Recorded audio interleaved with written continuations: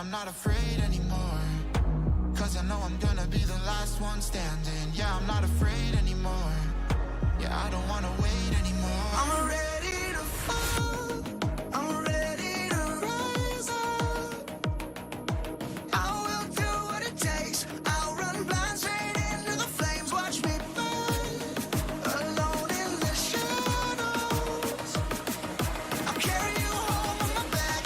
If it's you or me, then I'll take the shot.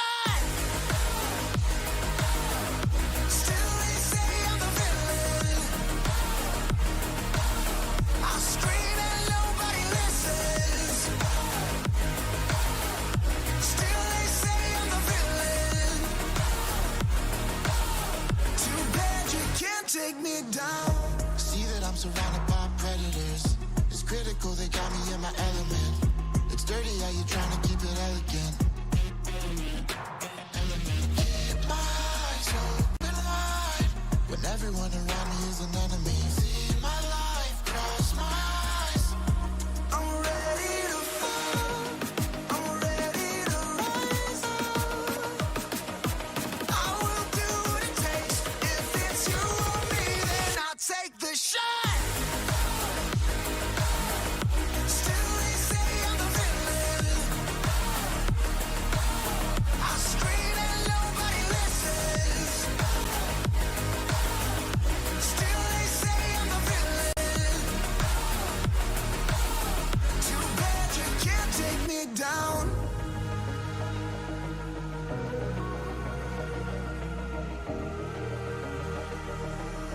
Too bad you can't take me down. You can't take me down. I'm ready to fall. I'm ready to rise up. I will do what it takes. I'll run blind straight into the flames. Watch me burn, alone in the shadows.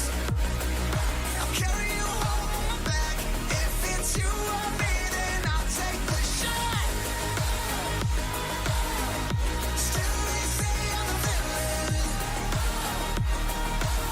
I scream and nobody listens. Still they say I'm the villain. Too bad you can't take me down.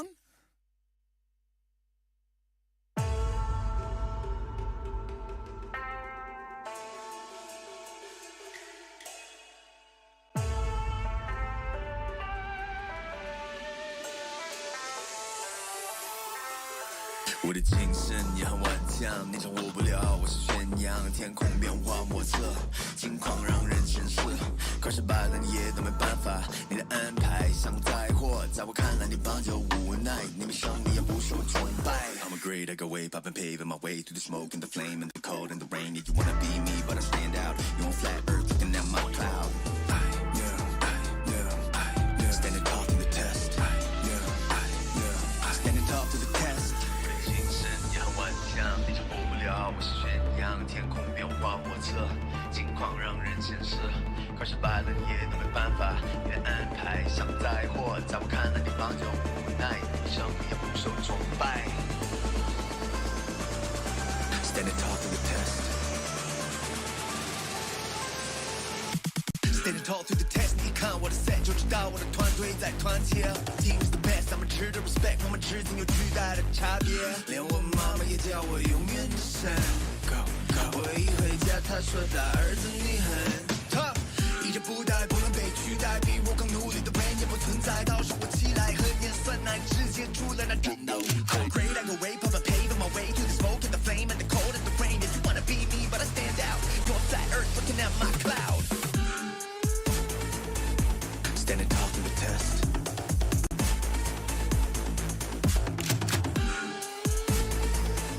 Standing tall to the test. Standing tall to the test.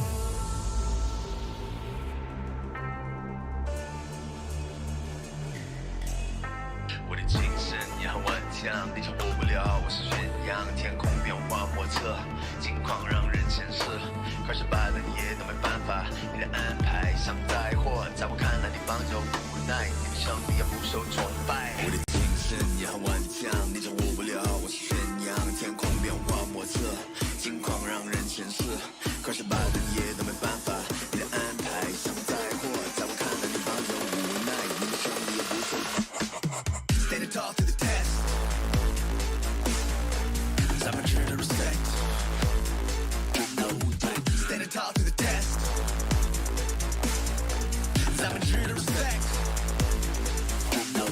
精神也很顽强，你掌握不了我是宣扬。天空变化莫测，境况让人sen视，可是把人也都没办法。你的安排像灾祸，在我看来你帮就无奈。Now we still go ape， hey。Stand tall to the test。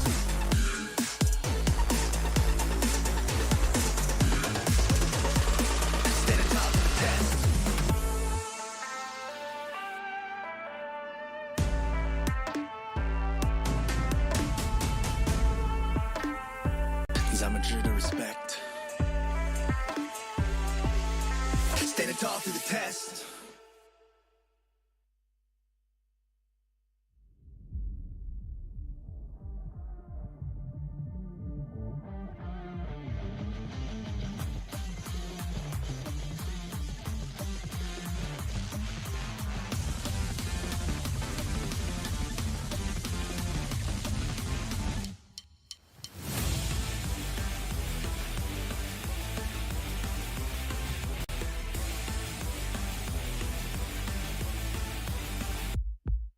I wanna be a hero 自分を信じろ誰かのために心をたぎらせろ You know 困難な道を行く俺はヒーローどんな奴が来ても Take over game over 終わることない戦いを戦慄に身を任せ運命は絡み合う限界の向こう側へと明日の勝者はどっちだお前は悪か正義か決めるのは真の勝者だ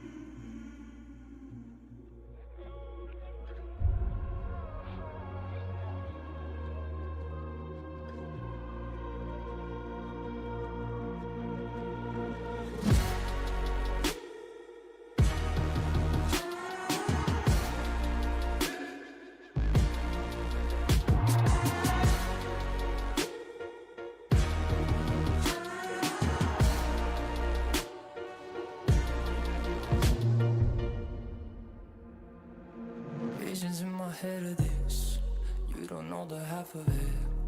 I got dreams of looking up, high as I can get. But nothing feels like how it feels, to know these things I don't know yet. The weight of everything, and everything's a threat. Sometimes I'm trapped inside and I don't know what I'm gonna do. But to take on the world is the only thing that we know how to do.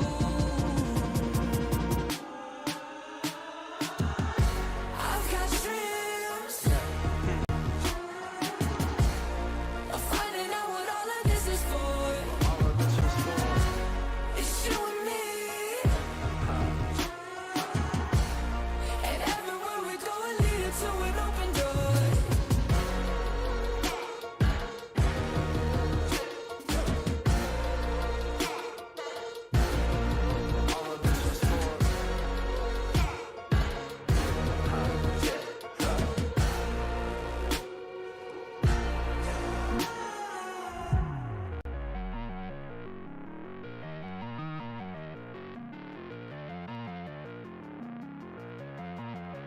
Made our mistakes, the good and bad days, but nothing really breaks if I got you. Look at the sky when you go outside, and oh, there is nothing to keep me back.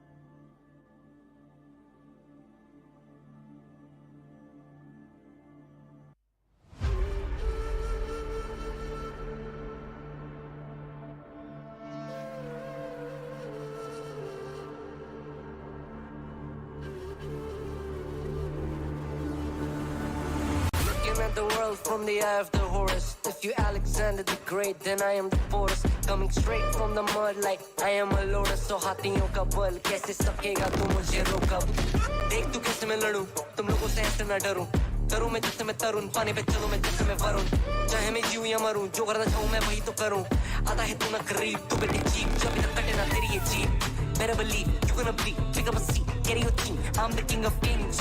Brother in arms in a battle. You all gonna die if you act like a vandal. Bring the realms of reality from every angle. This is the public service announcement from Mumbai to the rest of the world. I am a Raja. I am the Raja. भिड़ेगा तो उठेगा जनाजा ना तू मेरी तरफ आना आ गया तो होगा फिर तनाज़ाना ये भारतीय भाषा फिर दुनिया सुनेगी ये तराना ना 'Cause I am the Raja 'Cause I am the Raja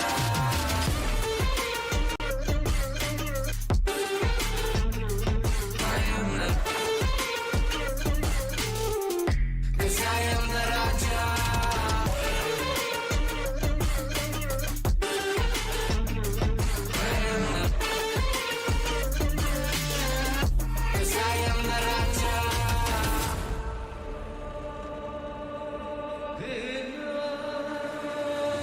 Look in my eyes, what do you see? I'm more than average, man. I'm a maverick, I can grow flowers on a barren land. Break a mountain with my bare hands and step back and cause a literal avalanche. Should've won about us traveling. आज तो बुझाई मेरी जैसा मैं टरेंचुला ना है कोई तोड़ मेरा जब से पूर्वजों का ज्ञान मिला मेरे जैसा मिलेगा कोई ना तू और चाहे जो भी था सकी कबर मैंने खोदी क्या तुम लगाओगे बोलियां कम पड़े गोलियां चंद्रगुप्त में मौर्य या किला तू लोरियां come to me and you just gonna die that's really a given I am invincible and you are invisible see that's really a difference get out of my way or leave the world the choice is yours I don't kill my enemies I play with them that's what the toys are for from Mumbai to the rest of the world I am the Raja भिड़ेगा तो उठेगा जनाजा ना तू मेरी तरफ आना आ गया तो होगा फिर तनाज़ाना ये भारतीय भाषा फिर दुनिया सुनेगी ये तराना ना 'Cause I am the Raja 'Cause I am the Raja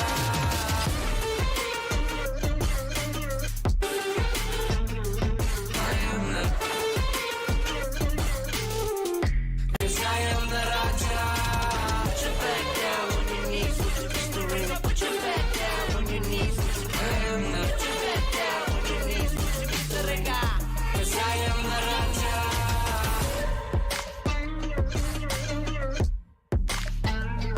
I am the 'Cause I am the Raja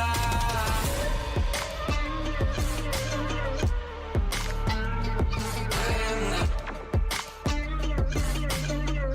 'Cause I am the Raja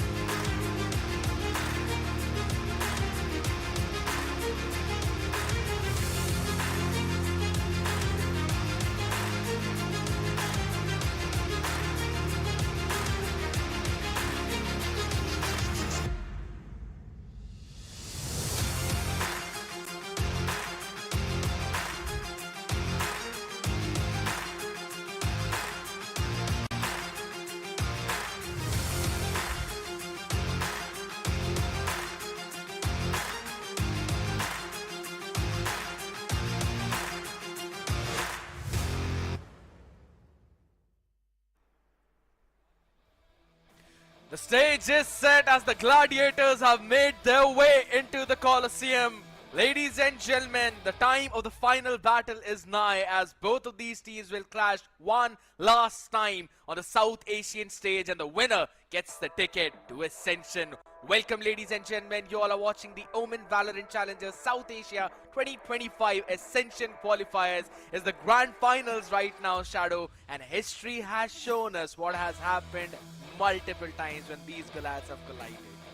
Yes, but I think this time a new history is going to be created because both the Goliaths are ready to go up against each other. It was a very long journey for both of them, but talking about Ascension Qualifier, Velocity made their way from the upper bracket, but Exe Esports had to take a defeat against the players of Velocity Gaming, and they came from the low bracket finals after defeating the players of .exe, and Exe is one of those teams which came with such astonishing plays in Split 3 itself. The improvement is definitely there, but Velocity Gaming, Damara, SK Rossi, Lightning Fast, these are the three names who always steps up. And look at Damara, 71 first kills. No one can touch him whenever he gets angry and whenever he gets going, because that's how VLT sets him up for success. But since we're talking about setting up for success, S8QL has been a team that has always made their way through thick and thin, regardless of how difficult it always gets, because the men like Techno, King Kappa, Miz, all of them step up big time. And when we are talking about big stages, Shadow, that's when we see Hoax and Helef perform. History has showcased that these two have been two of the most experienced players, not just in S8UL, but in the entire South Asian Valorant community. And whenever that going gets tough, that's when these two people stand up. Even yesterday we saw, Shadow, how Hoax eventually brought himself to an ace on Gecko on the map of Icebox. We know the potential of all of these players, so you know what? Let's read onto that potential and send it down to stage. Things are simple. Once you are here, stats, past performances, unko roll up karo and all out the window, because ab bari aa chuki grand finals ki. And ladies and gentlemen, we have with us our two finalists. Can we have some applause for them? We have Techno joining us from S8UL and Russ, who is the captain of Velocity Gaming. Russ, we're going to start off with you. Your first complete circuit in India. How is it feeling, man? I mean, it's been pretty good, you know, especially with the players I'm playing with. They made it very smooth for me, and they listened to everything I have to say, so it was very good.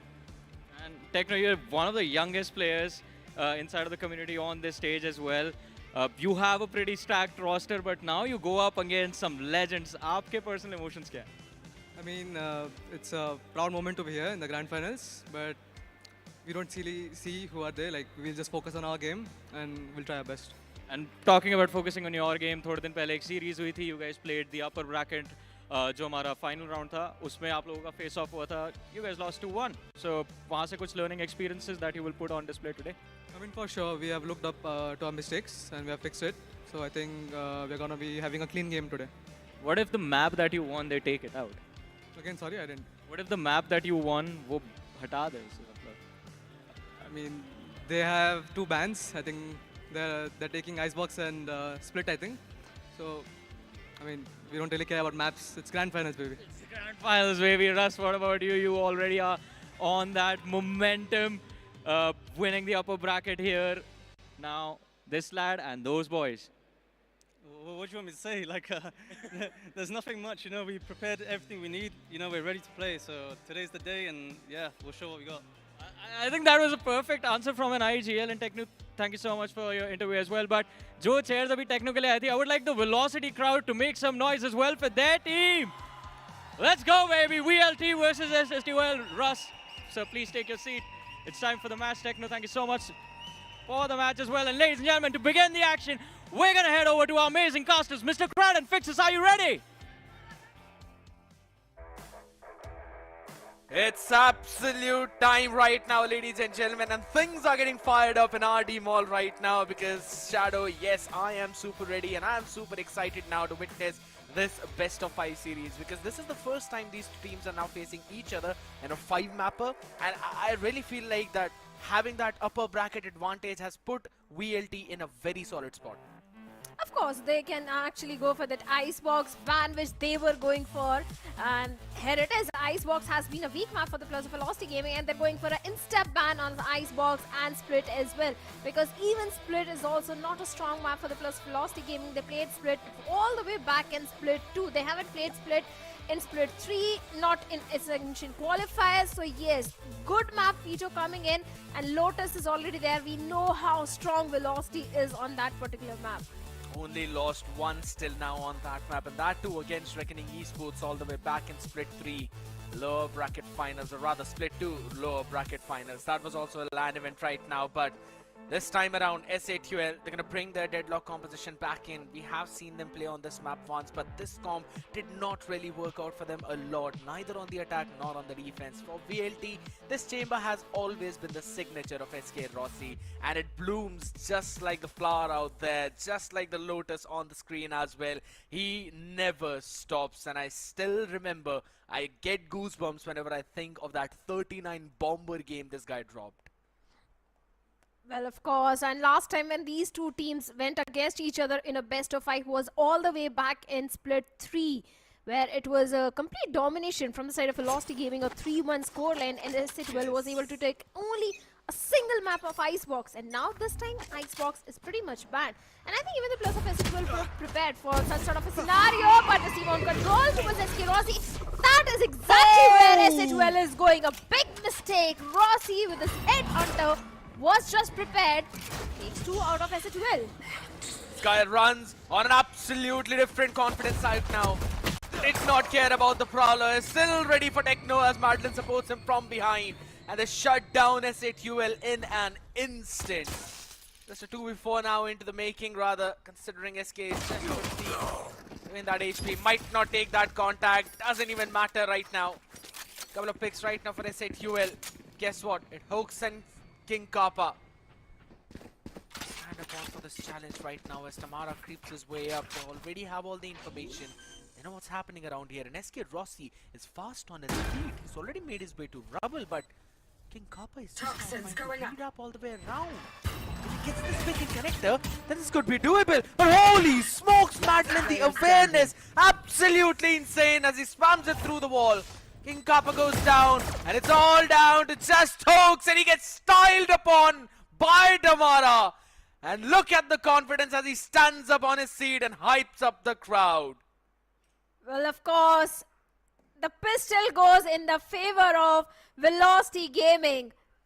And it all came down to SK Rossi getting those 2 initial frags. S8UL, not just S8UL, everyone knows that on the map of Lotus, Rossi always go for the C-mount control, C-side control. That is exactly where he will be with his headhunter.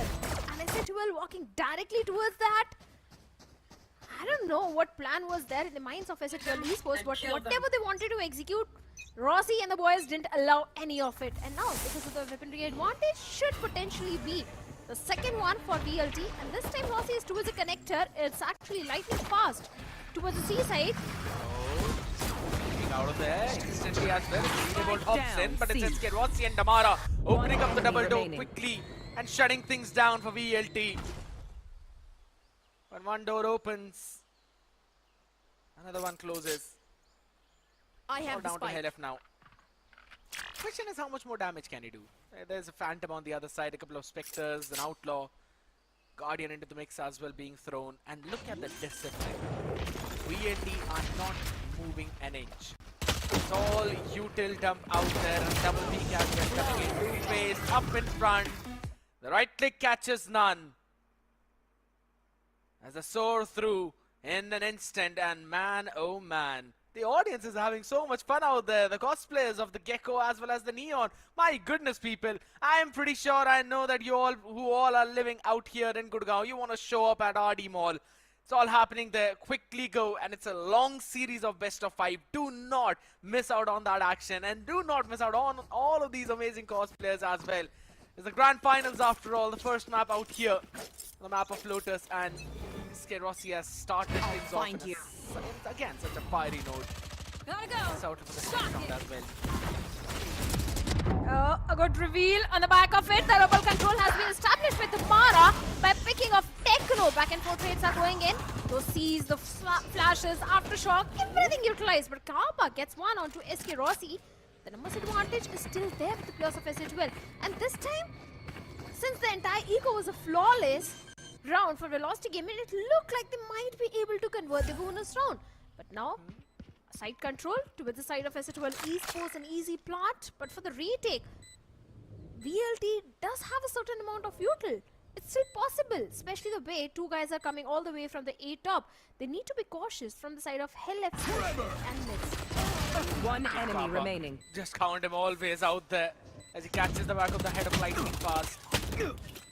Doesn't matter what that horn sees, doesn't matter who it marks. Russ really get a break out of there. Grab net on his feet and Hoax in front. S8QL convert their buy round, and in such a nice style too. They realize what Damara is actually going to do. Now Shadow, I want to bring the conversation back to the discussion about what happened previously when these teams were playing on this map itself. VLT like to play, or rather make these kinds of fast plays where they insert Damara quickly over towards the rubble. S8QL found the counter to that all the way back in that series itself. They quickly threw out those early grenades, tried to stop him in his own tracks and then take him down. But this time around, Damara went in for a bit of an adjustment out there though. Still taken fast, taken out, so will he fall again. Another round Techno. This time around, creeping up slowly. Toxins going up. Such a new layering being sent out by SHUL forward as King Kappa. He's gonna try and just buy enough time for himself to try and stay alive. SK Rossi's posted up close and personal though, but the rest of the team have made their way to A side. Easy plan for SC12 Esports, but for the retake, it's a 4-5 situation and Rush equalizes the number. Nightfall being invested by Hawks. Now the players of Velocity Gaming, Russ down to just 1 HP. King Kappa. Not enough. It's going to be an important position, of course, for him. Yeah, because SK Rossi is creeping up slowly and steadily. Kappa's got to keep a watch of it. He's seen him on the map itself and he's seen him in the crosshair. Takes him down and Hawks along with his teammate helps to hold this ground as well.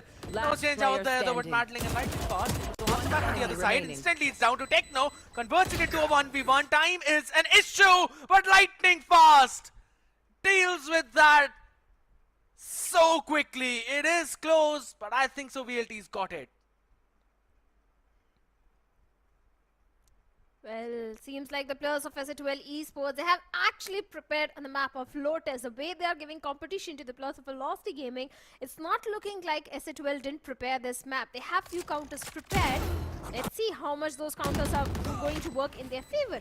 In the previous round, Techno went for the rubble control. This time also he was there. But previously, the taunt and the relay bolt did give all the information to the players of Velocity Gaming, but this time Damara was not even prepared. And he was taken down immediately by Techno. Yeah, exactly. And guess what? He's going to be taken down again. You can have a Bucky though, but there's going to be a judge on your front, on your face out there. Russ can't really do anything with the Sheriff. As Miz and this jumping judge collects both of them. 3-4, absolutely zero trade. Guess what? Only Miz is the one who's eventually chipped up. Nothing apart from that. SK Rossi out here. Should be taken down maybe.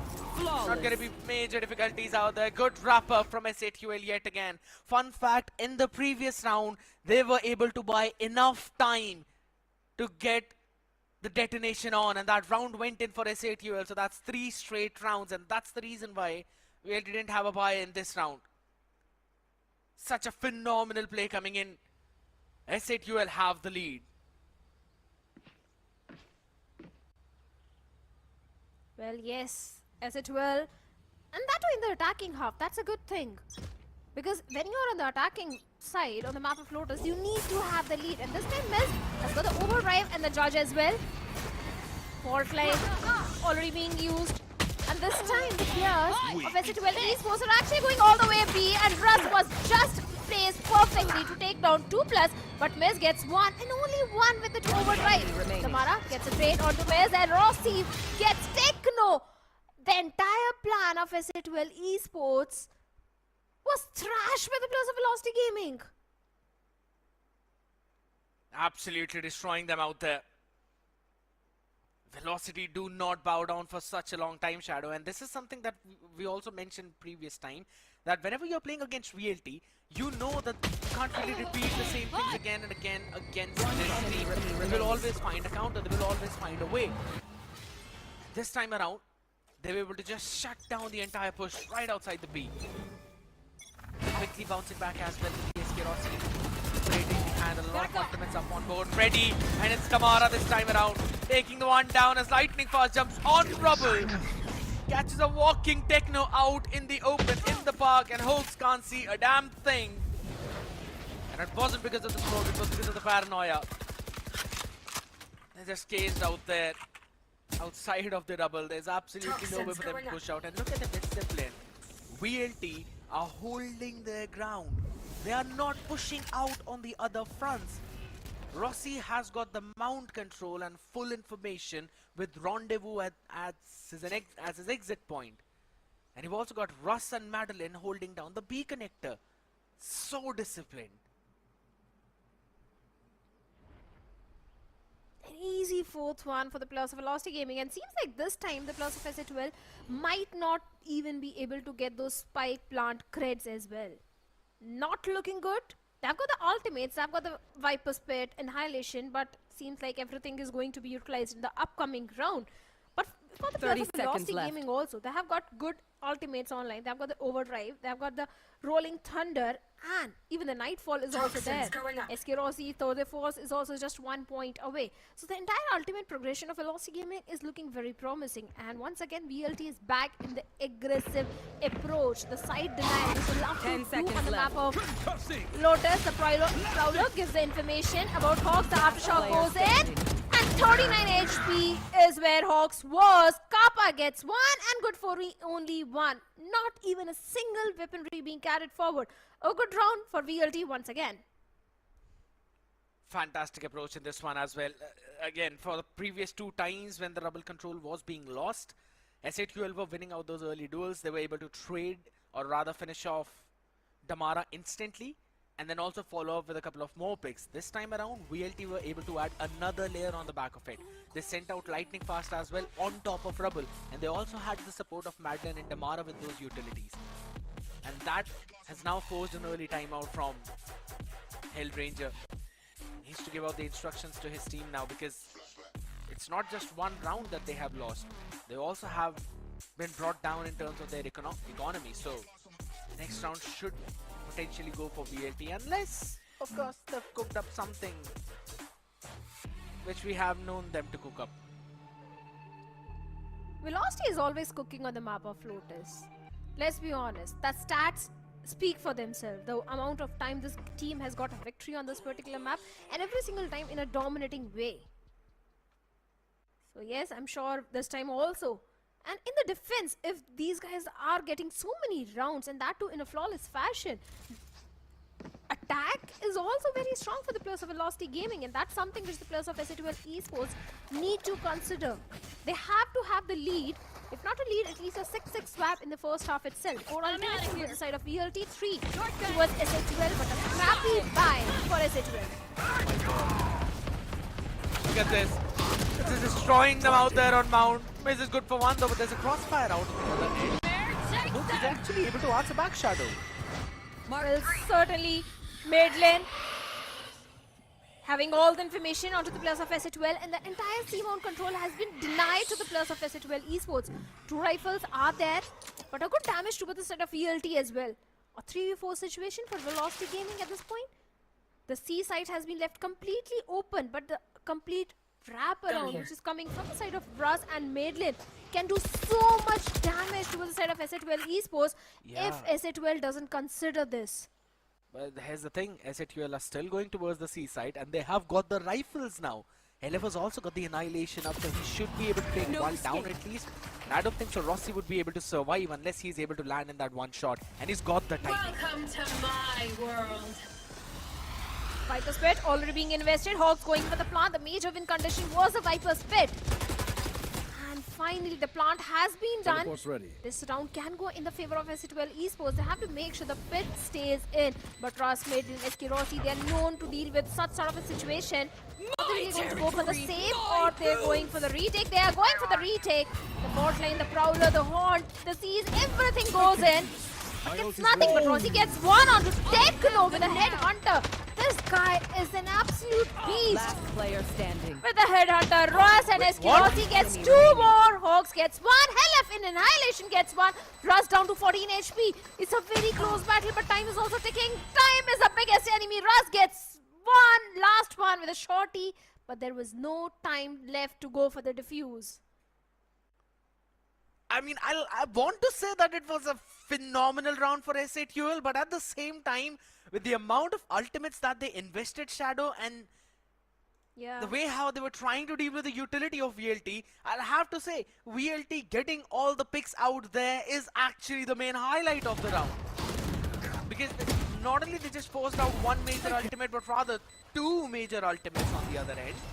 And then also were able to finish off every single person on the other side. Yes, that round went in for S8UL. And it was a very good round out there, but this time the fight seems to be towards Rubble. It was a very costly round for the players of S8UL Esports, but yes, the Rubble control this time has been given. But look at Esquirosi. The Prowler goes in. Rossi once again having that C-mount control. And he's actually pushing the C-mount. The Nightfall being invested. Rossi gets 1. Russ gets second onto King Kappa. A perfect play coming in, but Techno in the side gets Esquirosi. I thought he'll be able to get the second, but the Mara was there. Hell if it Hawks. Getting every single player of VLT except for Madeline. Madeline now in a 1v2 situation. Should be an easy plant for S8UL now. Holy smokes, the timers are so very close in this battle. Madeline just missing both of them by half a second. Spike planted. He's got to deal with barrier mesh as well, so the information out there, they know where he's coming from.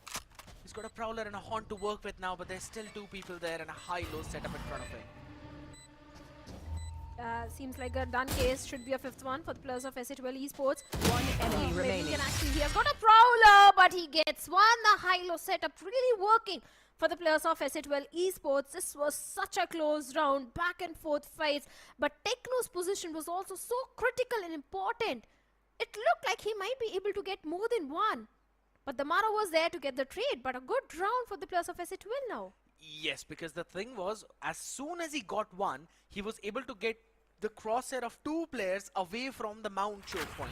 And both of them were eventually facing Techno. That gave enough time for Helef and the rest of the bench to peek in and take both of those players out. That half a second which he got was absolutely important. And right now, Tamara is going to be taken down by Miss Shadow. Yeah, Miss Techno gets the Mara and Madeline. The initiator is out of the equation. It's only Russ left with his aftershock and the flashes. And Esquirosi with the operator. The smokes are there. Paranoia is also there. But it's a 3v5 situation. Techno and Miz are down to 41. They found my trap. 55.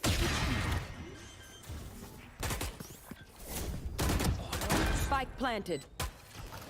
Going for the plant.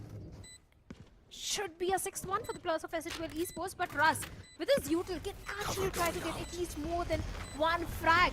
The aftershock goes in. Hawks completely dodges it. The paranoia, everything utilized, but nothing is going in the favor of Velocity Gaming at this point. But Russ is down to 31 HP. This is not looking good at all. A 6th one coming on board for the players of S8UL. Maybe a flawless one, because now the call has been made. VLT is actually going to see such a close spot. Operator not being saved. Techno picks him off. Lightning Fast gets 1, but gets traded off by Miz. Now it's only Russ remaining in a 1v4 situation. He's got to hold his ground down now, and he will be able to save his weaponry. But not the major one. That operator out of the mixture. Again, a pretty aggressive fight over towards the Rubble this time around. Now, there was a change in the pathing of what mistook. Normally, he would run all the way straight down towards the orb. This time around, he took a different pathing. He went in where Techno normally would go, but the only change was he was ready for Damara as well. He was just a couple of steps ahead, only because of the fact he used up the high gear and not an OMEN TP by Techno. So there was that one slight timing which Miz caught. He was able to take Damara down, and then the trade was instant as well from his team, taking down another player all the way near the choke point. And it was again a very nice attacking play from S8UL, then pivoting over towards the B side. And the fact that you mentioned, Shadow, Russ had a lot of utility to set his teammates up. Yes, I agree. But at the same time, S8UL had a lot more utility to stop any kind of push, with the grab net, C's, all of that thrown right onto their faces. Lovely approach from their side now, and that has forced a timeout from VLT as well. They're going to get some of their adaptations up too, but S8UL would want to get as many rounds as possible in this attacking half. The best thing for them, get the next 2 rounds, but we know how difficult it is against VLT. Difficult, but not impossible. And the way S8UL has converted back-to-back 3 rounds, could be possible they can convert the next 2, or at least try to convert the next 1 round after 2. Especially with Miz Overdrive just 2 points away, there is a strong possibility that happens. Once again, C-mount aggressive push, and this time Rossi was shot by Miz. I'm sure even Rossi didn't see that coming. An easy side control for the players of S8UL should be easy plan, but Russ still having that ceiling control. Techno in such a critical spot, he can do spike damage instead of velocity gaming, but this 4v5 retake, let's see how it's gonna go. Try and push him back, lightning fast, catching the first one. The opener is good as Techno tries to hold his ground, but the ground is being shaken right from under the feet. As the only casualty is Rossi, and an instant retake from VLT. This is the adjustment that they were looking for. Play flank heavy. Sending out 3 players from there and just destroying S8UL on that hold. This time, the players of Velocity Gaming saved every single utility for the retake. The moment Rossi got taken down, there was a free site for the players of S8UL Esports, and everything was saved by VLT for the retake, especially the way those duels, those frags started coming in the favor of VLT, especially Russ. This guy was able to get the first opening frag, and after that, everything is followed up. But S8UL Esports, they still have a major win condition, and that is going to be the overdrive towards Miz. No major ultimate towards Velocity Gaming. Even the Rolling Thunder is 2 points away. There we go. Last round and a half. Miz overdrive gets nothing. SK Rossi takes his revenge this time and takes a win condition out of S8UL hands. Could be an equalizer coming in, especially the way Rossi is anchoring the seaside. The paranoia hits perfectly. The horn goes in on the back of it. Hawks gets Rossi, but still it's a 4v4 and make it a 3v4, 2v4. Everything going towards Kappa and Hawks. It's only Russ remaining in a 1v4 situation. And slow walking Russ, not aware about Techno's position. The round goes towards S8UL Esports. Lovely realization that it's only Rossi who's anchoring towards the mount. Rusted all the way down. Yes, they lost the first pick, but it did not matter. Because Rossi thought maybe they're going to take their sweet time. There was nothing for them to hold down this fast push. So he gets picked off first. And then this time around, they were not really playing in a very different spot. Just a few inches away from where the util should eventually land. Hawks was able to hold his ground with King Kappa into that crossfire. Phenomenal adaptation from S8UL for what happened in the previous round. Again, 7-5 half is a very good half for this team, considering what happened last time when they were playing on the map of Lotus. Struggling on the defense. Right now, Tamara is making sure that struggle stays on. Yeah, look at the HP of the players of Velocity Gaming. Everyone down to a very low HP. This round can actually go in the favor of S8UL Esports.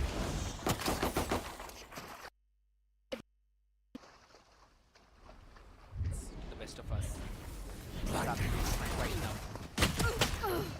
Right now, SK Rossi landed an important shout, though quickly traded by Hawks. Instant on that trade as well. Madeline is down the 24 and Techno making a bold play. The right click gets 2 of them. And there's no spike going down apart from just going down on floor. Lightning fast versus Techno. And Golu will prevail. Shows him who the best controller of South Asia is. And take the pistol to equalize things up potentially.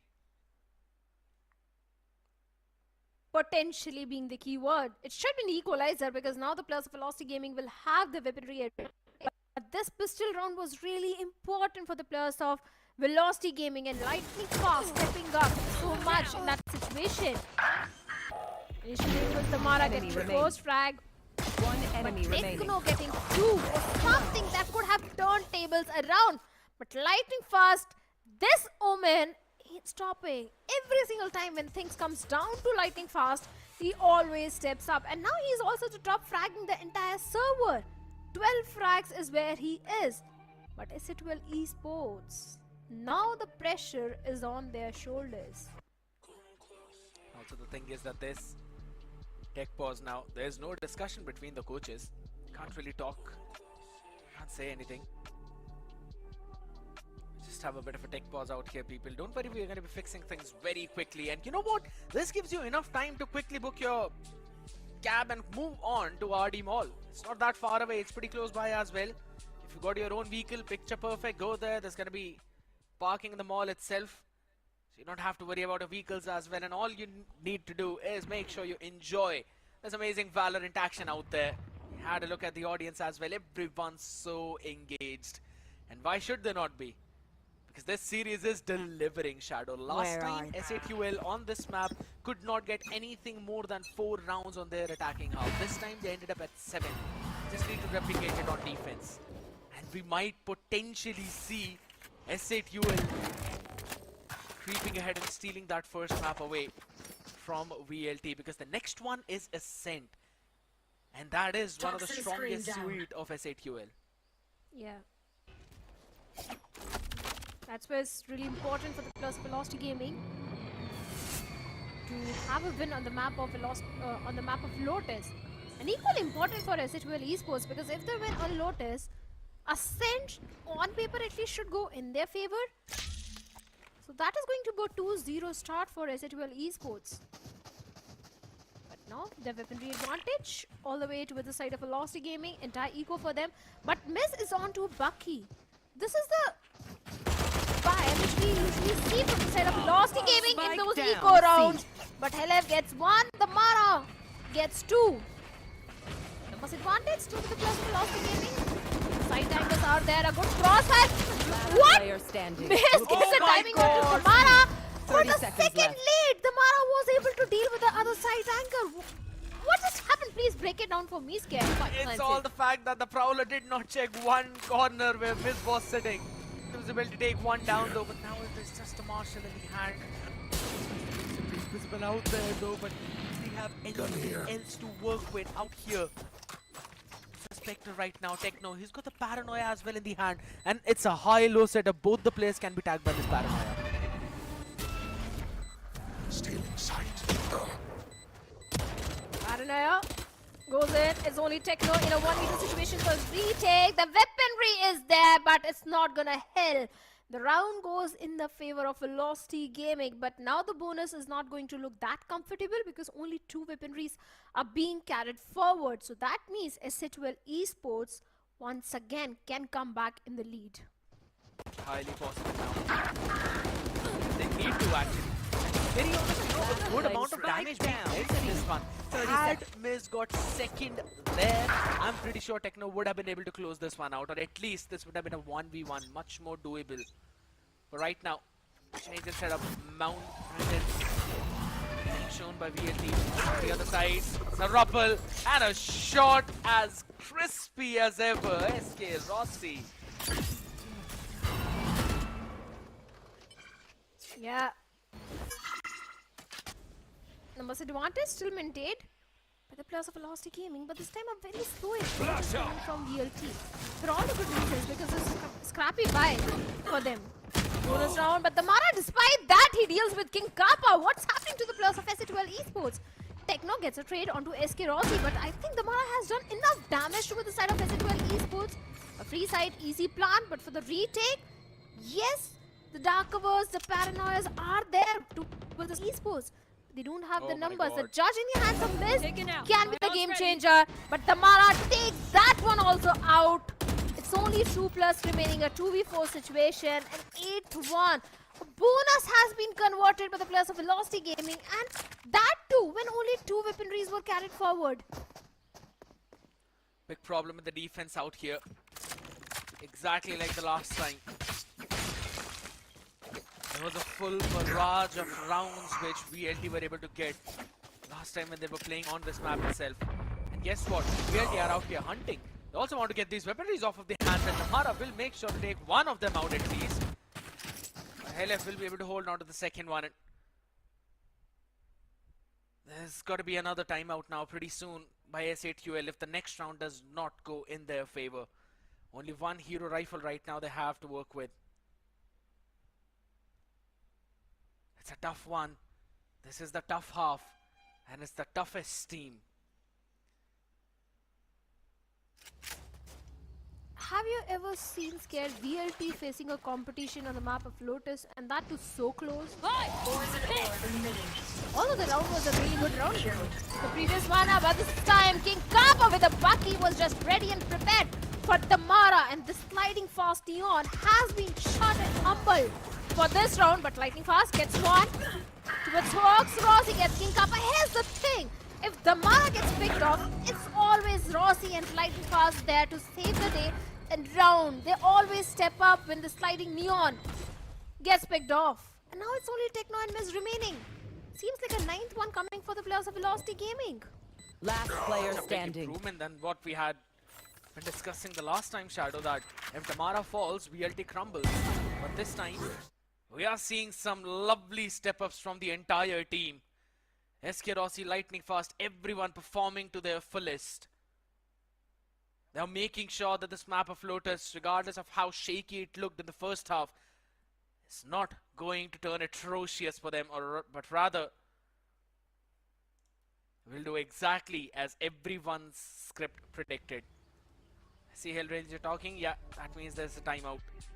S8QL now being forced to take their second and the last timeout, Shadow.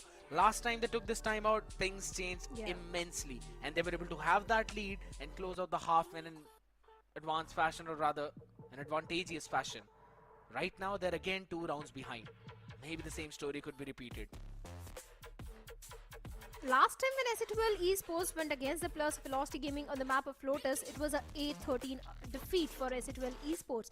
But seems like this time S8QL is looking much more prepared. At least they are looking prepared on the map of Lotus. Last time they were struggling in the defense. All they got were only 4 rounds in the defensive side. But now in this timeout, I'm sure the coach is going to guide the players. That's actually Sentinel for you, trolling T-Bone. Having fun out there. That's what we always do, right? Yeah. Kind of reminds me of you, how you always like to pull my leg on the stream, but You deserve it. wow, see, start. T-Bone also deserves it. Fair enough. Here we go now. Throwing it all the way down towards the mound, ladies and gentlemen. It's again a very fast approach. Tamara fully blinded, absolutely not made sure that Techno's got a bullet right in his skull. Back and forth trades are going in, and Rossi maintaining the numbers advantage by picking one of the player. King Kappa not there. Techno not there. Smokes, walls, nothing is there towards the side of S8QL Esports to have the control of the site. But Miss gets one to Tamara, gets traded off instantly. Hawks, the last man standing in a 1v2 situation. He has got to seize, and that's it. Time is ticking. Time is of the biggest essence at this point. And both the players of VLT have given up the side. They're playing towards the mount. Actually, Hawks can go for a half defuse. He can stick for it, but seems like that's not gonna happen. The horn goes in, and made him with a 3K will seal the deal. The 10th one for the players of Velocity Gaming. Seems like this time again S8QL is struggling in their defense, but I love what Batura is trying to mimic the Neon and the Mara. That was actually an overdrive which he was trying to mimic, just for the reference of using. I'm out of here. Face your fear. But yeah, just goes to show how much fun all of these people are having out there. But can't really say the same thing for S8QL. And been destroyed on that seaside. This time around, not really able to convert 2 rounds after that timeout. And SK Rossi is just making sure that he's punishing the peaks all the way out of the rubble every single time. There was only Heref out there holding his position. He's got the Annihilation up only for the next round now, and this is there on the side. Potentially get one. Nah. Last player standing. He was completely blinded. So much util was dumped towards the side that the players of S8QL Esports couldn't do anything. And already they had a very scrappy buy. One more round towards the side of Velocity Gaming. Their attack and defense are both very strong when it comes to the map of Lotus. But SA12 Esports, attack is not a problem for them. Defense was the problem previously and is still being a problem for the players of SA12 Esports. Exact same storyline that happened last time. 6 straight rounds. VLT are already on 11. A full house of ultimates for SA12. You want to And play? a potential Let's to maybe play. take this one as they bring in the operator. This has to work, Shadow. It's now or never. Viperspit already towards the C side, blocking off any sort of maneuver if VLT wanted to move towards the C side, going for a B hit. Helef already there, gets 2. The back of that fade utility, Techno gets 1 onto Russ.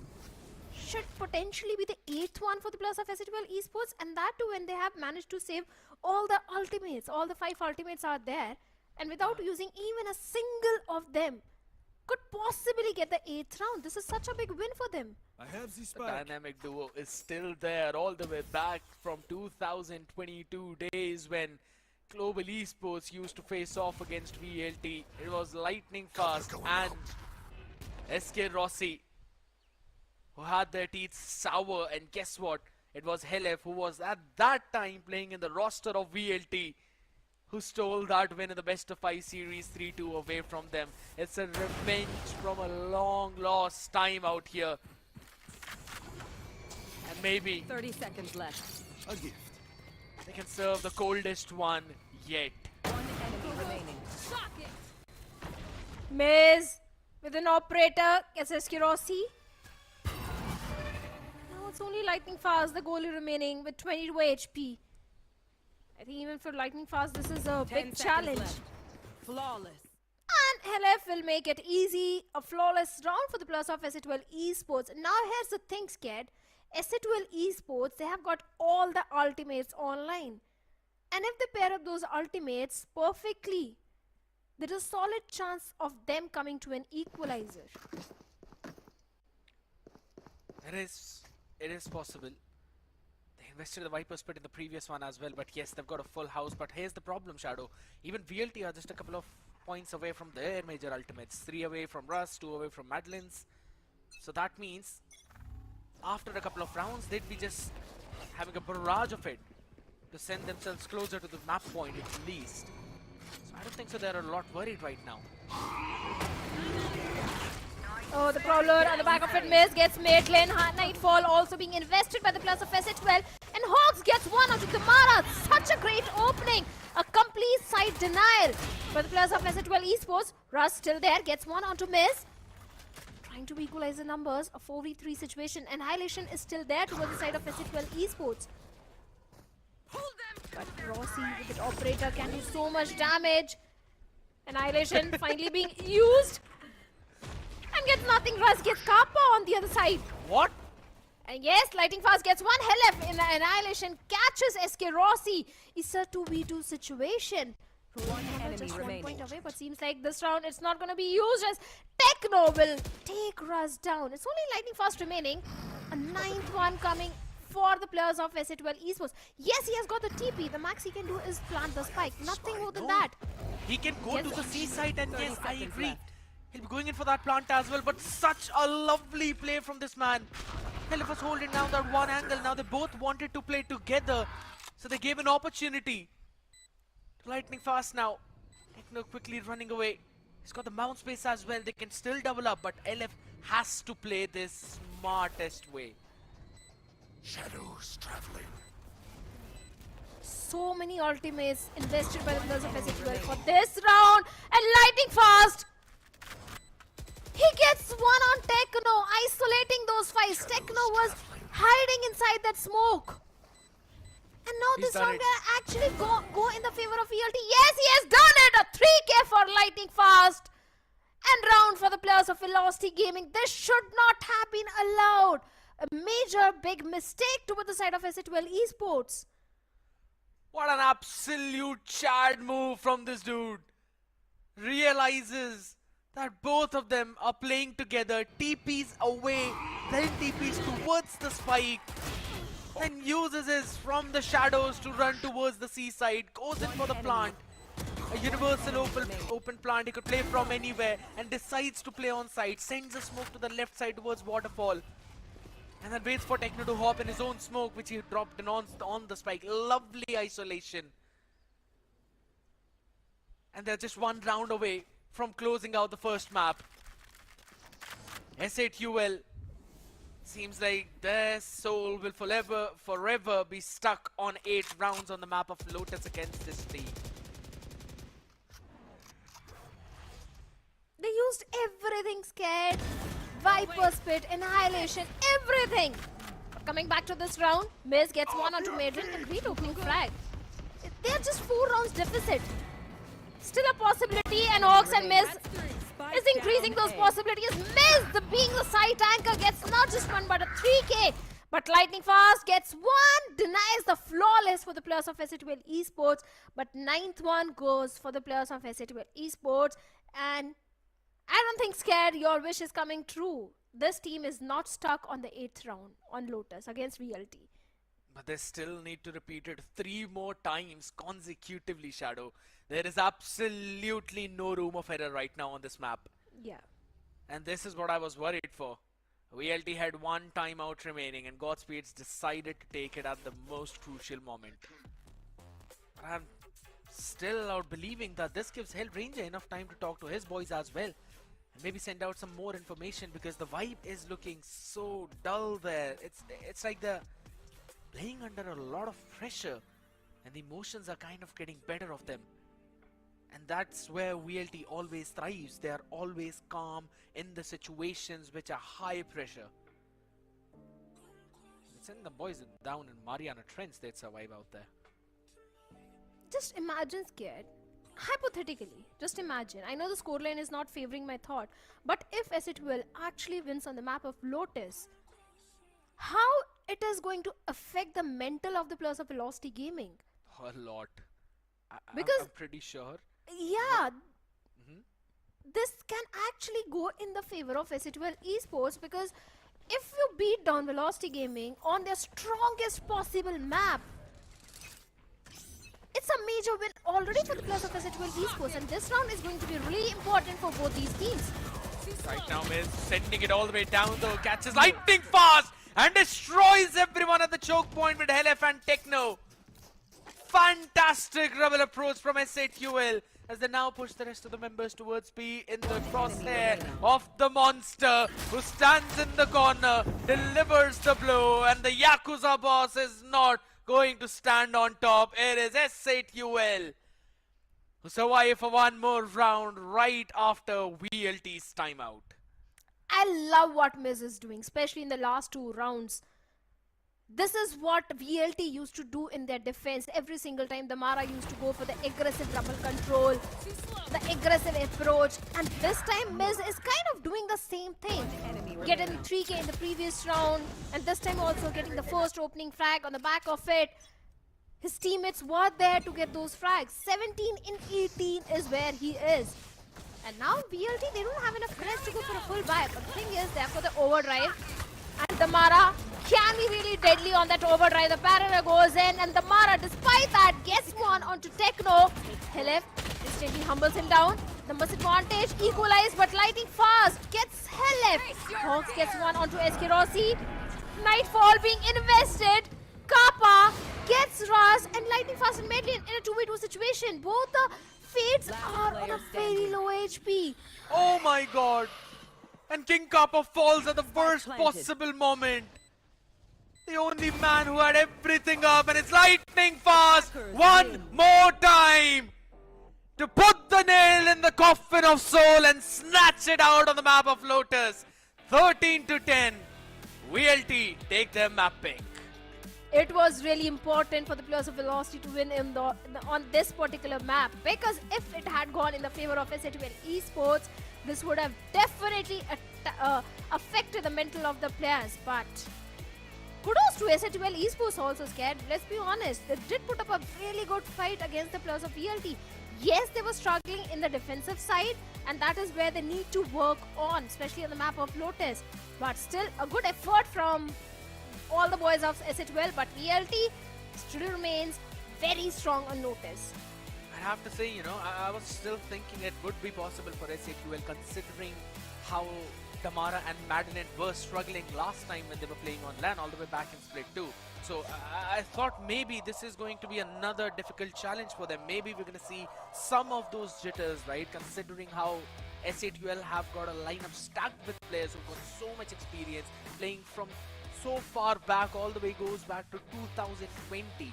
LF Hoax 2021, they have been playing through that years. So when it comes down to these kinds of scenarios, you expect them to step up and you expect them to go big and send VLT back home. That almost happened out, at least in the first half. 7-5, that's what we saw. And to be honest, with the way how SA12 started things on the map of Lotus, we're going to be revisiting all of that right now. It did seem that they've got this map in their control. And here's the thing, every single time when you talk about VLT on the map of Lotus, it's always SK Rossi show or the Mara. But this time, it wasn't just SK Rossi or the Mara saving the day. It was actually lightning fast. So many crucial rounds were saved just by lightning fast and his heroics. Even the last round, the 13th round also was because of lightning fast heroics. So I think this guy is built entirely different. It's not just one player from the side of Velocity Gaming who steps up, it's the entire team. Even Russ, we have seen this guy in so many situations when it comes down to him, he always clutches it out. But this was entirely a lightning fast show. I'll have to agree. It came down to which controller performs better, and lightning fast was miles ahead. Oh, not from one, but rather from the entire lineup of SA12 at this point, I'll have to say. The sigh that is shown a couple of times of relief, yeah, he deserves that. This man is an absolute beast. You can call him a Spartan at this point, with how he stands his ground and kicks the other people all the way around. Look at that. Absolute aggression out there. Haircut showing who is the better player off, and again 23 kills overall, and this is what you love to see on a controller player. Not a single first kill, every single time providing the perfect utility for the team as well, with an insane headshot percentage. He made sure he stays on top of that leaderboard. Absolutely nightmaric play from this man, coming right from the shadows now and pushing the other side back into the same place. Let's have a look at the team performance as well, with 10 first kills overall for SA12, but VLT, they were ahead in that too. Yeah, perfect post plant for the players of Velocity Gaming, and SA12 Esports. The post plant was not a problem. It was only the defense, it was only the retake where they were struggling. Both sides we witnessed 2 clutches each, no thrifty round. Good stats have been put by the players of SA12 Esports. They were not lacking far behind. It was just the second half where they struggled. Otherwise, a good performance coming for SA12, but VLT was a better team. And let's have a look at the player performance and see who is actually the MVP from the side of SA12. And it is actually Miz. Finally getting those numbers. 17 in 19 is where he is, 246 ACS. But my oh my, 7 first kills. This guy was doing a lot for the team. And when he was putting a big number, Shadow, that's when everyone else on that side crumbles. Techno just all the way towards the down on the other side now. This is the humongous difference between Lightning Fast and Techno. I have mentioned it multiple times, right? On this map of Lotus, Techno struggles a bit. He faces those problems and he's not really that very solid whenever it comes down to those clutches. It's just because of the fact how this map works in general. Even in that one clutch where it was a 1v2 of LF Techno playing against Lightning Fast, right, when LF went over towards the seaside to plant down, we saw both of them were clearing almost every space diligently, and then Techno decides to run it down. But we're going to run it down to Johnny right now to have an interview and a segment with the audience. People around me. So ladies and gentlemen, we have someone very special with us. Ladies and gentlemen, it is Sukamal aka Trashhead from Riot Games. If you guys are wondering कि Valorant India में possible कैसे हो पा रहा है, this is the man responsible. आपके अंदर का gamer अभी काफी excited है after map 1, तो मैं आपके अंदर के gamer से पहले बात करूँगा. What are your thoughts on what just happened? Well, I was hoping it to go to an OT, but I still have hope that we will be a 3-2 series with like the rest next 4 maps going into OT. That is my hope, that is my dream, and I'm just echoing what the audience wants. We want the best Valorant to be played in front of us live, and that is what we are here for. And yes, that is what we want to see. I mean, that is what we got on map 1 as well. It got very close, very intense towards the ending round, but I think enough of the gamer talk. Now let's talk about what people sitting at home also want to hear, because we are seeing this qualifier for Ascension right now, but I'm sure you guys have plans to promote the grassroots, जो हमारी tier 2 Indian Valorant community है, उनको आप forefront पे लाने के लिए some hints you can give?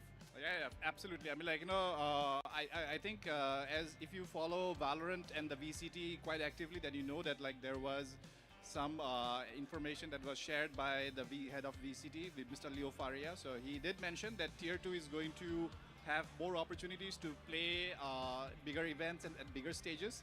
And this is very important for us because right now Tier 2 feels that like, we still are not able to showcase the talent, that amazing talent we are seeing right now at playing at bigger stages. And that's something which we will definitely try to solve with the next version of Tier 2 and Tier 1 as well. And you will be excited. I mean, like, we are still thinking about how to solve that problem.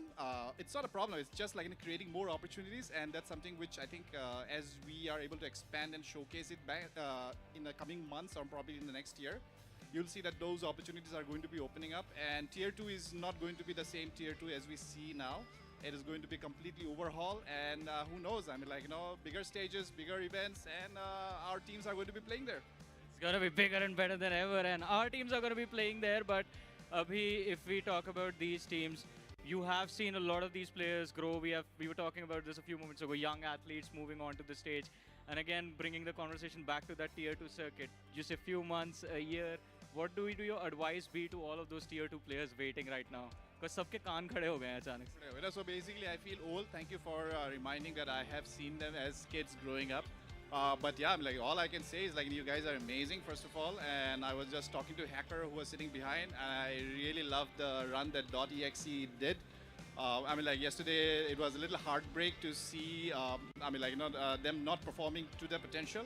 But this is the hope, right? This is the dream that we will get to see more Indian athletes not just compete here, but take the Tier 2 scene from South Asia to bigger stages and really get noticed, right? And this is what the goal is. And all I can say is like, that please don't drop the ball. We have bigger, better things coming up. I know that like we are the first region to actually finish our challengers, and the next goal is Ascension. And there might be a little long gap between this and the start of the next season, but don't stop or don't drop the ball, because as we continue opening up the next season, it's going to be with a lot of new exciting news, and you'll be more than happy that you did not drop the ball and stop grinding. By the way, just for everybody who's here, I just got a notification from my team that we have hit more than 40,000 peak viewers watching the first map. Guys, a big shout out to everybody who's tuned in. Thank you so much. I mean, like, 40 friggin' thousand viewers tuning in to watch SATUL versus VLT, the pinnacle of Indian Valorant or South Asian Valorant, like I say. And this is just map 1. And if our wish for a 5-map series with OTs, multiple OTs, and I think we can break the record that we set way back 2022 with the VCC of 59,000. Guys, a very big request to all of you. Let's beat that record and let's beat it together. And I think with what you're saying, it might happen. Thank you so much for that amazing conversation. And ladies and gentlemen, that was map 1. We are setting records here today. Can I have some applause for all of you who have showed up? Thank you so much. And for you watching us at home, ladies and gentlemen, thank you so much for tuning. Do make sure to share it with your friends. And if you guys are in Delhi, do make sure to drop by RD Mall, Sector 52. We are waiting. So Kamal sir is here if you want to ask him some questions. He's also waiting for you guys. And we're going to take a very short break. See you next on Ascent. Watch this!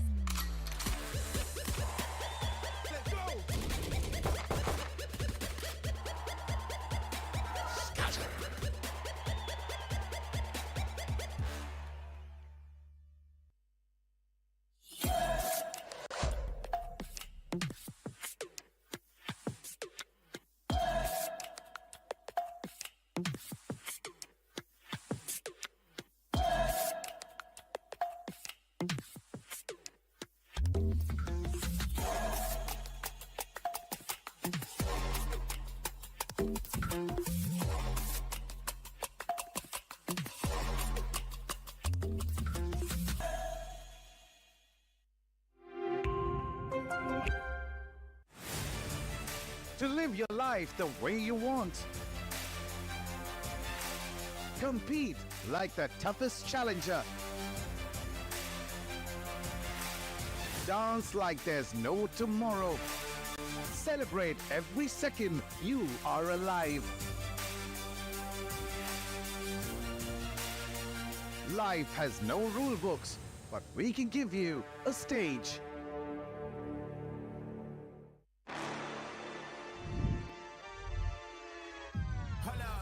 Why do they doubt the kid? I'm about to prove them all wrong again. I got a low tolerance, cause they don't even know what the problem is. It's me. Why do they doubt the kid? I'm about to prove them all wrong again. I got a low tolerance, cause they don't even know what the problem is. It's me. I ain't taking no loss, no loss, no loss. Look, I'ma always win. And I'ma do it again. Watch me win. Then watch me do it again. I'ma always win. Watch this. Let's go.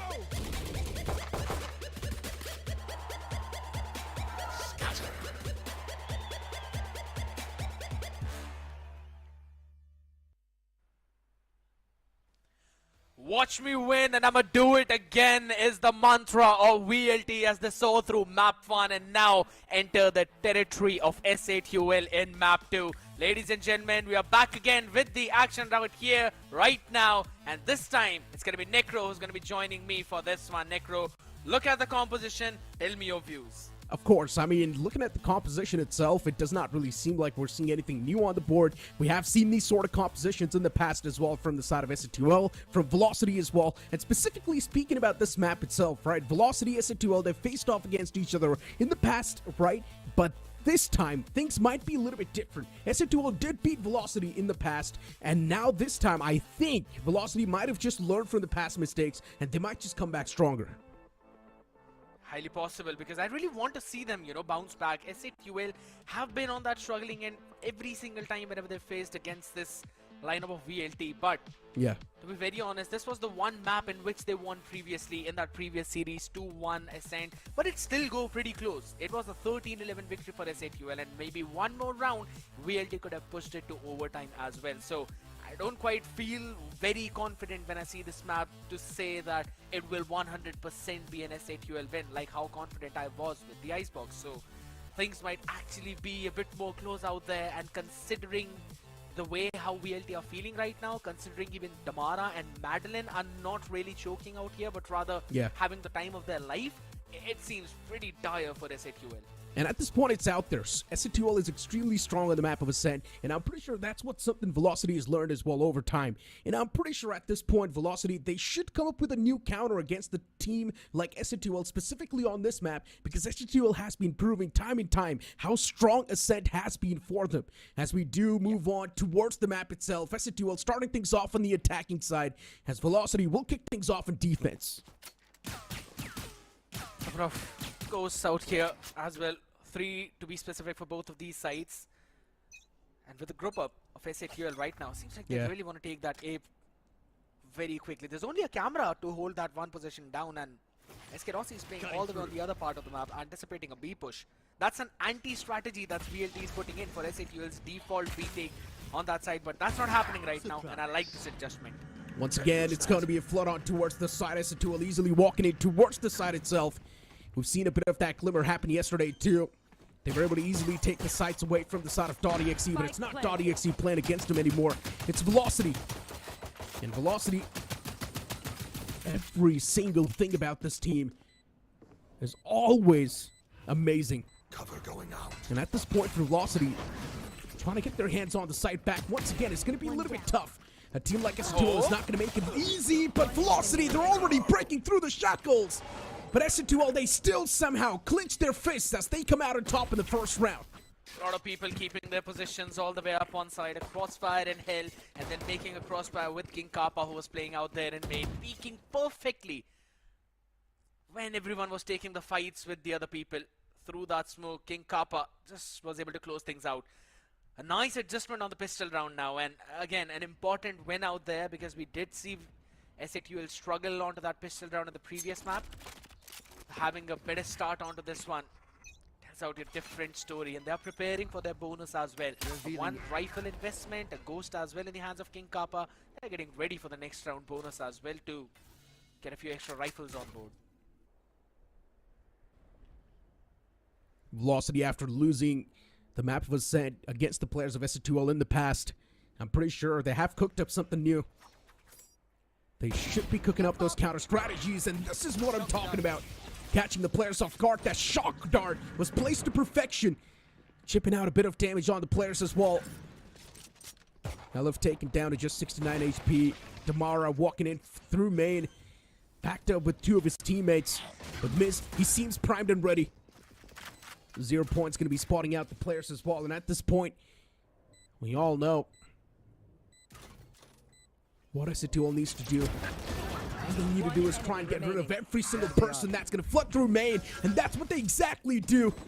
One last man, Madeline, standing. His position's compromised as well, and Miss will put that nail in the coffin. Lovely crossfire and the anticipation on that one choke point. VLT wanted to play flank heavy on this one. SAQL anticipated that and were ready on site itself. Not losing a lot of weaponries was the key in this round, and they made sure to carry forward most of them for the next. It's going to be pretty crucial now, as they'll be also getting an extra rifle on board for this round. I was able to get one though, but again, the entire team, just off every single person, will give them the confidence boost to which they were lacking in the previous map, at least for the last few rounds. Oh no, it's not a good spot to be stuck in, but Velocity, they still are doing some serious damage. Techno, he still replies back though. A 2Ps off his own. Side as well taken back in their hands. Velocity, things might just start to fall apart for them. Keep this thing in mind, SN2L. They've got better economy. It's also their bonus round. Well, if you try and speak of VLT, there's no room for error anymore. They need to carry on these three weaponries they've got available. That means it needs to be flawless retake, which might just be too much to ask for. Techno pushed up extremely aggressive, and no one's got any sort of clue what Techno's doing there. King Kappa's position compromised, but what was that? It's absolute criminal. Kappa able to shut down the man in the front, but even he gets tacked up pretty low, but it's fine. Hoax from the back has got his back. Phenomenal from King Kappa. And first of all, Techno, my oh my. The man was absent on the previous map, it seemed like, but this time he's starting things off in such an aggressive fashion. Bonus round conversion for SAQL, and now VLT. They're going to be biting their teeth up. Economy in shambles, and we have seen SAQL go for this outlaw multiple times. And it's going to be in the hands of Helef, who's one away from his annihilation as well. So they're thinking one round ahead. And that's what you need to do whenever you're playing against VLT. Look at this tripwire. It's more deep out there in B. And there's also one outside in the B lobby itself. So, and it's only if the first one gets dealt with, there's also another layering on the back of it. So no fake B pressure is going to be taken down. And on the back of that outro, he pushes it even forward. Luckily, the man was able to escape. But Velocity, that aggression is now getting punished every single time. You think Velocity will be ready for SN2L, since they've already faced off against each other on this map, and Velocity lost against him. But no, instead, it feels like SN2L, they're just better prepared. They're countering Velocity better. And SN2L at this point, leaving no room for error. Last man spotted too. And at this point, the entire site's going to fall in their hands. Final two men standing for Velocity, and what are you supposed to do? Pretty much just accept your fate. The entirety of SN2L looking extremely strong, at least as of now. 4 rounds lead. 30 seconds left. And this will be the 4th round. It's inevitable. But yeah, having such a strong lead off the rip like that, it's definitely going to put a bit of that pressure on the players of Velocity. A flawless as well coming in. VLT crumbling down right now, but we've always known this team to bounce back even from these kinds of situations as well. The question is, will Godspeed pull off for a timeout, or will he let his boys play a couple of more rounds after that? The story of this round set in the previous one, all the way in the bonus, where The entire team just decided to take the fight directly in A main. Want to go for a close range battle with their weekend weaponry. The same thing is happening even now. Oh, I'm not a big fan of what's going on here. Tamara! Massive mistake! Second man down as well. Russ not in the game anymore. Mistakes after mistakes, and the same mistakes being replicated every single time. It's not the first time we're seeing Velocity push up main like that. They are getting real aggressive every single time, but SK Rossi, what? The man's just clicking skulls. And somehow, he's on the verge of pulling off an insane comeback in this round. How is this even possible? But one important fact, and that is going to be the economy of SN2L is extremely strong. Even if they do end up losing this round, SN2L, it's not going to be a big hit, but no, that's never going to happen. Instead, it's King Kappa to come out on top, but still a lot of damage was dished out. It's not going to do anything, though. Holy smokes, that guy just casually walked out of the smoke, got 3 of them, and landed in an ultimate as well to try and survive for that one. Jeez. The laughs are there for S8UL though, but I'm pretty sure they might be thinking, how could someone pull something like that? And guess what? It's always SK Rossi on these sentinel roles shining brightly, but finally, Cosplay decided to put the brakes out now. Considering what happened in the previous round again, they wanted to make an aggressive play outside of the A main, sending out Damara quickly with a dash combination, but it was that one grab net coming in along with the paranoia as well to try and stop that push. It isolated the fights between the players, so Damara was eventually taking a 1v2, which should have basically been a 2v2. In my opinion, Russ as well. Yeah, sorry to cut you off, but in my opinion, Velocity should switch things up a little bit. They're doing the same thing since the start, getting real aggressive towards A main, and it's not been working out. In my opinion, maybe it's time to implement something new. I personally think that in this round they might go for a full save, only to buy an operator into the hands of Damara for the round after that, and could eventually post it up in mid, where we have seen S8UL take some space when the first quarter of the map is over.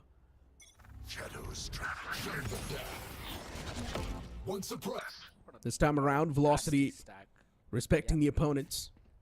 That 0 point, though, it's going to tag everyone. Was a massive tag as well, giving everyone's position away like that. And Russ, the man's primed and ready once again. He's waiting for someone to flood in. But no, instead, he gets cut off. Miz, great fight towards Street. That's also going to open a lot of new opportunities. Velocity, 3 players ready towards the B side itself. And if S2L does walk in towards B side, it's going to be massive death trap that they're going to be stepping in.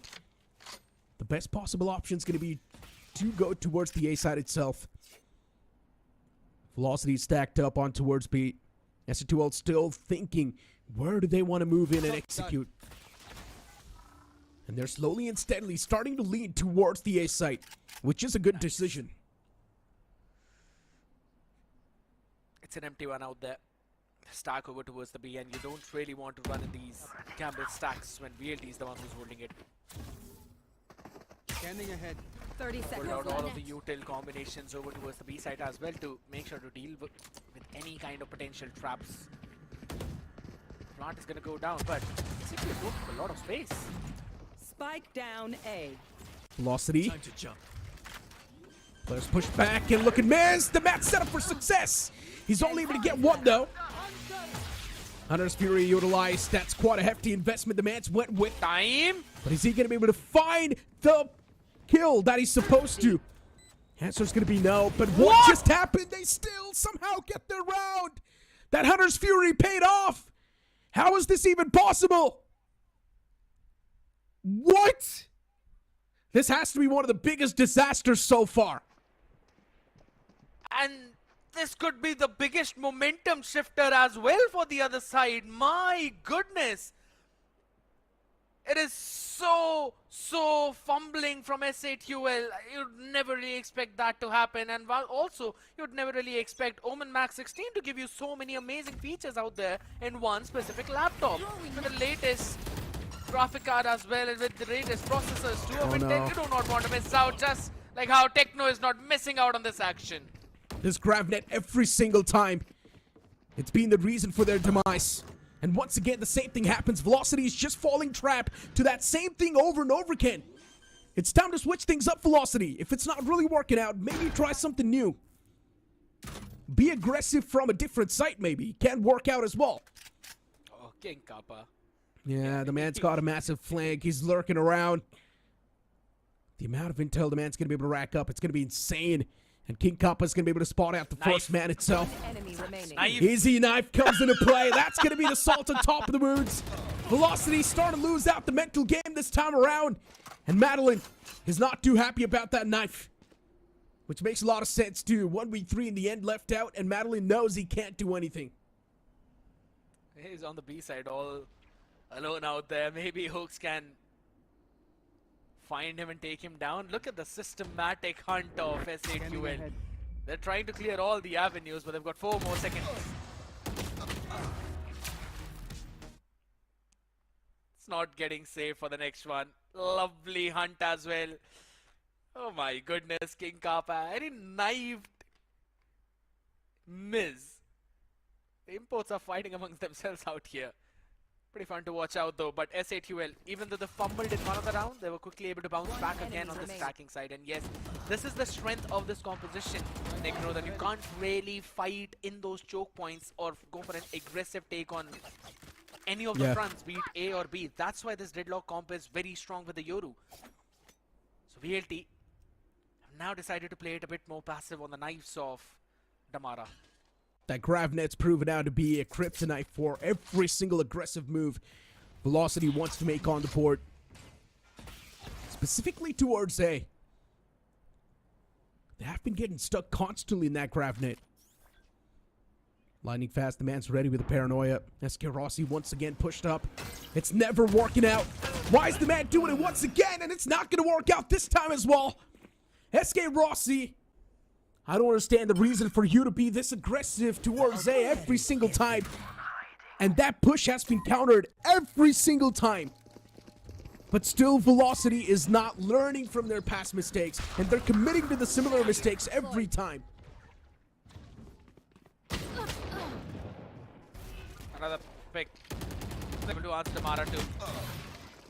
The whole map is open out, up in front, 2Bs, in face, Annihilation as well. I think that you could have kept it for the next round too, but it's absolutely fine. Last player standing. All the way down to a 1v3. And I don't see that happening right now. It is lightning fast. He's got the spike up in front of him. So that's one part, and also the time could be an issue now. Never mind. Yeah, for SAQL, it feels like now the rounds are just being gifted by Velocity. Doing something completely predictable. Every single time, pushing out A main. Getting countered. At this point now, it feels like a hobby. My territory, my They were able to land in some good shots though, but here's the thing. SAQL are now not giving them those individual battons. They do realize And here's that the main problem, right? Here, I'm sorry to cut you off, but here's the main problem. Even if you are landing good shots, even if you are getting 1 or 2 frags, it's not going to make any difference because SAQL's economy is skyrocketing. Exactly. It's already at the max. So getting 1 or 2 frags is not going to do anything. You need to win 3 rounds back to back. That's when the economy will be completely in shambles. At this point, I don't even see them putting a dent on the economy on the other side because the overall rounds that are now left are 4. And you'd also have that full-fledged loss bonus kicking in too. The stick pause is just gonna break the momentum a bit for the next few seconds out here. While at the same time we have a look at all the people out there on the Omen booth as well. Having fun, playing it all the way out. Omen offers you one of the best gaming laptops out there, and specifically if you are a Valorant enthusiast, you do not want to miss out on that option. Make sure you check all of that out, ladies and gentlemen. And also, you know, you can level up your game with the Omen Campus Quest as well. With the Season 3 Collegiate Championship, you have to scan the QR code and register your team now. The QR code was shown up a while back as well on the stream, so you can just rewind that and watch it. Yeah. What are you waiting for? Just do it right now. But yeah, back towards the game once again. SC2L, they've got their hands on the Hunter's Fury, while Velocity, they've got 2 ultimates primed. But let's see if that's really going to make any sort of difference. One of them is from the shadows, and I highly doubt it's going to be of any value. Oh my god. It's lightning fast. It's of always value. Let's see though. With how things are really kicking off, this Hunter Fury is well utilized. Just on the back of that tag, he's going to be able to find a lot of tags. But no confirmed frags, and that's a bit of a problem. SC2L once again just easily walking in towards the site. Someone needs to try and resist the boys. Yes, the flash was successful, but it's not successful enough because Velocity, they're still getting countered. But the moment I say so, Velocity, they spring back to life. Damara, the only man towards 3, but eventually he shuts down the final man standing of SN2L2. It's so back and forth in that round. It was a scrappy one too, but Velocity eventually do pull themselves back. I agree the point that you mentioned where the Hunter's Fury did not catch a player fully. It got a couple of tags out there. That one opening not being found eventually resulted in a brute force which SA2L tried onto the site. But they could not find that opening. All the way up there. Entries where all of the graves were eventually dug. And again, Damara finding a small window of timing. Peeking through that smoke and then dashing all the way backwards to save himself. Change the dynamic of the round in 3 at least, and SK Rossi was able to hold down the side. Now here's the thing. VLT, they've got an amazing aim. SA2L are playing together, so they need to divide the members of SA2L and then take those fights to them. It has taken them a lot of rounds to try and figure out one way, but they have finally. But even in this one, I'd have to say, it was more of a stack towards the side, which eventually got the members of SA2L. So maybe if they play the next round a bit too slow, they might actually win another round. And looking at the game so far, one thing is clear to me. Velocity really wants to brawl it out against the players of SA2L. I'm speaking of just mechanics. With the way they're pushing out through smokes, utilizing the basic flashes too, just trying to completely rely on the aim itself. One thing is for sure, Velocity does not really want to go for those big executions, for those massive team play, or for proper utility utilization. They want to force this fight into a complete mechanical fest. While SA2L, they want to play this one a bit more technical. But Velocity wants SA2L to play the game as the way they are playing currently. But let's see if that's really going to be happening or not. Miz all the way towards back, gets caught instantly. Once again, the mechanics of Velocity, they do start to find a lot of value. But Hoax, what was that shot? Shuts down lightning fast while he was...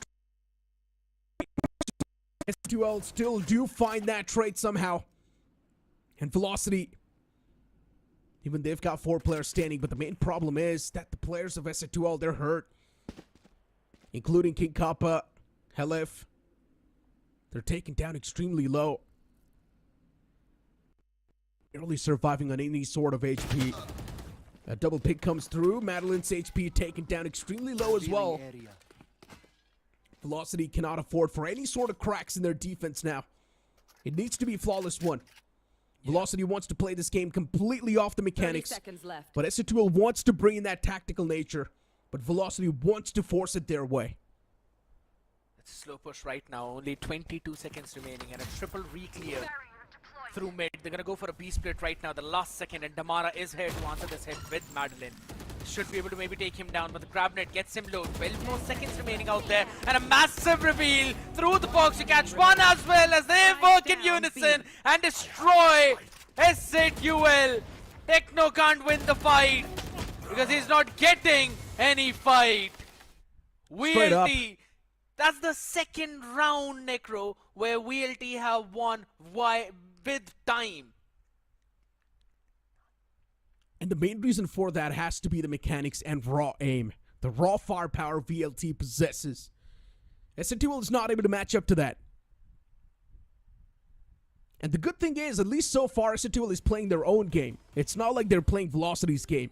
The moment they start to play Velocity's game, which is raw duels and raw aim, that's when Ascent starts to lose. Ascent needs to stick to the team play, the team synergy that they're playing with so far. They need to bring in that tactical nature. That's why they've also pulled in a timeout just a couple of rounds before the halftime. They want to end as far away as possible in terms of that lead in this round. Hellranger has always proved to be such a good insight for this team whenever it comes down to putting the brakes on and letting his boys in on some of the inputs that is seen throughout the game. Maybe this could turn around as well for their side. They've either been pretty fast or they've been very slow. And I'll have to say, you know, at this point, I just feel that they could eventually go for some of the fast hits, maybe gambling towards one of the side and going for that. A has worked out for them, but SK Rossi, since he's been playing the Cypher on the A side, that has been in the lockdown as well for a while. Oh, that was a great 0 point. Gives one of the players his position away. Lightning fast, the man might just be a little bit too overeager. And yeah, that's why he gets gunned down. And Velocity, the mechanics, the raw aim is never going to work out. Especially in these type of scenarios. Not always. That's what Ascent says. And now they've got a massive man advantage. Velocity has been defeated in their own game and in their own playstyle. Ascent was like, you wanted to go raw duel? You know what? Here it is. And Velocity was just not able to amp up themselves, and they were just not able to keep up with that. Now, they've got to try and keep up with this push that's coming over towards the B side. A tripfire over towards the A, but it's SK Rossi all the way in the boathouse. How many times have we seen this man to clutch? 30 seconds left. But can he do it again?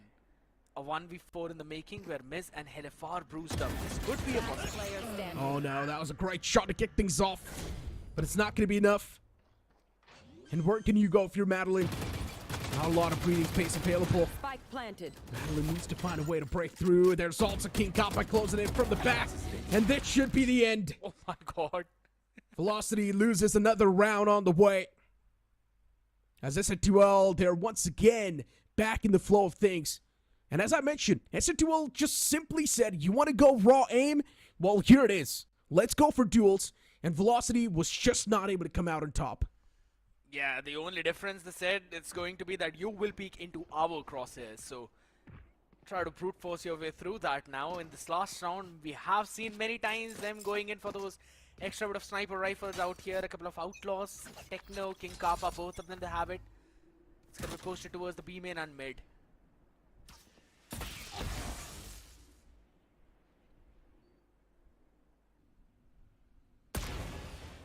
Oh, the outlaw was extremely close. The bullet just whizzing past. And what just happened to Mara? A lot of surprises for that man this time around. Hunter's Fury being invested too, but it's not able to find any sort of value. Madeline's taken down extremely low. The shock dart, it needs to find some value, and it will too. Solid step from Madeline. Round taken down to a 3v3 now, but yeah, as you mentioned, now it's time to pivot towards the A site. Ascent will have it easily. Going up top as well, SK Rossi. He's gonna try and deal. On recon dart quickly. Lightning fast, jumping in on top of Jenny. Should be able to take one down. Jumps down as well. Gets hooked instantly. It's a 1v1 down onto the side. Right now, isolated. As Madeline is also moving in, creeping away from main. Techno One enemy remaining. with the shorty, and Madeline wins the duel with LF as lightning fast. Will again put Techno back in his place in his Omen 1v1. And VLT will close out the half at an 8-4. Holy smokes. Oh man. SN2L. Solid stuff from them too. But have a look at the replay as well. on exactly how the entire round kicked off. For a moment, we thought Velocity, they're definitely going to do a lot of damage this time around, and that's what they exactly did too. That Hunter's Fury was not able to find the exact value it was supposed to, but then that Shock Dart, it somehow found the value that the Hunter's Fury was not able to. Yeah. And because of that, things sort of tilted in the favor of Velocity. But once again, it's not exactly tilted yet. Velocity's just got 4 rounds so far, and SN2L, they've got 8. It's a massive round lead that SN2L currently possesses, and if Velocity wants to overtake that, they need this pistol round no matter what. And also the audience need to quickly scan that QR code no matter what if you want to register your team for OMEN Campus Quest Season 3. Don't miss out on that opportunity as well. Some exciting prizes worth 5 lakh rupees. You do not want to let that go. Just like how SATUL do not want to let this map slip away from them as well. And that's why they've got to stack over towards the B side this time, a couple of players. Oh, look at SN2L. This time being forced back at Velocity. Winning the duels completely off of the mechanics. Just better this time around when it comes to the mechanics. And Russ as well just walks in towards the boathouse. Shuts down another man. 3 men standing for SN2L. Helif is trying his best to fight back. He did find one. But is he going to be able to replicate that same shot once again? All the 4 players from Velocity once again positioned extremely aggressive. Look at that crossfire being set up too. SN2L, they're up for a major surprise. Helif spotted out. Techno, the moment he walks inside of that smoke, he will be welcomed with a classic burst. 2 men standing for SN2L, both of them walking from that same side itself. And it will be Velocity to come out on top as they funnel in all the frags. Now the pistol round going in for them will eventually mean they'll be just 2 rounds away from the equalizer if they also get the next round. And they are looking in prime position to do that. Lovely take again. Tamara with that opener, absolutely impeccable. And Russ with his underhand flashes in this series has been so impactful multiple times. Shutting down King Kappa down back in the boathouse, gave them a full-fledged control of the side, and all 4 players could then put their tents down. Rifle up into the mix with the Sheriff in the hands of Madeline, which was carried from the previous round as well, so no major investment out there. A Bulldog and a Vandal for lightning fast. They are so ready for this one. But it is stacked towards the B-side. Grabbed it. Once again, disrupting the flow of Velocity. And everyone once again pivoting back. Velocity knows that B take's not going to work out that well. Instantly moving towards the A side from tree. Should be able to find the entry as well. But there is a man towards main, and does Velocity know? That's the main question. But what a shot through the smoke that was. How was he able to find those frags? But miss, he replies back even better. Towards Minor Winery, misses. Position compromised. They know exactly where Miss's position. I highly doubt the man's going to be able to survive for too long. His days are numbered, and Damara lines him up. Madeline, the only man towards main. Miz with 46 HP, and he's still constantly doing a lot of damage, but in the end, does get stopped. Damara getting that one call out through the smoke as well. Hoax had absolutely no idea what hit them. The fight was actually being taken by Helif. He just got caught in the crossfire. But VLT now, this round was supposed to be theirs, and they've converted it very comfortably, avoiding that one trap set up over towards the B. It sprung a bit too soon. That was the problem. 1 enemy remaining. But now this round becomes the most crucial round probably, at least in the beginning of this half. A full buy round coming in from SATUL, while almost a full buy for VLT, barring SK Rossi, who's just down with the Sheriff. Still have got enough to go for a full buy for the next round as well, so SATUL need to win this and need to win it cleanly. Yeah, they do. Once again, Velocity pretty quick. Moving towards the site, but missed. This time was ready. Stops anyone that tries to penetrate through their defense on towards the site itself, and miss. He's starting to make it count. Velocity getting countered hard this time around, but Rossi replies back even better. With just a bulldog in the man's hand, I highly doubt Russ can do anything now. He's the only one standing for Velocity against the 4 men of SN2L. It's going to be a tough one. Oh, even that spot. Russ, he's done for. One man counting his days. And in the end, it will be Hoax to instantly shut him down. You needed to win this round clean, and SATUL delivered just that. Holding their ground out, specifically Miz. Again, that high flash went in a bit too high from Russ. It did not really fully blind Miz out, and he was able to get that first one and then back off onto the site as well. There's also a tripwire placed just in that very specific position where Damara has constantly been dashing up towards that switch. And that spam as well was able to catch him too. Lost his calm out there, and that's why it's picked off as well from the side of SATUL. Lovely anticipation. The readjustments were perfect. And now they've set up most of their utils throughout the map, so they want to figure out what VLT will try to do in this round.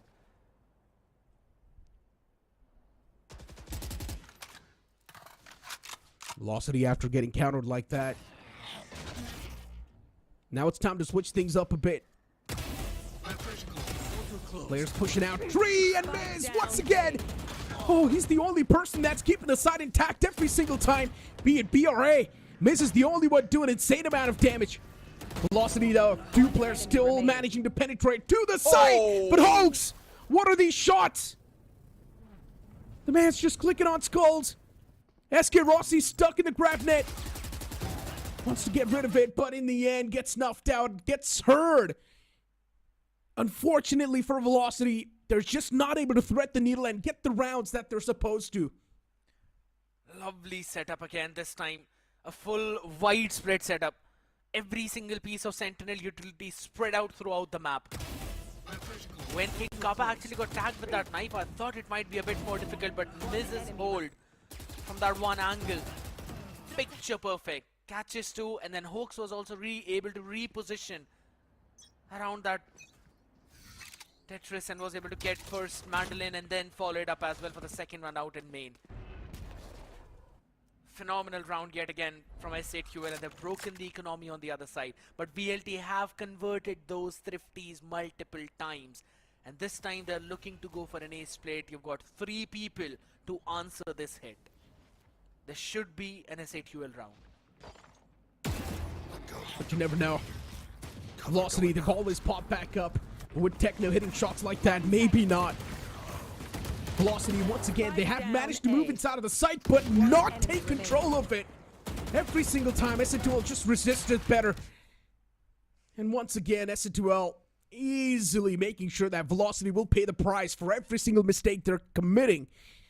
As Velocity loses another round. Man, it feels like SN2L's Ascent is extremely strong. Absolutely. And it's pretty much next to impossible to snatch it away, I guess. To be honest, this map was very close last time when both these teams were playing. And this time, SATUL have been looking even more clean.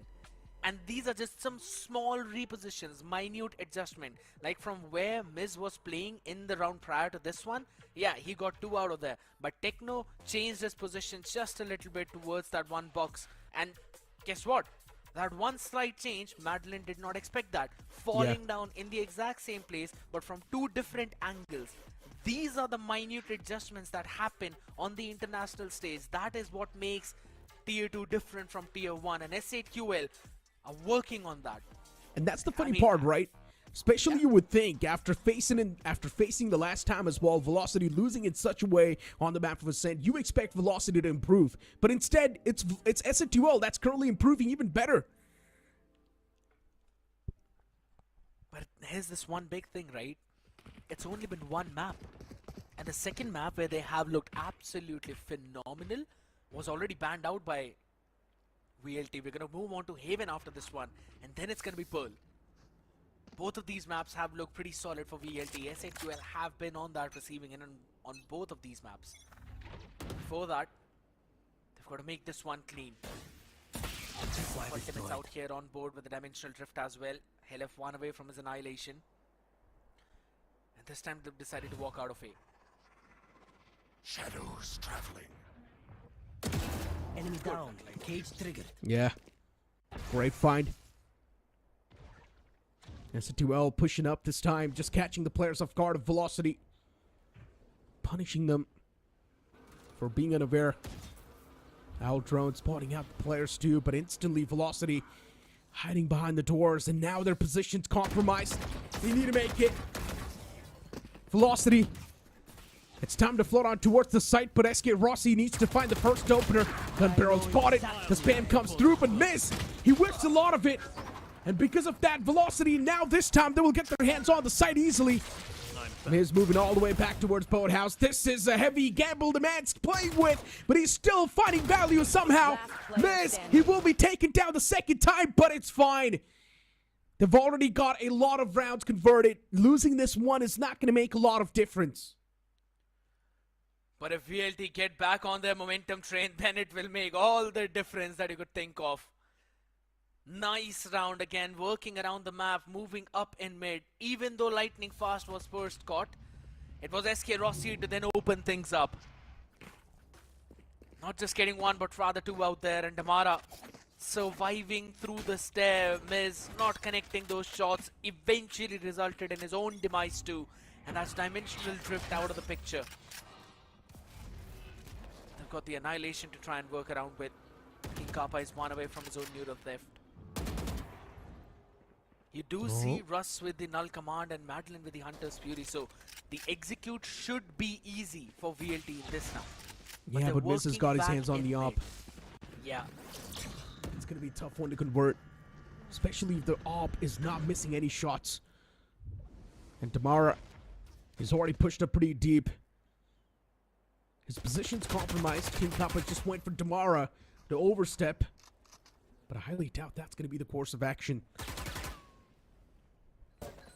Velocity just wants to move up slowly and steadily. Getting rid of that wall too. Not exactly sure what the game plan now is supposed to be, but that 0 point was supposed to fake and bait it out. Lightning Fast once again back towards B main, but no! S2L, they spring back to life. They've got the spike control. And S2L is slowly and steadily starting to win the brawls too. Man advantage with the players of S2L. Velocity. They finally managed to recover the spike, but can you really get it planted? Can you get the site control in the hand? And the answer is going to be no. Hoax was pinned towards the boathouse. And he shuts down the only ray of hope that was available for Velocity. Now SK Rossi is the only man standing with just 10 seconds, and he won't be able to do anything. And with this, S8UL move onto the map point to try and equalize the series up by taking the next round and this map. Lovely adjustment. Not really pushing out, giving up a bit of a space out in mid, but King Kappa was still there. Trying to get some of the information out. And what a timing for Helef to peek out through the tree. Directly on Cat, was able to catch two players out there. Even though Annihilation was... It did not get a value out of it, he was still able to give all the information. And Hoax is one hold. Perfect. Recon Dart being used. Velocity once again doing the same thing. Pushing up mid. Two players on towards main as well of Velocity. They're going to be relying heavily on towards Damara. And this is the opener. Velocity was waiting for Miz. What a disgusting shot. Hunter's Fury invested, not able to find any tag onto Miz, and Miz will punish. The operator is not going to be missing this time around, but Velocity, they've already found a lot of control. Moving all the way towards defender spawn. They are going to be surprised by this crossfire they've got set up. And S2L. There's a big chance they might just shut down the entirety of Velocity. They have boy. It's one way to watch the match. Ready. And that's exactly where we're going to be sent as well. Madeline brought down to the knees and S8UL rising back up 1 feet forward. Winning out on the map of Ascent way more convincingly than the previous time. They're not out yet, they're not down yet. We will at least move on map number 4, but man oh man, what a show of dominance out here, Necro. regardless of how good VLT have been mechanically, S8UL with their understanding of this map and with their set plays, they were able to quickly demolish that. And I've been saying this time and time, after losing to S8UL in the past on the map of Ascent, I generally expect a lot of improvement. But instead, is S8UL improving even better? And that's what you love to see, right? That's what a champion team is supposed to be. You're always supposed to come up with improvements on the fly. You're always supposed to keep your strat book updated. And especially if you're facing off someone like VLT that you've faced off time and time in the past, you always need to come up with updated strat books. And it feels like S8UL is doing a perfect job at that. 100% agree, because they're not really repeating the exact same things. And this is what I mentioned when I was with Shadow as well. And we've been having the same discussions that VLT do not let you repeat the same thing time and time again. They will prepare a counter strat to your one play. And if I'm not wrong, Russ has also mentioned it in multiple interviews that they keep on doing the same thing for as long as it works. Once it does not work, that's when they add in those adaptations. This time, I was really hoping for VLT to maybe give a better competition to S8UL, considering how they banned out the map of Split in map veto, letting Ascent through, even though they lost on this particular map previously. But S8UL, they just worked on this one so very well. They are sharpening their strongholds, but it's the other maps that now I'm more focused on. Maps like Haven, maps like Pearl, which we will see now going down in the series.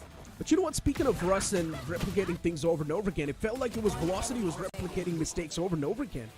Because Velocity was constantly pushing out through A main, even though the pushes were not really working out on defense, and they were always getting countered by that grab net. It happened at least 4 times in that game, where S8UL was successfully able to counter every single push they were trying to make from the A main itself. And Velocity was not giving up. They're constantly trying to come up with those pushes, and they were always getting tackled. In my opinion, Velocity, they should switch things up in the future, specifically for this map.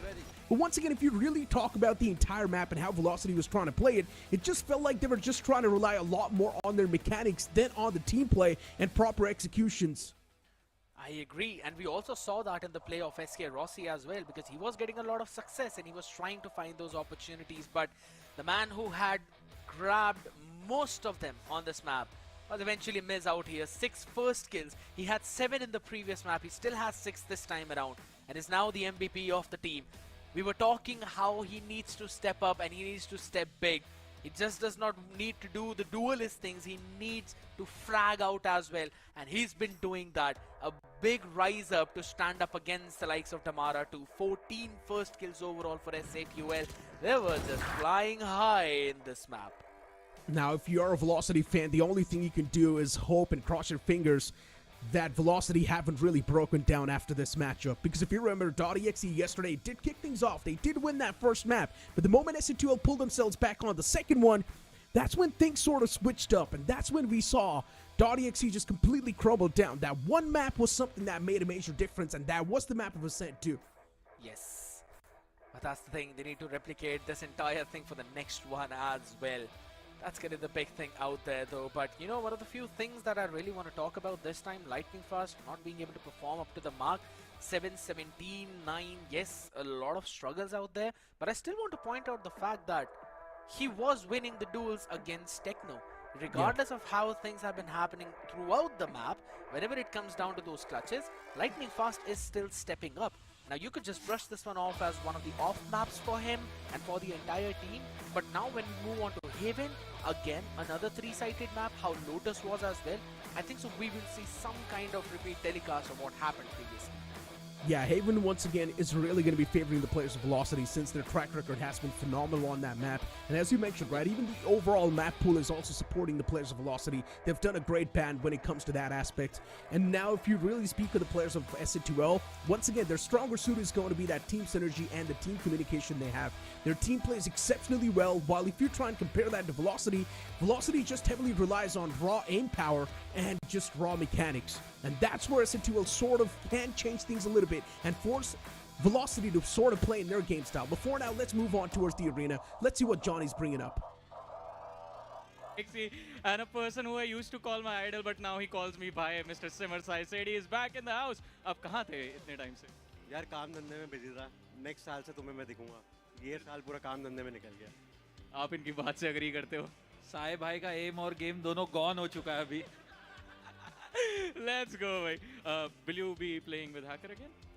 Definitely यार, इनको तो मैं अपने गुरु मानता हूँ. एक ये और बजाज साहब है, गॉड स्पीड जैसे सब जानते हैं. हैकर के अंडर मैं मरता हूँ कि मैं कब वापस खेलूंगा, कब मैं भी ग्रैंड फाइनल्स पहुँचूंगा और फिर 3-1 हार के बाहर बैठूंगा. तू रहता तो शायद 3-1 नहीं 3-1 जीतते थे अपन. He said something very positive. ये मेरी क्या बात है यार. लेकिन चलिए अभी मतलब ये सीरीज 1-1 हो चुकी है. You said you played against Godspeed. We all remember that era as well. क्या लगता है अभी पीछे क्या बोल रहे होंगे वो? यार बजाज साहब एक ऐसे कोच है ना, वो मतलब प्लेयर्स को अगर कुछ गलत भी जा रहा है ना, वो प्लेयर्स को सुनाना नहीं स्टार्ट करते, वो सॉल्यूशन ढूंढने की ट्राई करते, जो एक अच्छे कोच को करना चाहिए. सेम हैकर कर रहा हूँ तेरी तारीफ क्योंकि तू है इस चीज़ में अच्छा. बट हाँ, तो जब मैं भी बजाज साहब के अंडर खेला था, हमसे भी जब गलतियाँ होती थी, बजाज साहब सॉल्यूशन ढूंढते थे. उनके पास गेम प्लान रहता है, हर कोच के पास रहता है. तो डेफिनेटली अभी 1-1 हुआ है. थर्ड मैप में डेफिनेटली बजाज साहब कुछ ना कुछ नया ट्राई करेंगे, कुछ अलग करेंगे, बताएंगे कि क्या प्ले स्टाइल चेंज करना है, कैसे करना है, क्या गलतियाँ हुई है, एक एक प्लेयर को बताएंगे. And hopefully they will come back stronger. Yeah, I mean, hopefully, because everyone, I mean, there's a massive crowd supporting VLT right there. But apart from that, Hacker, this is a conversation that me and Sai were having a few moments ago. मैं आपका input पहले लूँगा, then I'll ask Sai the same question. Young athletes, you guys were there from the start of the scene. You have been showing the way to a lot of young athletes, both of you. So what are your thoughts on this particular split 3? Because you led a team of all Indians, young players, young athletes, some prodigies to this stage. How was that like, and what are your hopes for the future? It was a very wonderful experience. To be very fair, मेरे को लगा नहीं था we would have fared this far. Like हम लोगों के पास एक बस ड्रीम था, एक बिलीव था that let's make it. And it was a very surreal experience to, you know, हम लोगों ने जो सोचा है उसको implement किया, execute किया, and it worked in our favor and we qualified. Yes, we fell short yesterday, but I want to see it as an opportunity. I want to see it as a glass half full. That हम लोग यहाँ तक आए, no one expected us to be here. An all Indian roster players, जिन लोगों के शायद लोगों को कल तक नाम नहीं पता होंगे, but I am hoping that आज के बाद लोगों को at least वो नाम पता हो. And Simar bhi is one of those players जिसको, you know, I feel like he always wanted a team of 5 Indians. I know हम लोग बहुत टाइम से ये चीज़ के बारे में बात कर रहे हैं, and I think he will give a better answer about what he thinks about the 5 Indian lineup. Yeah, what are your thoughts? यही बोलूँगा first of all kudos to team कि भाई 5 इंडियन ऑल मैन लाइनअप लेके ये लोग जीते हैं, मतलब फाइनल्स तक पहुँचे, थर्ड आए, जो भी आए ठीक है. बट ये लोग लैन तक क्वालिफाई किए, ये बहुत बड़ी बात होती है. इन्होंने काफ़ी अच्छी टीम्स को हराया है. कोई भी एक्सपेक्ट नहीं कर रहा था, इवन माई सेल्फ, मैं झूठ नहीं बोलूँगा, कोई एक्सपेक्ट नहीं कर रहा था कि ये टीम इतना अच्छा परफॉर्म करके दिखाएगी. पर्सनली मैं सबसे ज़्यादा खुश क्यों, क्योंकि हैकर ने सबसे ज़्यादा यंग प्लेयर्स लिए टीम के अंदर, जैसे डीसी हो गए, माका हो गए. आपने इनको कितने टूर्नामेंट्स में देखा है, हम एक दूसरे के सामने खेले हैं, ये लोग बाकी प्लेयर्स के सामने खेले हैं.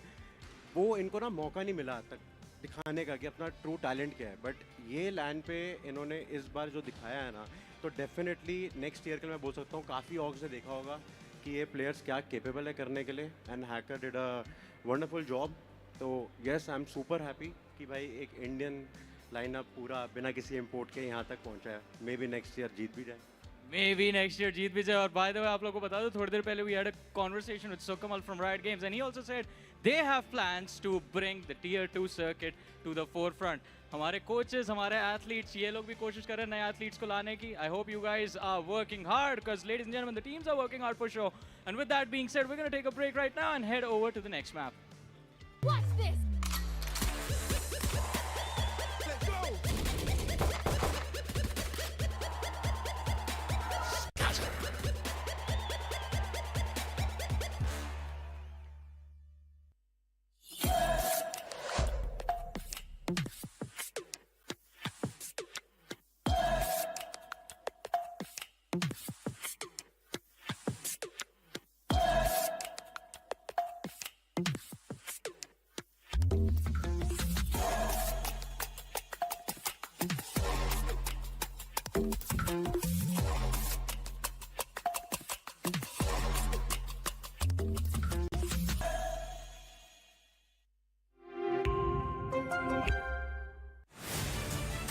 To live your life the way you want. Compete like the toughest challenger. Dance like there's no tomorrow. Celebrate every second you are alive. Life has no rule books, but we can give you a stage.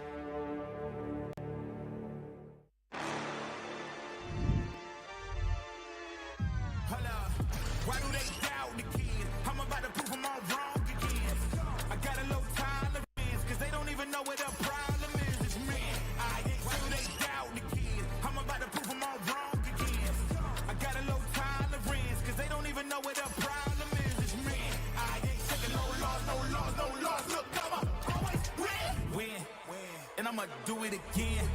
Watch me win. Then watch me do it again. I'ma always win. Watch this. Let's go.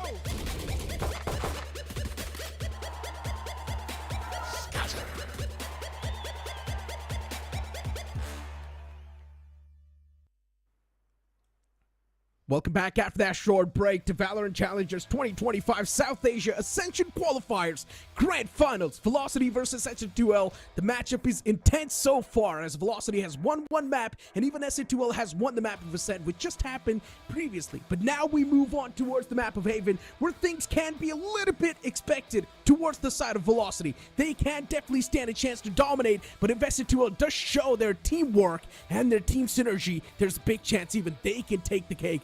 Joining alongside with me on the panel is going to be Shadow. And Shadow, looking at the map pool, looking at the map of Haven, what are your expectations so far?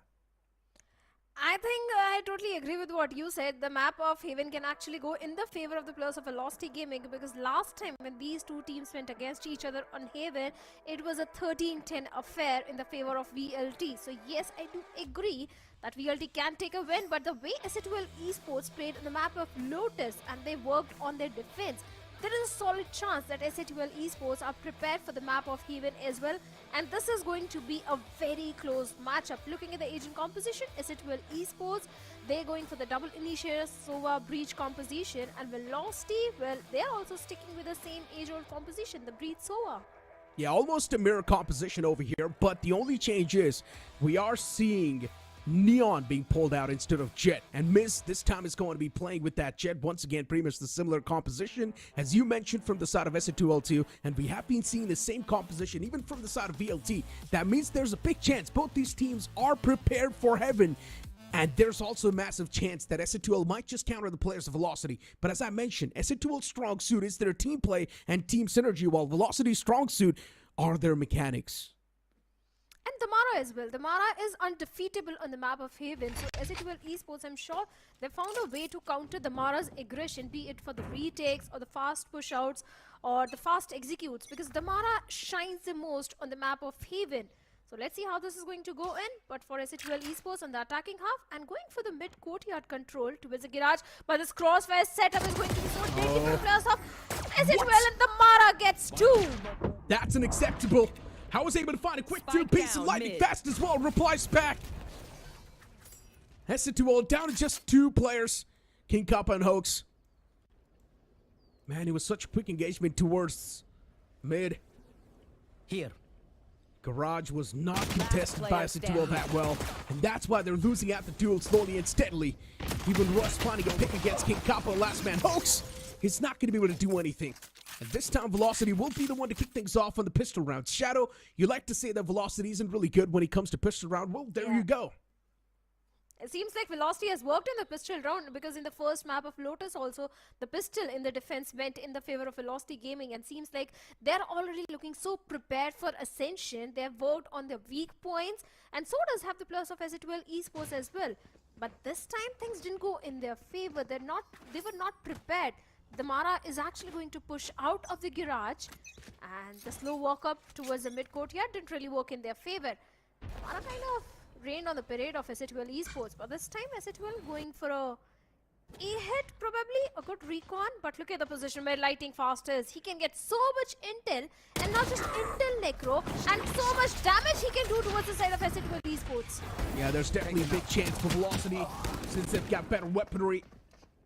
One thing is for sure, it's going to be them coming out on top with flying colors. S2L at this point just playing to do damage.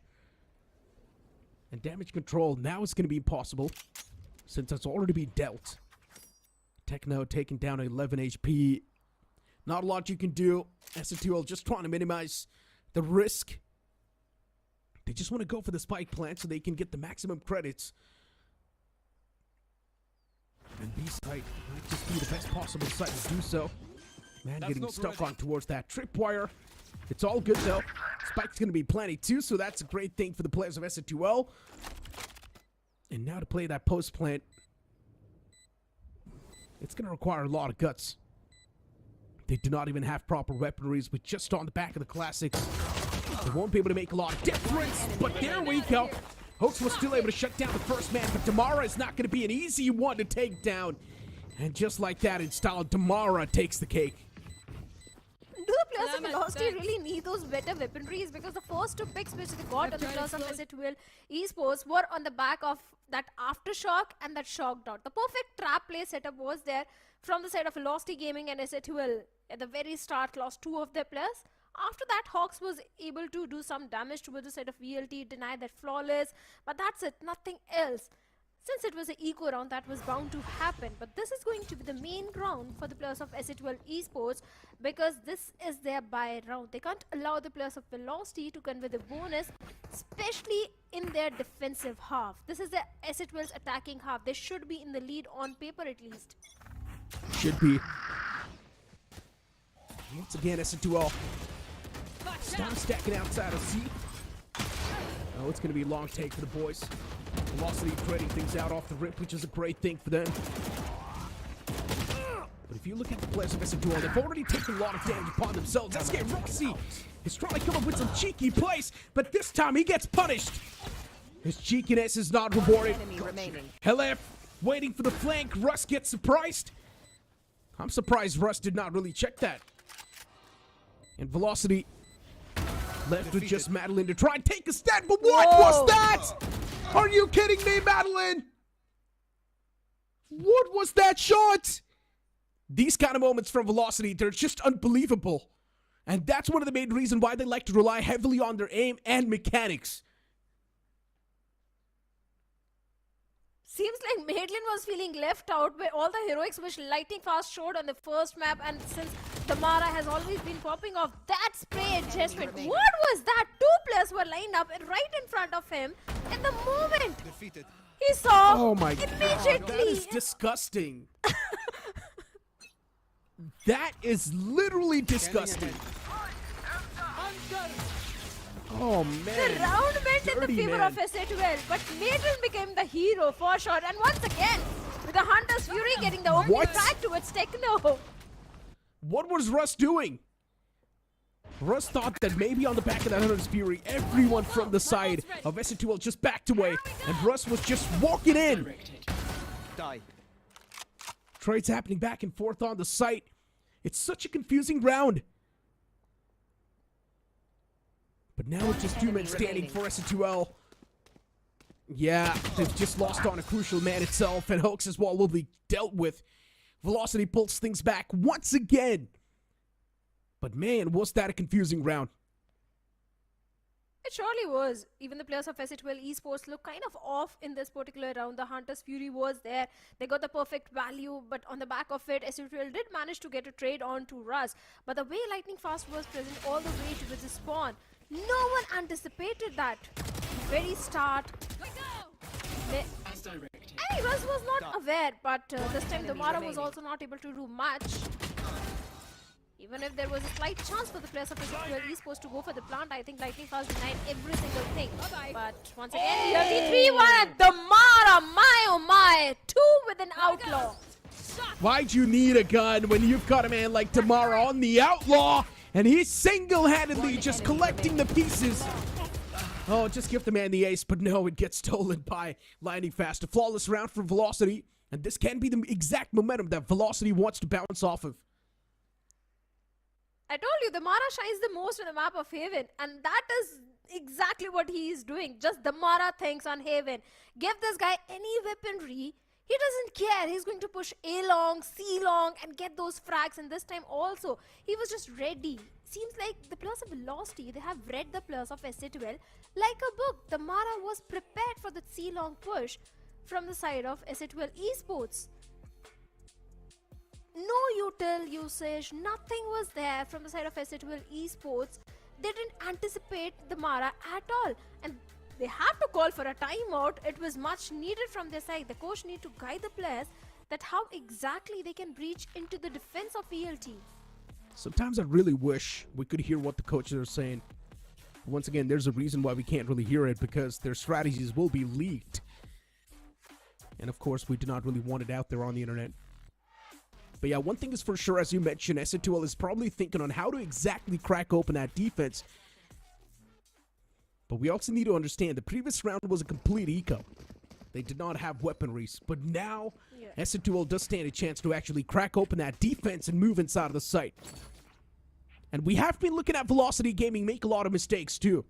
There's been a lot of mistakes in the communication, there's been a lot of mistakes in the team synergy as well.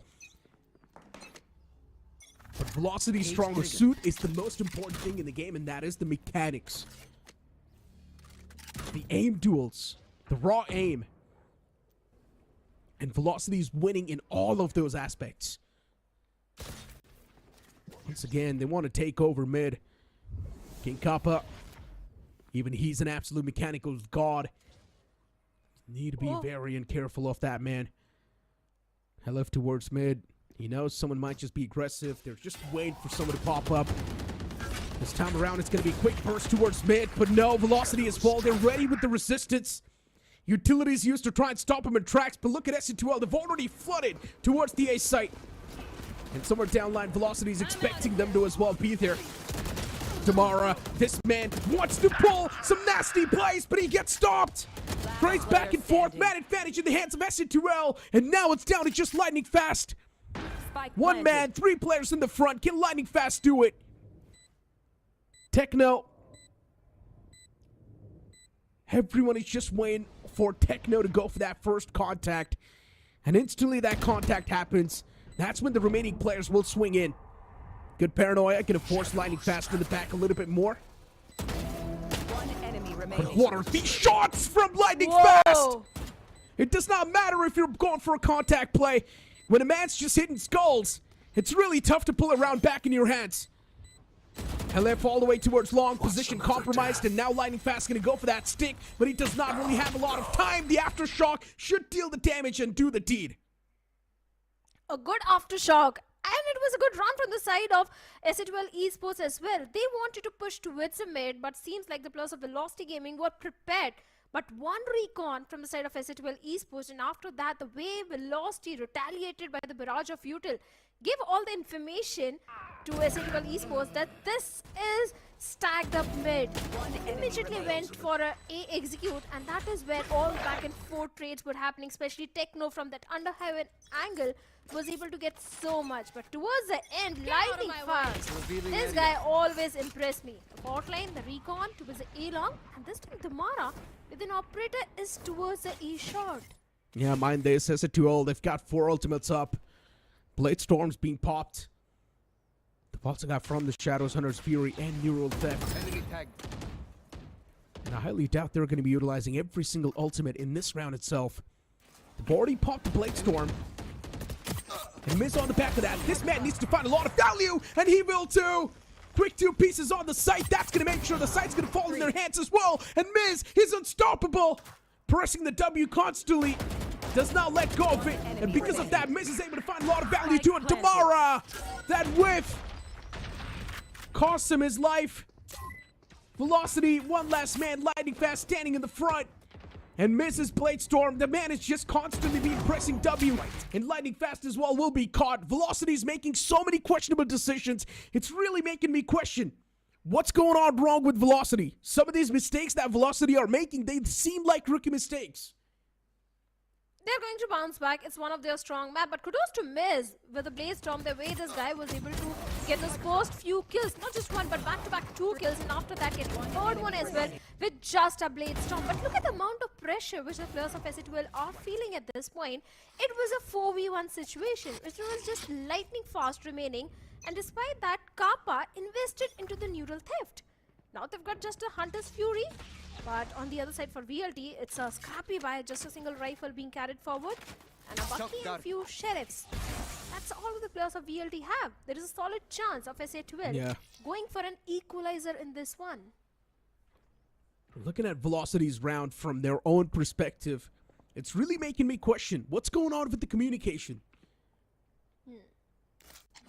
It just feels like it's going all haywire. They're all over the place. communication, it's definitely quite questionable. But let's hope that Velocity is able to fix that, patch that up on the fly. And Velocity, since they've got broken buys this time around, converting a Thrifty is going to be tough. This duel slowly and steadily feels like the boys are starting to make a comeback as well in this entire map. And Damara, he's ready towards double doors. Man's primed towards garage. Velocity, they've already seen this coming through a mile away. Damara spots out a man too mid, shuts him down. That was quite an important shutdown as well, but Ascent, they still claim the site at the end. It is still Damara standing, but even he gets taken down in return. But Madeline all by himself. Can he really save the day for the boys? The answer is going to be no. A good round conversion from the side of Ascent Esports. Yes, initially Damara was able to shut down King Kappa. Damara has been really great with those Bucky plays, but I like the approach of Ascent Esports. They had the Hunter's Fury, and all they did was place Miz all the way towards the back of the site. They waited for Miz to move into the site, and after that, the Hunter's Fury play came into the picture, and no one checked that corner. No one was aware about the position of Miz, and that guy was able to pop off heads of the players of Velocity Gaming.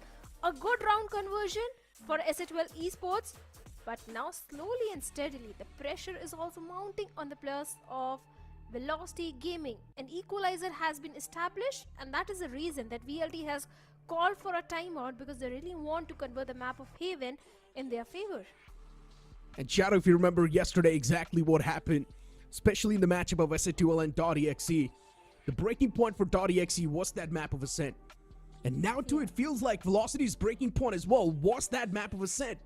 The moment they lost out against Ascent in a completely one-sided manner on Ascent, now it feels like Velocity, they're just in a big question mark. They don't exactly know what sort of precautions and what sort of measures to take. They seem confused. For sure, because I haven't seen Velocity struggle in the map of Haven. The silver lining is all the 4 rounds which they have got are on the defense. And if in defense you get 4 to 5 rounds converted, there is a solid chance of you staging a comeback in the second half. And especially when you have got 3 ultimates online in this round number 9. You can go for the 5th one. Rolling Thunder, Overdrive, Neural Theft, even the Hunter's Fury is just 1 point away.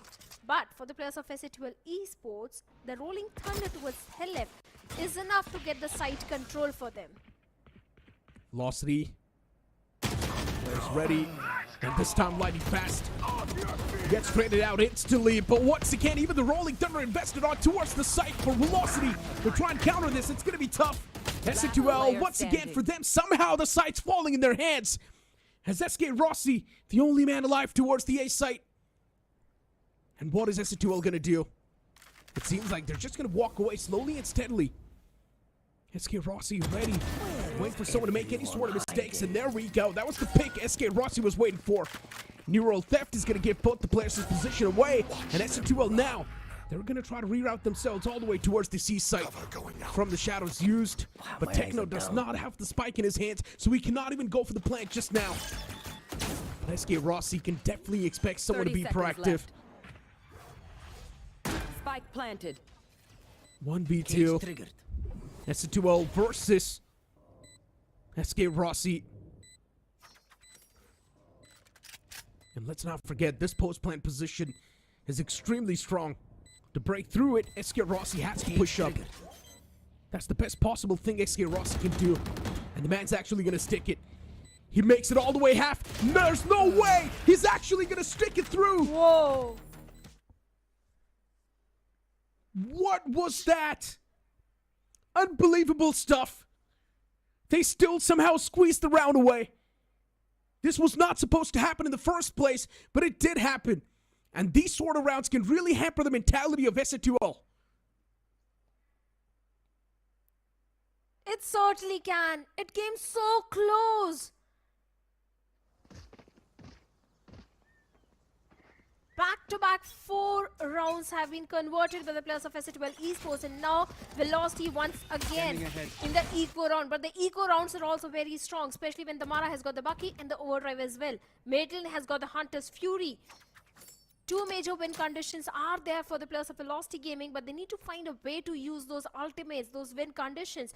Because if the Mara gets taken down, the round will go out of the hands of the players of Velocity Gaming. Especially the way SK Rossi is maintaining the entire garage control. BLT is anticipating the players of SC12 towards the B, but that is not where they are scaling up. They're slowly scaling up towards the C long, free open site. LF also deals with SK Rossi towards the garage. Oh man. Spike planted. Generally speaking, I thought the previous round was converted by Velocity with how close that got. But for SC2L, since they've won that one, it's really going to be helping them with their momentum. But Techno were able to shut down the first man from Velocity. And Velocity as well, they instantly fly back with instant frames. And now it's going to be them once again being stopped. Always those quick frags that just turned the entire tide end of the round.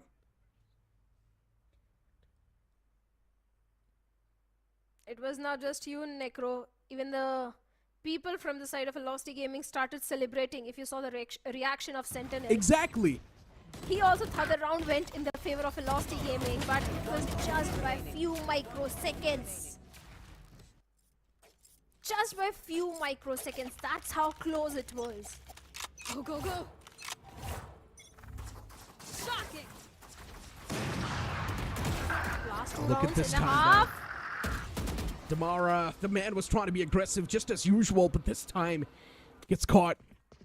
Velocity's aggression is not working out on the map of Haven anymore. Damara is not working out on Haven anymore. Do they have a plan B? And maybe the answer is no. It clearly does seem like everyone from SC2L does want to push up towards the C site. Hunter's Fury invested too. Techno will take a lot of damage from that, but SK Rossi towards site shuts down Techno. Hoax is well able to reply back, but still, Velocity, they're standing there like an impenetrable wall as Russ and Lightning Fast work in tandem to shut down the entirety of SC2L. And Russ, he gets that final nail in the coffin. A good 3K conversion, and once again, Russ is stepping up. SC12 Esports, they found the way to convert the round, and that was to shut down the Mara, but they didn't anticipate Russ to step up majorly. And this time, a 3K being converted by the lad. A good and important round for the players of Velocity Gaming. These two rounds were really important for an equalizer. Out of two, one has been converted by the players of Velocity Gaming, and now last round in the half. 5 rounds in defense is still a win condition for the players of Velocity Gaming. A big win for the overdrive as well, and this time the Mara gets perfect onto Techno and Hoax as well. But this time it works out perfectly well. Damara off the rip getting 2 frags, and Russ as well works in tandem. For the first time, that push from Damara is working out to perfection. And it's all because of the overdrive. That's the way you're supposed to do it. That's the Velocity way. Now it seems like the half is going to be 6-6. But SC2L, with just 2 men standing, Helif taken down so low. To pull this round back, it's going to require a miracle. A heroic play, nothing else. Lightning Fast, he's got the itch. He wants to peek out. But he does not know if he should do so or not. Helif. He's the man with the spike. We'll go for the plant soon. King Kappa, desperate to find some sort of kills. Pushing up slowly and steadily, spots the off barrel. He's waiting patiently. But soon King Kappa will be dealt with as Damara, he finds the 3rd frag, and SK Rossi to close things out. Velocity getting 6th round on the board. The first half is 6-6. If you think about it, it's not that bad. But in my opinion, I was expecting Velocity to dominate.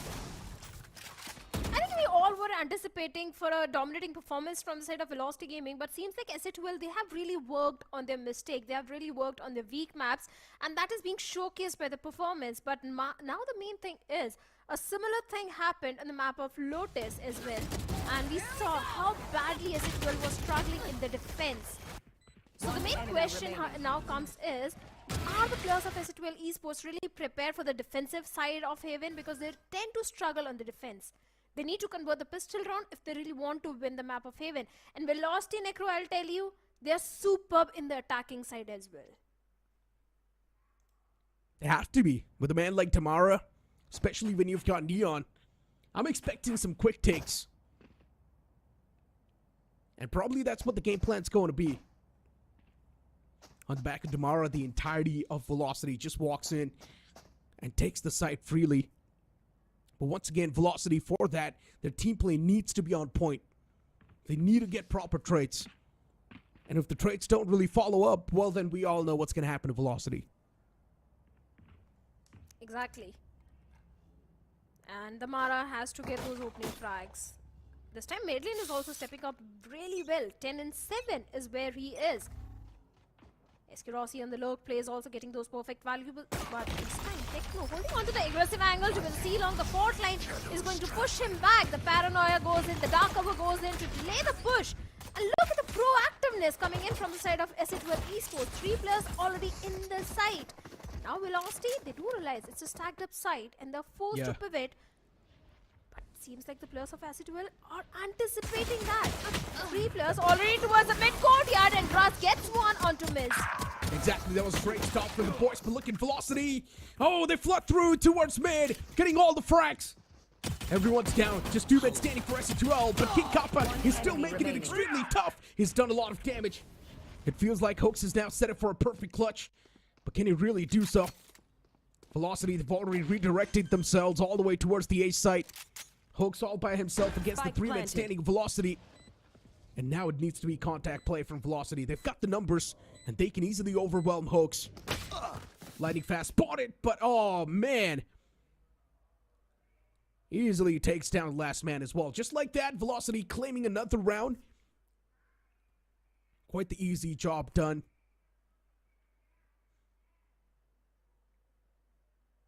And that's a pistol round, which was not really the strength for the players of Velocity Gaming, but since they have prepared so much, the pistol once again goes in the favor of Velocity Gaming, and this time a Marshall investment in the eco round is coming for Miz. Let's see if they can actually get something out of the Marshall, because the weaponry advantage is there towards the side of Velocity Gaming, and 2 rifles in the hands of Damara and Ras. Double stacked up site is where the players of Velocity are also going towards the A. They need to be a bit cautious of those paranoias from the side of Techno. And Velocity, just like that, they've just walked in. First man down, yeah, it's just gonna be the players falling down like an absolute domino. And you blink it and you miss it. The round's already converted by Velocity. A quick round. They did lose 1 body, but it's not gonna make any difference. That means we all know Velocity is gonna be carrying on forward the guns, and that's also gonna be the bonus round. Which means S2L will have the weaponry advantage in the upcoming round. And they can utilize that weaponry advantage to try and stop the momentum of Velocity. Yes, this should do. Let's see if they can really, because it's not just 1 or 2. The bonus round is looking really great for Velocity Gaming. 3 rifles are there, 2 stingers. It's no less than a buy round for VLT at this point. If they play their cards right, there is a solid chance of VLT also converting the bonus round, especially the way, if you look at SK Rossi's position, if he gets the timing onto Hawks, is it going to be a great win? The entire garage control, window control is going to be with the plus of Velocity Gaming. After that, it's only taken towards C. The only side anchor which they have to deal with, but seems like the plan is not working for VLT as Techno gets one onto Madeline. The Mara, that shower step not really working for Techno. Yeah, it does not work out that well. And Velocity now down to just a 3-man team. Russ, he might be able to catch someone. And there we go. That's quite an important pick. A vital one, too. A 3v3 in the end. Trades happen perfectly. And look at Velocity. This aggressive posture. Is it going to pay off? King Kappa's probably expecting someone to be extremely up close. And it is Velocity. You have to expect someone. But that quick reaction from King Kappa was deadly. But it's not going to matter. Velocity still converts it. All thanks to the Mara. 3K coming for him. And a good round conversion for the plus of Velocity Gaming. The bonus has been converted. And all the people from the side of Velocity Gaming, the content creators, the owners, everyone is looking pretty happy and confident that for sure this map is going in their favor. And the way Velocity is playing is looking like that only. And once again, if I'm not wrong, Exe Esports have been pushed onto the save round, eco round. They don't have courage to go for a full buy in this one. The main thing is that Velocity is now starting to win series of rounds. 9 rounds on the board, while SNTL just stuck on 6.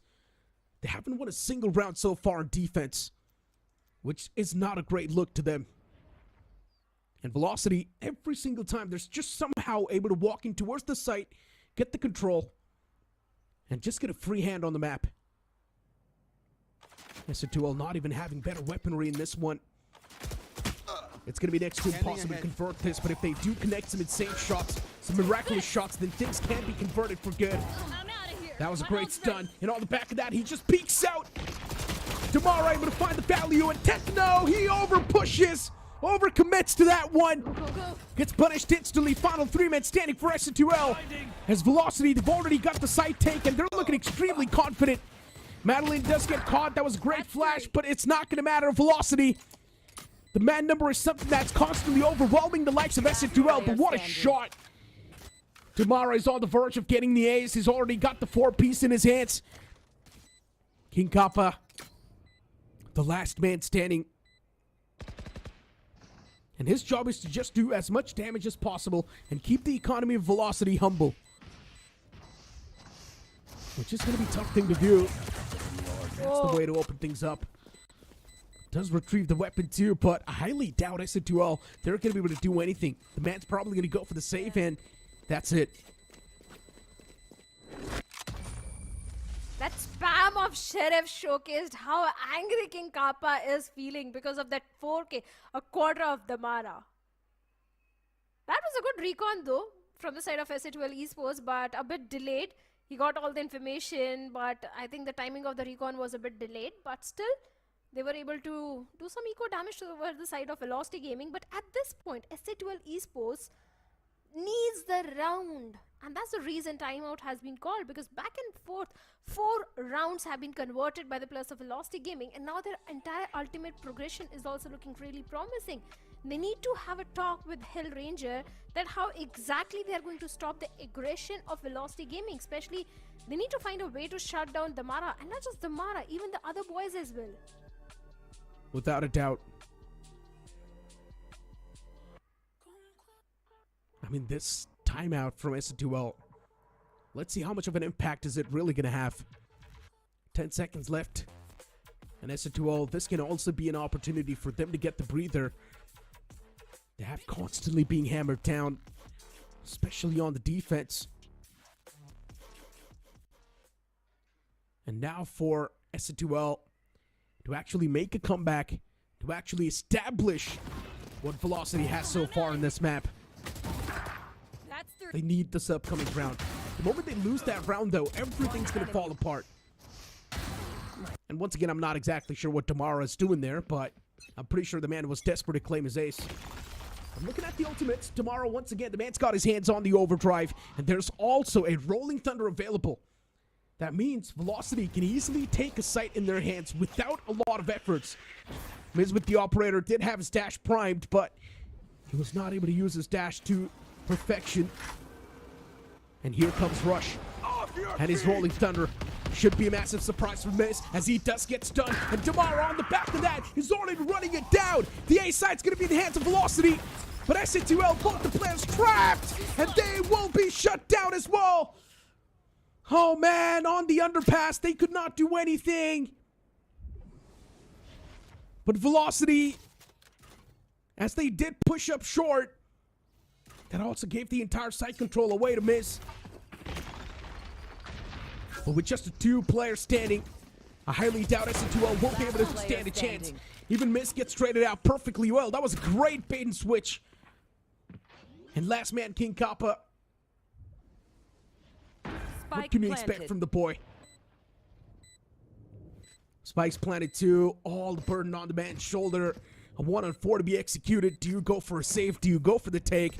And the call's going to be made with just to go for the save. That's quite a good call. A mature decision. But this was the decider round, and now Velocity Gaming will be on the 11th one. The moment Russ invested into the Rolling Thunder, the players of SC12 Esports gave the entire site control to the players of VLT, and they were anticipating VLT to push from the A long. And that's the reason a few of the players went all the way towards the A shot. They didn't expect the players of VLT to push towards the A shot first, and after that onto the site. They were completely caught off guard. They couldn't do anything. And that is where VLT shines the most in those macro plays, small adjustments, small changes which they bring round after round. And this time SC12 Esports seems like a done and dusted case. VLT on the 11th round, staging a comeback from this scoreline for SC12 Esports is going to be an uphill task now. Of course. But for Velocity to actually convert this upcoming round as well might be a little bit tougher. But since you consider that SC2L is going to be on the broken bias, that will sort of neutralize it. Velocity, the only reason why they were able to take the A side was because of that Rolling Thunder. But now it's not available. But they still do have the overdrive. And Damar, if he wants, he can just press W and directly push on towards the side itself. Velocity not even switching things up. Once again, they just want to move in towards the A site. Short and main both taken. There's just one man on towards the side, and King Kappa, he needs to go for a miraculous play. He needs to come through with a monstrous play. King Kappa spotted. Shut down instantly, Damara. This one man is doing some insane damage as SN2L. They do reply back. Spike planted. But that reply might just be a bit too late. The spike's already planted. Lightning Fast is ready in prime. He's got the shorty in hand, and he's already did a lot of damage. Even Madeline follows up. Final two men standing, man advantage now. Swinging in the hands of Velocity. And SK Rossi, he knows there's a man inside of that cage, and eventually even he gets shut down. Velocity, man advantage in the final moments. And the round also goes for the players of Velocity Gaming. Those back and forth trades. VLT's trade game is really strong. Initially, King Kappa was able to get one frag onto the players of Velocity Gaming. The opening frag was there. I like the setup of King Kappa, the way the entire tripwire was there, because VLT likes scaling up from the A shot. And that tripwire did help Kappa convert the second one. The Mara was already there. After that, Madeline and Lightning Fast, the way these two guys were hiding inside the dark cover, Madeline with the shorty was able to get the perfect frag. Yeah. Now the Mara has got the overdrive. Lightning Fast is also having from the shadows, and the Mara going super aggressive with that overdrive. But he's not actually going towards the A side. That was just a fake. They're going towards the B. That Rolling Thunder was there to try and stop the players, but it's not going to do anything. Techno and Damara putting things off for their own teams, but Velocity winning the majority of the duels, and that's why they're winning this great game. But in the end, it's taken down with 2v2, all thanks to Hoax. But even Hoax is taken down extremely low. He cannot stand this trading game for too long. Hunter's Fury not able to find the kill that it was supposed to. Hoax is just having 4 HP to play with. Spike planted. SK Rossi and Russ next to each other. SC2L, the flank is also compromised. Velocity with just these two players. They need to play in tandem, and that's what they exactly do. A combo peek. Hoax with just 4 HP. Can he do the unthinkable? The answer is going to be no. As Velocity, they convert the second map of the series. Now the score is going to be 2-1 overall. And Velocity, all they need to do is just win one more map to be the winners of the grand finals. Just one map away, like you said, from Ascension. Not just for the victory, but for the Ascension slot as well. Maybe we all thought the Ascent is going to break the momentum, break the mindset for the players of Velocity Gaming, but that didn't happen. They showcased a tremendous domination, especially in the second half on the map of Haven. It was not just SK Rossi or Damara, it was also Madeline stepping up majorly, be it the Hunter's Fury or the Shock Darts. Right off the bat, from a very first pistol round, the way those aftershock, shock darts were used and getting perfect value out of it every single time. The utility usage of ELT was on point. Crazy part is they got 0 points or 0 rounds on defense, and that's the most concerning thing about it, because SC2L, looking at the way they were starting things off, specifically in the first half itself, I generally thought this map of Haven might just be closed than you expect. But then Velocity just dominating through the entirety of second half, not even letting loose for the players of SC2L to try and capitalize. It was absolutely insane. And SC2L in the end were just stuck with 6 rounds, while Velocity just closed the series off entirely, or closed the entire map off. But yeah, generally speaking, this is something that you expect from a team like Velocity. At the start, we did think it might go close, but later on, it was just an utter domination from the boys. And I think defense has always been a problem for the players of Ascent Esports. It was clearly showcased in the map of Lotus as well. The defense is where they were struggling. Attacking half, they were in the lead. But despite that, they lost against VLT. Lotus this time also, it was an equalizer first half. But second half, they didn't get even a single round converted. So SH they really need to work on their defense, especially on those 3-sided maps, because they are constantly struggling and losing the map only and only because of their defense. And Tamara, the boys, Velocity, they are always fantastic when it comes to Haven, be the attacking half or the defensive half. And actually Velocity shines the most on those 3-sided maps. I mean, just the way overall SC2L has kicked off this series, right? Generally speaking, I expect a lot more from the side of SC2L, and I really want the series to go all 5 maps. But with the way Velocity just converted that map of Haven, now it feels like it is heavily tilting towards the side of Velocity, that there's a big chance they might just close the series off in the upcoming map itself. There's a massive chance. But you never know. SC2L, they might just pull off a major comeback. They might just surprise all of us with some moves or with some strategies that they've got cooking for a long time. But generally speaking, for Velocity, this is what you expect from a team like that. Initially, we did see a lot of rookie mistakes being made from Velocity, and one thing is for sure, there are a lot of communication gaps that we're seeing between the players of Velocity, and that is something that they need to try and fix. Yes, when it comes to mechanical standpoint, Velocity is probably the best team in South Asia. But when it comes to team play, there's still a few loopholes that need to be patched up, and that's something that SC2L can easily try and abuse in the upcoming map. But for now, the MVP of that previous map is going to be Tomorrow with 26 kills and the ACS of 387. And he's got first kill 6. That's a huge number for sure, because the Mara is the one getting those first kills every single time, be it with the Bucky or the Outlaw. I still remember that round where he got a 3 or a 4 converted with just an Outlaw. But that was the ego round for the players of SC2L Esports. Team performance, 12 first kills for Velocity Gaming and 7 for the players of SC2L Esports. A perfect post plant for VLT, but for SC2L Esports, they were able to get the site 8 times and were able to convert it 6 times. No clutches, no thrifties, but VLT completely owning the map of Haven once again, proving that how strong they are on this particular map. But looking at the team performance, the MVP from the side of SC2L is Hawks with 14 in 14, 208 ACS. No first kills, but good amount of ACS though. Yeah, I mean, pretty much, right? He was solid stats even from the side of SC2L, but it just felt like Velocity were a step ahead, especially Damara. With some of the plays this man was able to pull off, it was insane.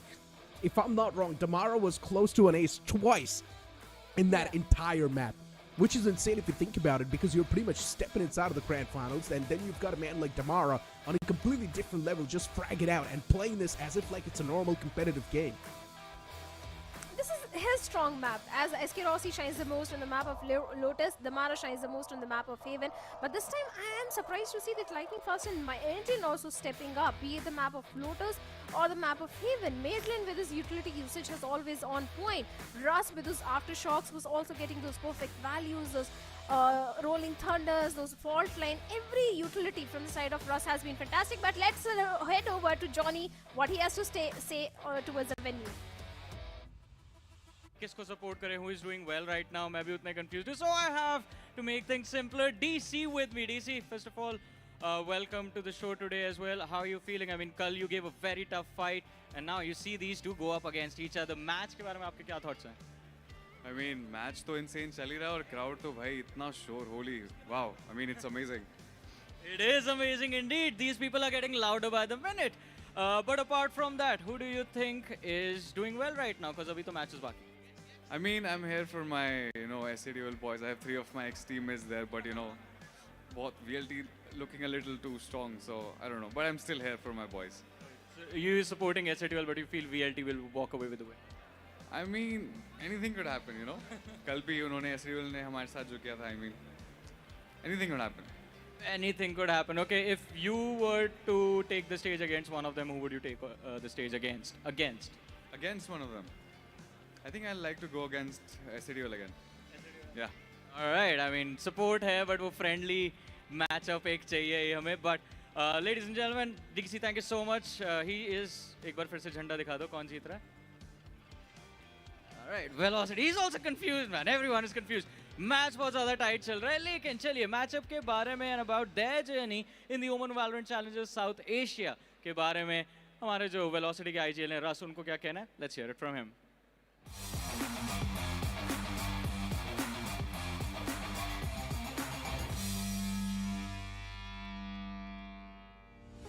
What's up gamers? My name is Shivansh Phoenix Singh. आप सबका स्वागत है ओमन VCSA Ascension Qualifier के एक interview segment के अंदर. और इस बार हमारे साथ एक ऐसी हस्ती जुड़े फ्रॉम वेलोसिटी गेमिंग जिनको हमने गेम के अंदर काफी खेलते हुए देखा है, काफी क्रेजी डिसीजंस लेते हुए देखा है. लेकिन क्या आज हमारे कटाक्ष सवालों का जवाब वो दे पाएंगे? That's going to be Mr. Russ. So Russ, how are you and how are you feeling? And please tell the audience what's your real name, what's your role in Velocity, and from where you are from. Alright, what's up guys? I'm Russell Mendes from VLT, and my role is IGL. As we both know that you are playing in the South Asian circuit, right? So any of your teammates have ever taught you any Hindi words or something? I mean, I don't say they haven't taught me. I learned a lot actually. You learned a lot? Just by listening to them, you know, even back home, like I listened to Batura, you know, from VLT, like just anyone speaking in the boot camp and stuff, I listen to them all the time. So I understand a lot, and that's the way, you know, I So you introduce yourself in English itself, right? Yeah. So can you do that and just repeat after me, alright, in Hindi? Yeah, sure. ठीक है. मेरा नाम है रस. मेरा नाम है रस. मैं खेलता हूँ. Velocity Gaming के लिए. Velocity Gaming. Yeah. Velocity Gaming के लिए. Velocity Gaming के लिए. Yeah, that's it, man. और okay, one more line. मेरा रोल IGL का है. मेरा रोल IGL का है. क्या बात, dude, you said good Hindi. You have a very good hold on Hindi, right? All right, that's the fun segment. We are not here for fun. We are here for some, you know, crucial questions. We are here for some masala. Do you eat spicy food, by the way? I saw your vlogs. I love spicy food. Yeah. You love spicy food? I love spicy food. Yeah. Are you sure? Seen your vlogs though. Bro, I don't know what you watch, but I love spicy food, man. All right. So. How's your journey, by the way, from the international circuit to the South Asian circuit? Could you please describe it? And joining Velocity Gaming itself. I mean, it was pretty easy, you know, like especially because of Lightning Fast. Obviously, like I played with them last year, and because of that, it was very easy to even just play in India in general. Because also with Anna, the owner of Velocity Gaming, like it was very easy to connect with him, and I know exactly how things work, so it's very easy to, you know, dive in straight away. How you actually gel up with the team? Because you have Madeline and Damara, they have a very different, you know, aspect in terms of the gaming, in terms of the playing section itself. How you actually gel up with those two players? I mean, with them, it was actually very easy, you know? Yeah, like they're very easy to get along with, and it's like, you know, we have a lot of fun together, and that's, you know, that's a rare thing in teams, you know, like you need to have fun or it's never gonna work, you know? So with them, it's like, we're like this. So brothers. Every day, yeah, we're brothers. So yeah, we have a lot of fun. We have a lot of fun. So is there any instance in which like somebody got tilted and you were like, I'm not going to talk to anyone? Is there any kind of instance? No, not in this team at all. Like the thing is with our team, we can speak to each other freely, you know? Yeah. And that's one thing that's really good about us. And there's no egos or anything, and everyone just gets straight to the point. We're not here to mess around, we're here to play, you know? Yeah. So yeah, that's how we are. Alright, could you please just shed some light like what actually happened, what actually hindered Velocity? Because you haven't saw a single loss in the online stage, and when it comes to the LAN, your team crumbled unfortunately, Russ. I wouldn't say we crumbled, we lost by 1 round to Revenant. Yeah, we were playing on a, what do you call it, like, I can't really say much about it, like it was out of control, you know, like we couldn't do much about it, and the stuff that we can control, obviously, we have been working on it, and we just talked about it, we had a discussion. And whatever we need to do coming to this LAN, we've talked about it, we set it all out, and it's us now, you know? It's us. Yeah. We have nothing to worry about. So yeah. From 2023, by the way, this is the first time Velocity ever managed to, you know, get into the grand finals. So how are you feeling on that? And what's your take on that, by the way? I mean, we're here to break the LAN curse. So, Yeah. So that's it. You know, like I've heard there's a big LAN curse going on. So you know, we're here to break it, and this is it. If we talk about Velocity itself, you have technically 5 stars in a team. Is there any type of possibility of clash between the stars? And if so, who handles that? No, actually 5 stars. It's more like, you know, we have 3 stars. For me, it's Damara, Lightning Fast, and Rossi. Oh, okay. So for me, those guys are the main players in the team, and me and Madeline, we actually support them to get the best out of them, pretty much, and that's the way we see things. So, and that's why you normally see Lightning Fast, you know, Damara, Rossi, they get the most kills, they carry us, and you know that's the thing. But obviously, when you do see that, me or Lightning Fast or even Madeline, we get a lot of assists. So, and that's because they're capitalizing off our utility. So we're really good at that, pretty much. Yeah. Which team you are looking forward for the grand finals against you? DXE or SATUL, and why? Honestly, it's SATUL, like, just because like I think, you know, they've been working the hardest, I think, in the whole region, like other than us, obviously, like and I think it's like the perfect matchup, you know. Everyone's like worked hard. This is it. It's gonna be a good clash, you know what I mean? So I think that's the best opponent to have. Because if it's DXE, we beat them, I don't say very easily online, you know, and it's like, I feel like the fans deserves a better game, you know, for the finals. So yeah. It's gonna be like kind of a pay-per-view match. Once again, the rerun of a grand finals. Right? For sure. For Yeah. sure. One statement or anything you want to, you know, say to your Velocity fans who are just gonna come up tomorrow and support you guys. Anything you want to say, and you can just say on that cam. To all the fans, thank you for all the support. We didn't provide the best in Mumbai, but this is the real deal now. So everyone that's showing up on Sunday, we'll see you there. Thanks a lot to Russ and best of luck for the LAN finale and thanks a lot to you guys for tuning in. और मेरी भी English बहुत ज़्यादा smooth हो चुकी है. मैंने रस की भी थोड़ी बहुत हिंदी ठीक कर दिया. I hope LAN के ऊपर भी कुछ ऐसा हमें फन देखने को मिले. Thanks a lot you guys for tuning in. हम आपसे मिलेंगे ऐसी फन सेगमेंट के साथ. Till then, keep gaming. Watch this.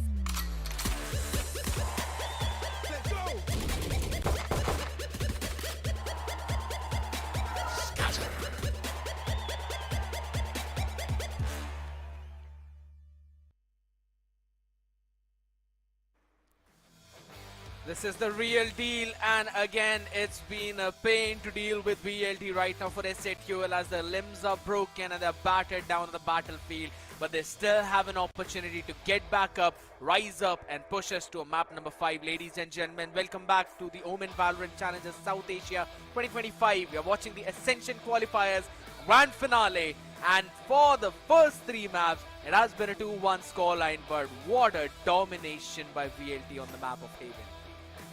Of course, it was a domination in the second half. The first half was a 6-6 first half, and SATUL did put up a good competition against the players of Velocity Gaming, but defense is where they struggle the most. But now it comes down to Pearl, which is the next map. And last time when these two teams went against each other on this particular map, on the map of Pearl, it was a 13-10 victory for Velocity Gaming. It was a close affair. So I'm sure once again, SATUL Esports, they are going to put up a great fight against VLT, and it can go either ways. Really want to see how this one pans out, as again you brought out a bit of a history as well between both of these teams, SATUL, VLT, in the previous best of 3 series in Ascension Qualifiers. This was the exact same lineup as well from both the sides. SK Rossi back onto that Kyoru. Had played a lot of rounds out there, both on attack and defense, having a better win rate out there, 58 and 55 for VLT, while for SATUL, they played this map twice, got a pretty solid win rate back again onto their attack. Defense is somewhere we often see them struggle, Shadow, and this has persisted for the last 2 maps, or rather the last 2 3-sided maps. It's going to be very crucial to see if that's going to, you know, continue the same way in this map as well, or we might potentially see them push us forward for a map number 5. Everybody wants to see that. We all want to see the story go all the way down to Sunset, another map where both of these teams like to play. The setup is here. Everything is ready. Ladies and gentlemen, the scoreline 2-1. VLT need 1 more map. Just 13 more rounds to represent South Asia on the international stage by becoming the Ascension representatives from this region. And it takes 13 more rounds for SATUL to push this series to a map number 5. We move on to the map of Pearl.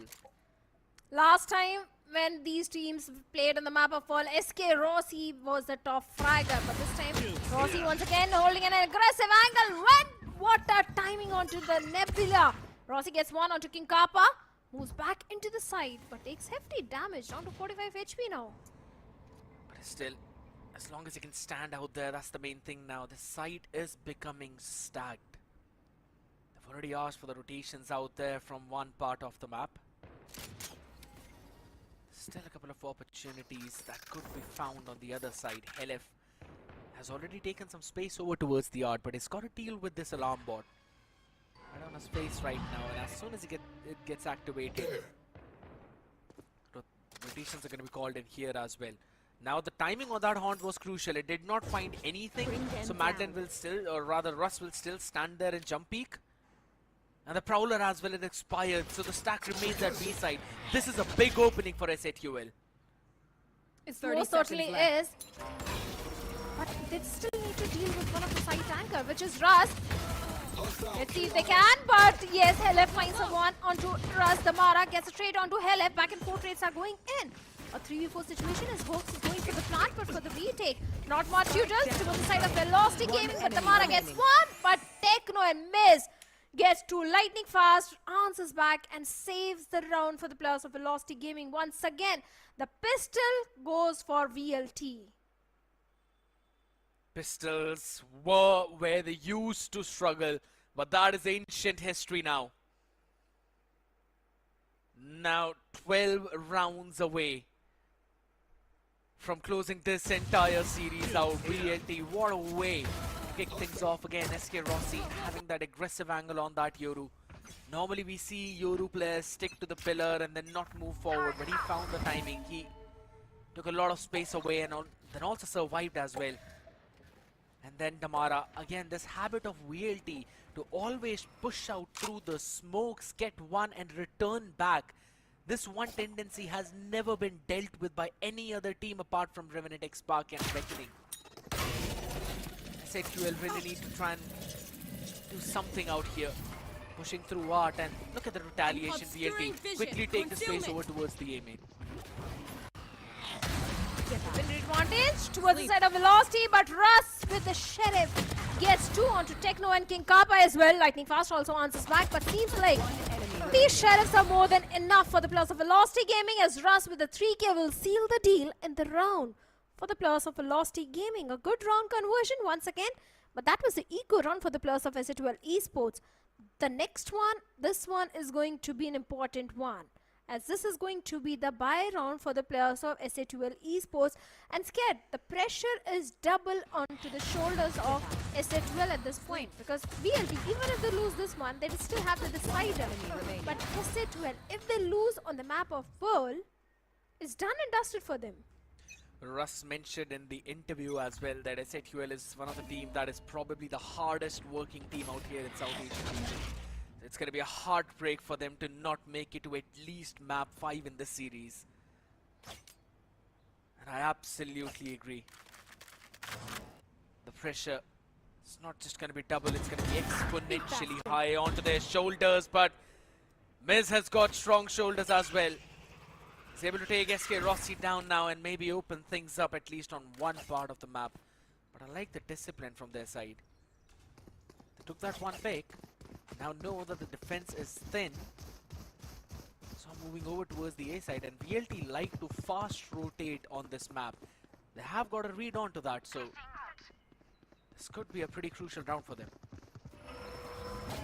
Most certainly can be, especially Russ once again holding an aggressive angle, but the barrage of futils forces Russ to move out to the side. Hawks going for the plant of free side hit, but look at the position where Russ is. He can still do a lot of damage to the side of Velocity Gaming. This entire team is coming from the Arts, and Madeline gets one onto Miz. Back and forth trades, Hawks getting a double up onto the Mara and Madeline. It's a 2v3 situation. Make it fast. It's one onto Stinger. And now it's a 1v1. What just happened? Lightning Fast with a 3K onto the fourth one, but the quadra will be denied. And the round goes for the players of SATUL Esports. But it was a costly round for SATUL. It was a costly round, yes, I agree. But the fact is they were able to convert the round. So they should be at least a bit happy about that. Now it's all gonna fall down to how they're gonna play in the next one itself. Call was good early on. A good opener by Miz. Onto SK Rossi, and then a conversion over towards Enemy remaining. the side. I have seen multiple times how lightning fast have always been the nail. It's always been that one thorn for Techno. This time it was able to deal with him, but there's a judge! There's a judge! And the judge gets the value onto Miz. Right on his face. The Hunter's Fury is still there towards the side of Hawks. Lightning Fast has got the Cosmic Divide. The Nightfall of Russ is just 1 point away. And the way Russ is holding on to the aggressive angle towards the A main, he can actually try to get one, but the Outrun is going to push back Russ into the site. But no information has been passed on to the players of SA2L Esports. That's a win situation, but now SA2L knows where exactly Russ is. And here comes a pivot.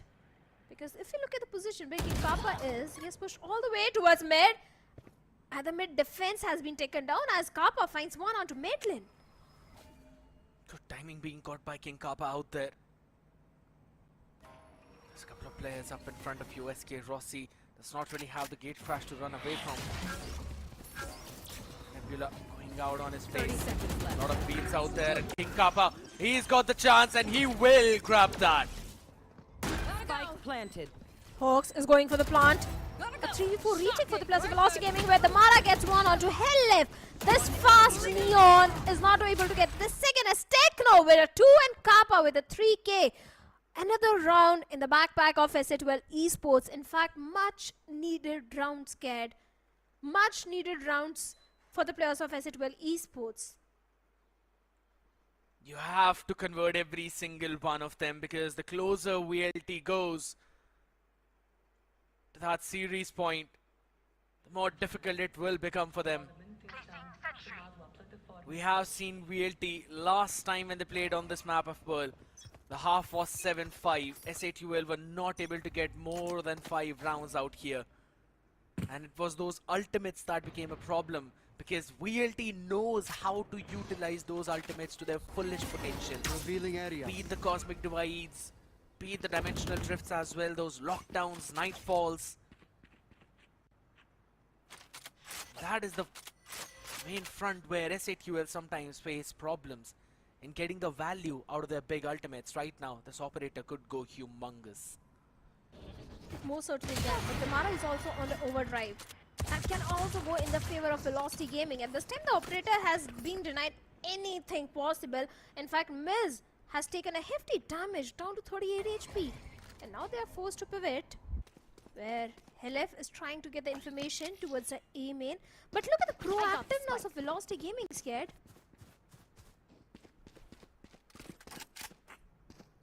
Quickly retreating over towards the A. Now, this is the main thing, right? I mentioned about this as well, that VLT plays a lot on quick rotates and fast movement around this map. So it's comparatively easy to pick against them. But a half-hearted pick is not going to work. It's a stack site now, Shadow. Most certainly is, and the Mara Nightfall also being invested from the side of Velocity Gaming. The Mara is actually pushing towards the arts. And Maidlin gets one onto King Kappa. The numbers advantage still maintained by the players of Velocity Gaming. It seems like this time SA2L are being denied the side. There is no time left to go for the plant. Those nano swords, those utils, and lighting fast with those sheriffs. Everything just goes in the favor of VLT. And every supporter of VLT is looking pretty happy, actually. Why would there not be? The last time this team was here on the LAN was all the way back in Split 2 in Mumbai, where the team soared through the upper bracket only to fall short in the upper bracket finals and then get eliminated in the lower bracket finals. But now, time to jump. When it matters the most, when the stakes are at their absolute peak, when it's about the Ascension slot, that's when this team performs.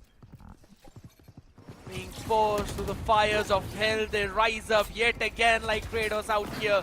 Lightning Fast is the man who's anchoring down in the pit. And he's gonna be winning the fight as well. Not one, but rather two. He shuts down the third. Maybe getting an ace out well, but Damara is able to steal that one away from him. Feels like a lightning fast show. The way this guy is popping off heads, getting those triple 3Ks, 4Ks. From the very start of the day, Lightning Fast has been feeling himself. And even this time also getting those frags, important frags converted. This guy is built completely different. I'm sure the audience is also chanting for VLT, supporting them. But now SATL Esports also need that support. But before that, they need the timeout. The timeout has been called because they've got 3 ultimates. And let's see how these 3 ultimates are going to help SATL convert the next round in their favor, because now they are 2 rounds deficit. The story of this timeout has always been that SATL takes the first one, then VLT takes the second after the scoreline is equalized. Then it falls back for SATL to take the second timeout in the second half. And for the past 2 maps, VLT has not had the need to pump the brakes on the second timeout. On Ascent because they not really get any major rounds out there, and on Haven because they were getting every single round after the second half. But yeah, the discussion is going to be crucial. The adaptations need to hop in, because you can't really let Lightning Fast run away like this. The tendencies are showing up again, Shadow. Whenever VLT are confident, they will make these proactive plays. They will try to pick the timings through the smokes when everyone is basically a bit lackluster about anyone from pushing from those fronts. And SATL will have to read on to that. They haven't been able to do that too, and the fakes have been half-hearted, which never works against this lineup. SK Rossi aggressive now. Fake teleport, cutting through. Important angle, important position for SK Rossi. He gets one onto Miz. Can he get a second? And he certainly gets a second. SA12 Esports didn't see that one coming. Cosmic Divide being invested by SA12 Esports. They still have got the lockdown and the null command just 1 point away. But they don't have the numbers. It's a 3v4 situation. The left going for the plant. The Mara. Seems this Cosmic Divide can help them isolate those fights, and Techno gets a timing onto Lightning Fast. That's such an important duel. Even Damara also has been picked off. It's only Russ and Maitland remaining. But Russ has got his entire util, the Horn, the Prowler, the Seas, everything is there to help him out. It's still possible because King Kappa is down to 45 HP. It's all about the timing. They get the timing. A double swing coming in, and Techno with a Quadra and an ace as well. An ace and a round for SA12 Esports. A 4K of Lightning Fast in the previous round, answered by an ace from the Astra on the other side. Techno soars higher than he's been in this entire series, and it seems like VLT have now woken up the beast inside of him. And SATL really need that. Phenomenal trades coming in, even though the first 2 picks were of SK Rossi. Set things up with a 4v3 for his team's favor, but the Cosmic Divide so good, and the read of SATL even better. Now it's going to be a double peek out here. Sure, but this time Rossi doesn't get anything with the operator. In fact, he has been picked off by LF, and not just Rossi, but Russ as well. And slowly and steadily, SATL Esports are scaling up onto the B long. It's only 2 side tankers left towards the B. Lockdown is going to push them out of the site. Already being invested. And now should be an easy control, but there's still few gaps. Look at the position of Damara. He's still having that entire B-hall control. You should not have allowed him to get that. That is nasty, Damara. Getting a shot as well onto his head, even though he was concussed up now. Already down to a 5v, rather 3v2 out there in the open, and they want to convert it.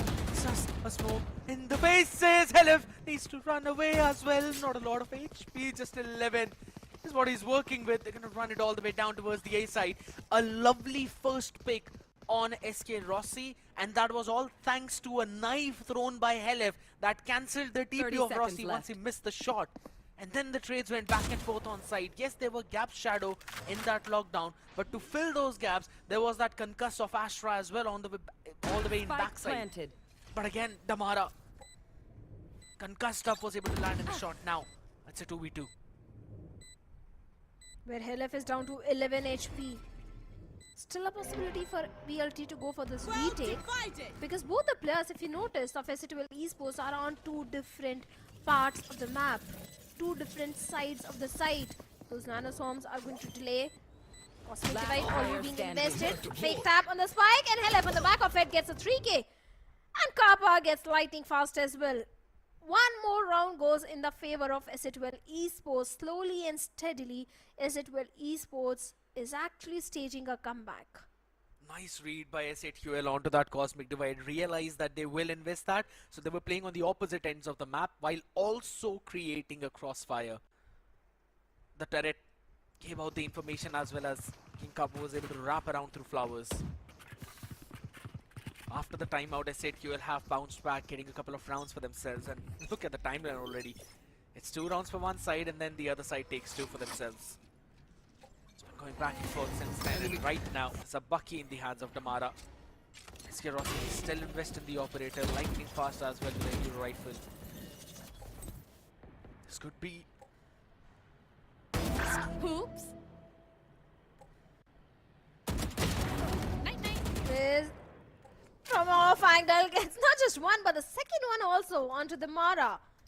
First he took down mid lane, the win condition for the players of VLT. The lockdown was already out, and after that the Mara was picked off from the same position. And now the operator is still there towards the side of Eskerosi. He has got the dimensional drift. But the thing is, SA12 they have the numbers and they're slowly scaling up towards the B long, but look at the position where Russ is. Yeah. So important. If this corner is not checked, he can do so much. He gets one and the second one as well. Can he get third? And seems like no. 3k for Miz.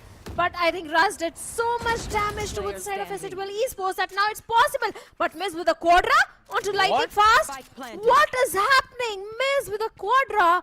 And Eskerosi seems like now he's going for the save. That too on down 20 HP after those first 2 engagements.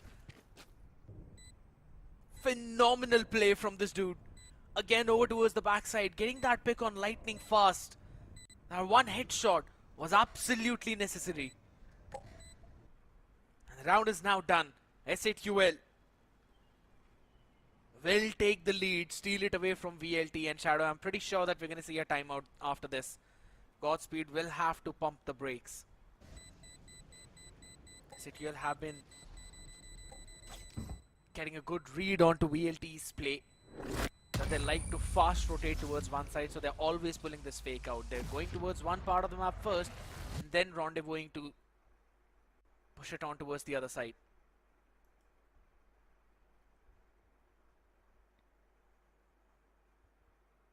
For some reason, I'm having this feeling that this map of Purge either will go into an overtime or maybe will go in the favor of SC12 Esports. One enemy remaining.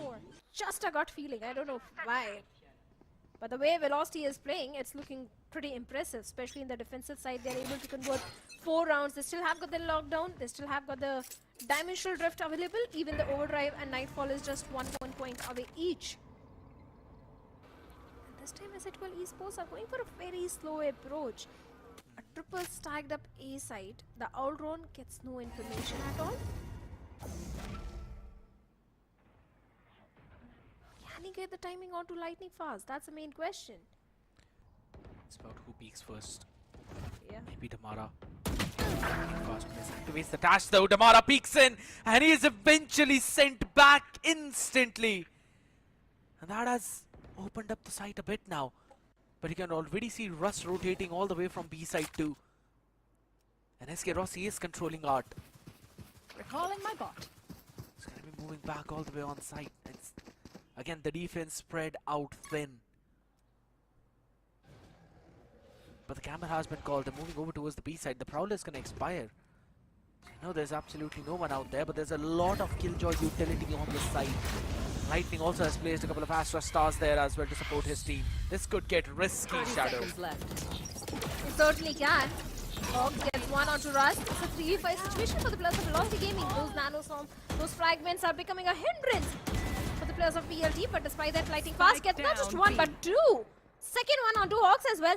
As long as Lightning Fast is there, it's still possible, but seems like Miz is going to take that one lad out from VLT.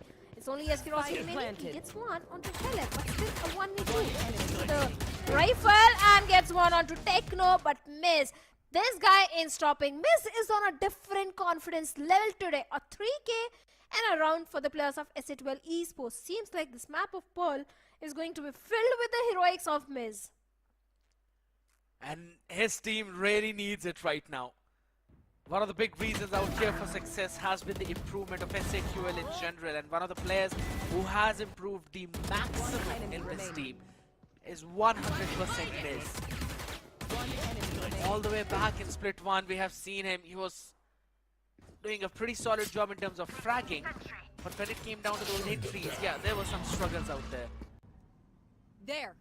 You could see the synergy was a bit of a problem, but then came Split 2 and Split 3, where he worked onto his entry as a duelist.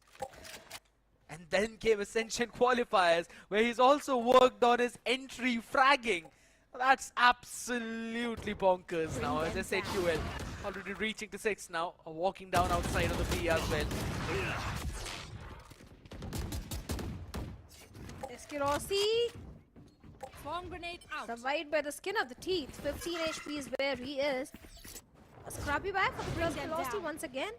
Should be an 7th one for the players of SAQL Esports now. But the thing is, Maiden has got the lockdown, the overdrive is there, Nightfall is there, so many ultimates towards the side of Velocity Gaming, but one single lad is more than enough. Miss, the way this guy is performing, and he has got the Blade Storm as well. I got this Rossi with the Dimensional Rift, gets it in close towards the team.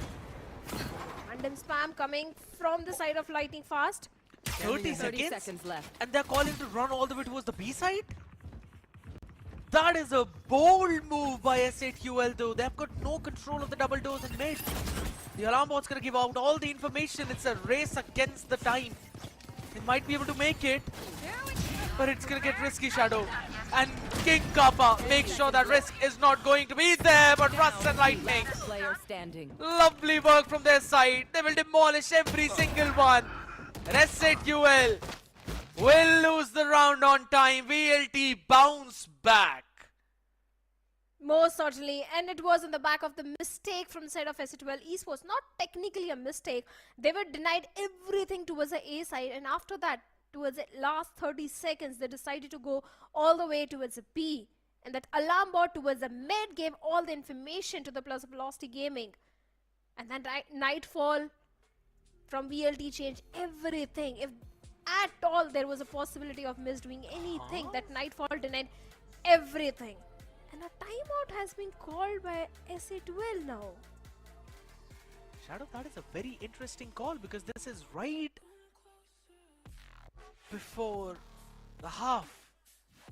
Exactly. And with this, SAQL will have no timeouts left for the second half. It's a big risk. It's a very big gamble.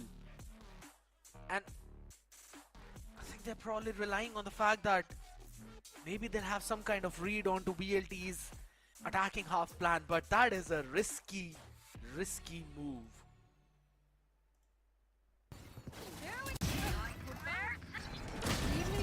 Seconds left. That Nightfall immediately gave all the information. I don't know what's really going in the minds of the players of SAQL Esports at this point.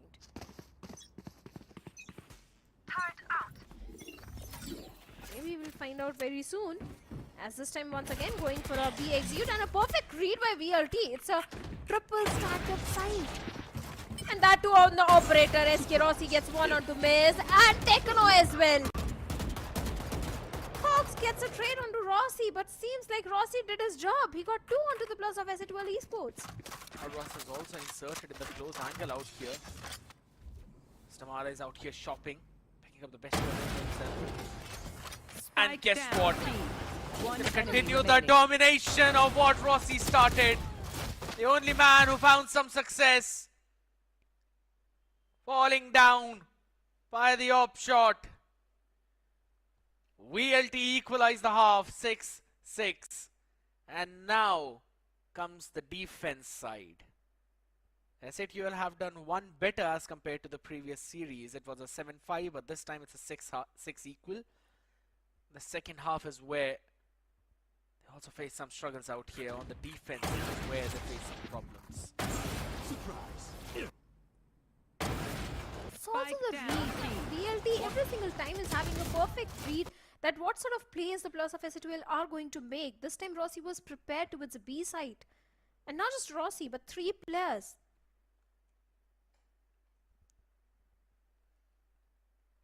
This map is really important for the players of SC2L Esports. An equalizer, a good first half, but like you mentioned, defense is where SC2L struggles the most. And let's see how prepared they are. It's all about the hustle. It's all about how competitive can you get to try and pull this one for yourself, and also for all the audience out there. If you're feeling competitive, make sure to register for OMEN. They went out here, quickly scanned that QR code. Holy smoke, Shadow! I just realized both the Astras and both the teams are the only ones who are actually on those double digits, and lightning fast more than Techno out here, 17 and 6. This is absolutely bonkers. And now, given the situation where Russ likes to call on the attacking side and his calls have been immaculate, at least throughout today's series, yeah, I'm pretty sure it's going to make things easy for his team, but maybe not those shots not being landed by SK Rossi. That turret actually did quite well. I'm out of here. Back and forth trades. LF gets one, Russ gets a trade onto LF, and Techno, being the side anchor, gets the second as well onto Russ. Got trades in the favor of SC2L. They have the numbers advantage. And here's the thing, it's not just the Astra top fragging. Lightning fast is always One enemy remaining. That's just lightning fast thing. Be it as an Omen or a Astra or whatever agent he's playing, he's always getting those crucial frags converted. But seems like this time, in this pistol round, BLD was not able to shine because Middle is the last man standing. And the way the spike is dropped and the players are guarding, it seems highly unlikely that this round can go in the favor of VLT. 30 seconds left. I like this thing. Madeline realizes that he can rush towards the other end of the map and maybe grab an orb out here. That's a pretty small macro play, but it could very well result in a big butterfly effect as well. Probably helping him convert one of the biggest rounds or the most crucial rounds of this half. Alright, sees the first one. 5 more seconds remaining and they all want to just rush away. They don't actually want to pick him.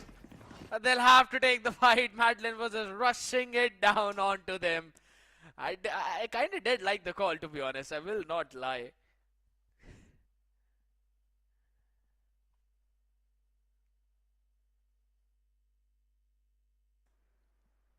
Well, yeah, Madeline being the cheeky one, but yeah, the round goes in the favor of SC2L Esports. A much needed round. They needed the pistol and the pistol goes in their favor. But once again, Velocity Gaming, in those eco round, they go for the Bucky investment from the Mara. And that is exactly what they are doing once again. SK Rossi onto the Sheriff, 3 classics and just a single Bucky. The Mara has always been the playmaker in such sort of eco rounds. The main thing is SC2L are struggling to adjust with the pace of Neon. They faced that struggle in the entirety of the previous map. I want to see how they are able to deal with it in this map. It's an split right now. Everything looks pretty solid for the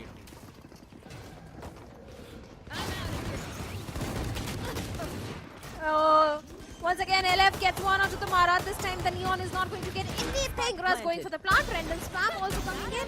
It's nothing missed with a Marshall, a 3K. What is happening to Miz today? No matter what the weaponry is, this guy is always multi-fragging. Hawks going for the defuse. An easy 8th one for SC2L Esports. And all VLT could do was just deny flawless to SC2L Esports. So that means the bonus is also going to look pretty decent for SC2L. A judge in the hands, a Bulldog as well. Bulldog and Guardian technically the only 2 weaponries that can deal a lot of damage out there. But since we are playing on Pearl, the judge will have its own value as well all the way towards double doors. Maybe VLT VLT will have to be careful about this one. They have been exploring towards arts for the last couple of rounds, so maybe this time around they would want to change their avenue a little bit. There is a change in the defensive setup now. You would normally see a Nano Swarm and an Alarm Bot set up over towards the art. This time around it's on the B side. Lightning fast. Be careful.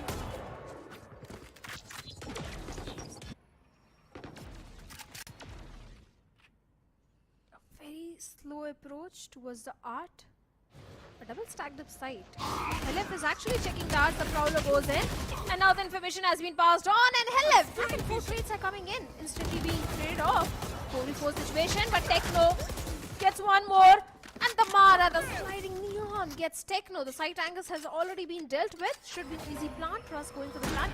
But a 2v3 retake for the players of Exe Esports. And since Miz is on the operator, Kappa on to Judge. They do have few smokes to work around with to isolate those fights. Still possible for Exe Esports to go for the 9th one. If King Kappa wins this one, then this round is tilted on its head. That's a big if out there. Some of the noise being made on the other part of the map. So, holy smokes, Judge in the hand, on the face. King Kappa gets 2, but Damara is able to answer back. Holy smokes, you could see it from the expression itself.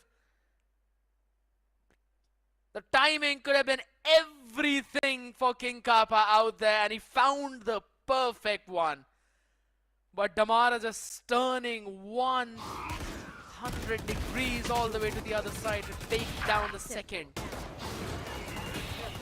Absolutely crazy. Oh, for sure. King Kappa with a ghost, with a Judge. ELT just one step ahead. And one round away from an equalizer. And this time, once again, Deploying a drone. similar approach. But look at the position where Hawks is. Raul Ron is going to give the position away. The information has been passed on towards both the sides, but Helef swings out and gets 2 onto Eskerosi and Damara. Lightning fast answers back by getting 2. The 3v3 situation is there. And actually, they can go for an A execute. Because look at Russ, he's already in the site. But Hawks is also coming in. If Russ is not aware, or maybe this recon is going to give the information. And now he's aware that someone is coming. Gets one onto Russ with that outlaw. One enemy remaining. I got the spike down. Lovely A. timing onto Kappa as well. It's all down to 1v2 right now. Okay, you've seen those shots out here, and Hoax will move out of the smoke. Wrap up the job started by his teammates out there towards Art. Again, that Owl drone giving so much information. For the past 3 to 4 rounds, VLT have gone straight from Art. Haven't really faced a lot of resistance there. So this time they had 3 people set up to take that fight to the members of VLT Gaming. And what a lovely way to answer back. Probably the first time out now, being called in by Godspeed. So this gives Hellranger as well a chance to talk to his lads, but it's an eco round. Eco round, but VLT now only 2 rounds deficit. And after this time out, there is a possibility that VLT can actually go to an equalizer. But the good thing is, I like that how Exe Esports have worked on their defense. At least on the map of Pearl, they certainly have. And they're looking much better as compared to the map of Lotus and Haven. So I'm sure both their coaches are going to give the guidance to their players. But indeed, important round for Exe. If Exe actually converts this round, there is a possibility, strong possibility, this entire series will go to a decider map. They certainly can go for the 10th one, because like you said, an eco round for VLT, just 2 stingers and a nightfall. But on the other side, the outlaw is there towards Miz. Null Command is also there. And a good reveal coming in on the back of it. The Mara gets one onto King Kappa. Instant trade from the Nano Swarms are there. Got to be careful around those corners. Oh, again, a couple of taps out there happening, but there's a lot of bodies behind that. Those bodies have now given a big advantage. Nightfall's gonna be sent out, Hook stacked up, seened up, but it's still him winning at least the first one though, but the Rossi with that upgraded weaponry is able to answer back now and realizing they've already spent a lot of time. They're moving towards the B side. They've not really heard where Helef was, so I got the spike. it's all going to be a guessing game for both of these teams out there. Plant's gonna go down on towards the B side. Lightning Fast is watching. His teammates back.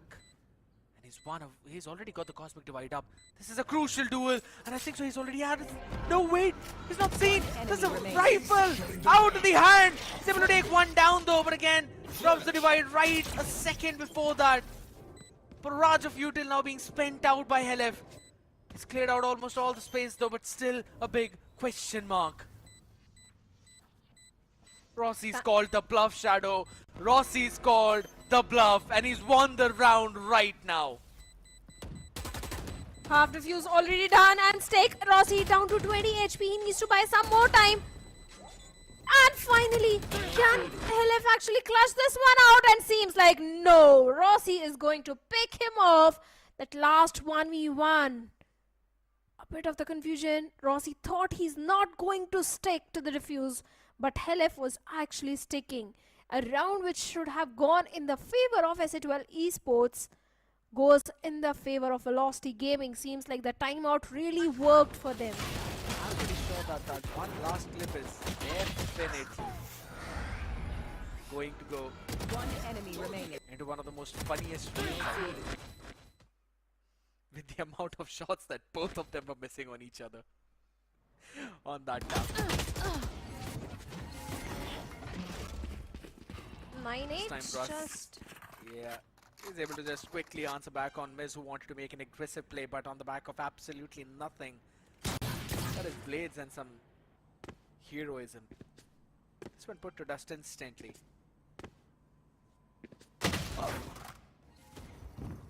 Lightning Fast gets one on two Hawks. It was an eco round, and now the numbers are also not there to support SA12 to go for the 10th one. Seems like an equalizer is going to be there, as it's only one site anchor. Who's next? The rotations are being called off from SA12. Rossi actually investing into the Dimensional Rift, gets information of the B alls. Helef gets one onto Raz. The Mara gets the trade towards Helef. And even the Mara and Rossi deals with the remaining 2+, Techno and King Kappa. And round goes in the favor of Velocity Gaming. But this was an eco round for the players of SA12 Esports. Equalizer has been established, and I want to know your prediction. What do you think? What's going to be the scoreline of this map? Are we going to witness an overtime? I have absolutely no clue, Shadow. This day has been going pretty solid, so I don't want to jinx it at this point.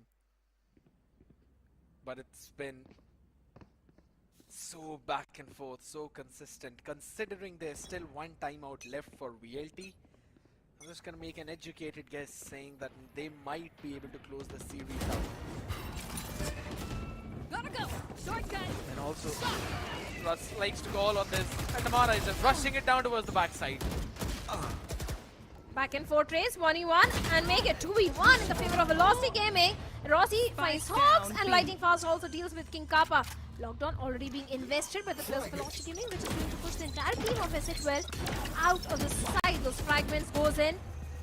The back of it, Helef trying to scale up and get something. He gets one, but the lockdown was there. Quite eager Helef became in that situation, and Lightning Fast instantly humbles him down. It's only Techno remaining in a 1v2 retake from the side of SA12 Esports. He's got a cosmic device. One enemy but remaining. A 1v2 isolated. Yes, SK Rossi has been picked off. Now it's only Lightning Fast. It's doable. It's possible. Both sides very low HP, and Techno pulls off the round and saves the round for the players of SA12 Esports. Winning the rounds when it matters the most against his counterpart, who's always owned him throughout the series till now. Techno is rising up at the perfect opportunity. push his team even far forward and keep them in lead. One enemy remaining. For a second, I just thought maybe Helef is going too over eager out there. Maybe could have tapped onto his own ultimate as well in the meantime to try and go down onto his knees, provide some more help to his counterpart. But what a round from Techno. Walks up, uses the lightning fast Nebula, walks around it, takes the isolated duel with SK Rossi, and lightning fast could not trade him because he was behind the pillar. Even though that pillar is basically paper, he was still able to dodge a few of the bullets from lightning fast, and then Techno wins out that one last duel with a bit of a reposition. Beautiful play.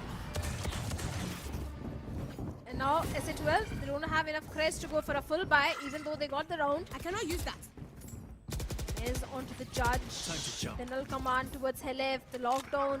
Too many possibilities for SA12 Esports to get the 11th one. Tamara onto the overdrive is already there. The side control has been given. And seems like the players of SA12 Esports waiting for a right moment, and Miss gets one onto the Mara. The patience finally paying off, but Madeline gets a trade onto Miss as well. Back in 4 trades, and Rossi gets Fox as well. Techno gets one. And there's only 2 players remaining. The numbers are still favoring the players of SA12 Esports, and Cosmic Divide coming in from the side of Velocity Gaming, which is going to isolate those fights and also give them the control to go for the plant. Rossi.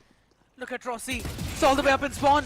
Helef is not going to expect him as well, and he just TPs out at the perfect moment. Faking a rotation towards the A side. Now that has made B empty. And he is still on that lurk. Lightning fast going for the plant. Spike planted. One enemy remaining. V3 situation and make it a 1v3 now. Rossi on 5 HP picked off 2 plus of SA12 Esports. Now he's going to run back all the way to his team. He has to. Making sure that they're carrying those extra weaponries and also bringing in some extra crosses on those choke points. Techno is not going to give this a shot. He will save the weaponry. Already out of the point of no return this time. VLT again creeping back up. Not bowing down easily. So could be said for SA12. A gamble stack over towards the B side, catching a few picks here and there, but then the Cosmic Divide. And then the big brain play of SK Rossi. I was actually watching him, seeing the entire rotation where the full team is pushing towards the B side, and he's just decided to rewrap all the way around from mid, go all around the globe.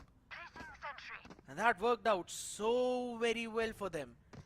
When he got the first one all the way towards the connector, and then recovering it, moved down towards the water to catch in Helef. Suspecting out here. I'll find you.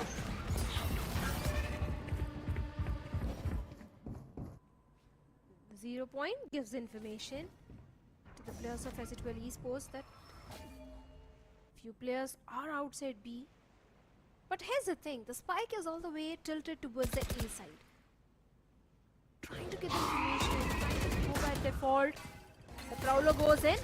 Now Rossi is aware about the position of Helef. The smokes are there. The Nebula on the back of it, trying to fall back, trying to pivot all the way towards the A side. But look at the position of Madeline and King Kappa. It's going to be so important. It's all about the timing. Techno is also there. King Kappa, and finally Madeline gets only one. Back and forth, 1v1 trade have been made. The lockdown is still there. And finally the lockdown has been invested and lockdown has been destroyed by the Mara, and also picks off King Kappa. What a play and what a timing coming from side of the Mara. It's going to be invested in. Updraft play coming in. Miz instantly shut down though. Helef is quick on that trade. And the spike is all down on the floor. He's got to make a big play out here. Man has to go big. But guess what? He's not going to get any support from his teammate now. Again down in a 1v2. Helef versus Rossi and Lightning Fast. He was on the roster of VLT when they stole away the win. 3-2. And he is against them this time, but Lightning Fast answers back. It's a revenge from the past being brought back in the present. What a story this has been as VLT take the lead on the map of Pearl. Down A. And that too in a very important round. 30 seconds left. Lightning Fast once again saves the round. How many times today has this guy saved the round for the players of Velocity Gaming? This was not the first time. 11 in 10. Now, well, they do have threats to go for a full buy, and the Mara goes aggressive along with Lightning Fast towards B-Long. Gets 2, deals with both all the side anchors in fact. And now it's just a 2v5 situation for Ascent Esports. King Kappa and Techno. Not having the best of the best weaponry in their hands, just a Bucky and a Bulldog. They do have the Cosmic Divide, but seems like now VLT is so close to getting the 12th round on board. One enemy remaining. For VLT, it seems like the history will repeat, but for Lightning Fast and SK Rossi, it seems like they're gonna rewrite those chapters now. They do not want to let what happened previously happen to them again. Take this. I'm out of here. This time with the help of Damara, Russ and Madeline. One down. They will pick apart SATUL piece by piece, though King Kappa is trying to stand alone. He's got the weapon upgrade as well, will save his life, but he cannot save the round. 1 round away from claiming the throne of the best in South Asia and representing us on the international stage. VLT will have to pour in everything they have for the next minute and 40 seconds.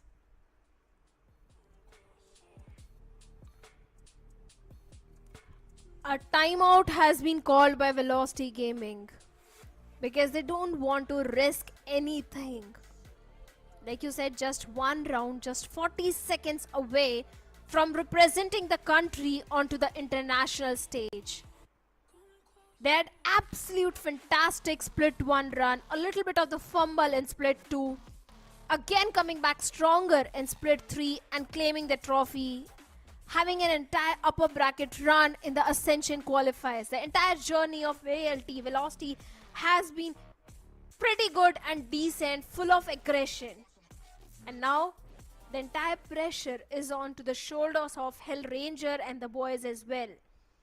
Because if they convert the next 2 rounds, there is a possibility of a decider, of an overtime happening. But this round is going to decide everything as VLT, they've got 3 major ultimates also online. This time, the stack of SATUL is on the absolute wrong part of the map. 4 people in mid when VLT have decided to take control of the A main, and that too pretty fast.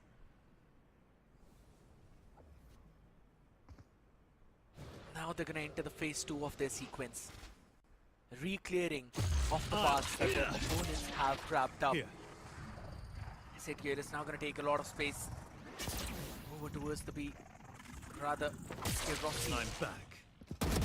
Still gonna hold it down. No TP available right now. He's out in the open, in the wild. And that's when he falls. He's punished out there. No one to follow up as Miz holds his operator. Misses out the first one though, but it's got the couple of layering on the back of it as Madeline shuts him down. Important frags, numbers advantage still there with the players of Ascent Esports. The Nightfall and Lockdown are still there with the players of Velocity Gaming. Techno has got the Cosmic Divide available. The crossfire is there between Helef and Hawks, but the Nebula, the timing was so perfect. But Hawks and King Kappa do the unthinkable. Shut down everyone from the side of Velocity Gaming and convert the 11th round. Just 1 round away from an overtime. 1 minute and 40 seconds will decide the fate of South Asian Valorant right now, ladies and gentlemen. I pity the people who have not yet joined in the action at RD Mall, because what's happening right now is not going to repeat in the future. But it's about time for teams to make history for themselves. The economy broken, but can you really call it broken when Damara is running with the Bucky? Cosmic Divide on their faces as they're gonna pour everything now, Shadow. Nightfall, Cosmic Divide, everything being invested. The Blaze Storm is there, Lightning Fast gets missed. Those Blades getting nothing, but Helef gets one. The Mara of the Overdrive gets one onto Helef as well. The Lockdown is also there, which is going to push the players of SC12 Esports out of the site. 20 HP is where he is. 2 players right in front of him. It's all about the timing. Can he get one? He gets one, and second one by Maitland. Maitland was there to support Rossi. And now it's only Hawks. It's done and dusted. Scared. The Mara with the last frag will secure the slot for Ascension. Velocity Gaming getting a victory on the map of Pearl, defeating SC12 in a 2-1 fashion and becoming a champion of Ascension Qualifiers. The revenge of South Asian Valorant has been served cold, ladies and gentlemen. Lightning Fast and SK Rossi, along with Damara, Madeline, Russ and the entirety of VLT, have claimed the throne and are here to be the kings. An absolute beast-like performance. We've been talking about improvements, and VLT has also shown that. The masks are off now and the celebrations are on their way. Velocity Gaming are now gonna reach to the heights that they have not yet reached, which most of the people will only dream to have touched. But as there's celebrations on one side, there's heartbreaks on the other side as well. Ladies and gentlemen, everyone's pouring their emotions out there on the stage. Everyone's out in the arena feeling a gust. It's all happiness out there. Let's move right there with Johnny.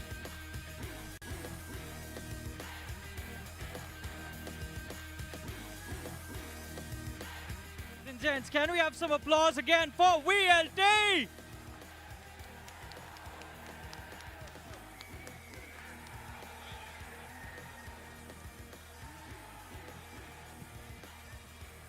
All right. Boys, I know you waited, but we got to talk before you get to touch this beautiful thing in the center of the stage. Russ, we are going to start with you. Man, it got very intense, especially towards the last few rounds. Everyone, peak adrenaline rush chal raha tha. I want to know what was going through the heads of your team, man. I mean, I'm not gonna lie, like at the end of the game, we started like missing a lot of shots that we don't normally miss. I don't want to say like, we wanted to close it out or whatever, we're shaking or whatever, but it's a little bit missed comms and stuff, but at the same time, on the other side, they're whiffing a lot more than us, so at the end of the day, we won the game, so yeah. You guys recovered very nicely, but talking about recovery, Rossi, I'm going to come next to you, because we saw you playing with that mask on, and now the mask is off, man!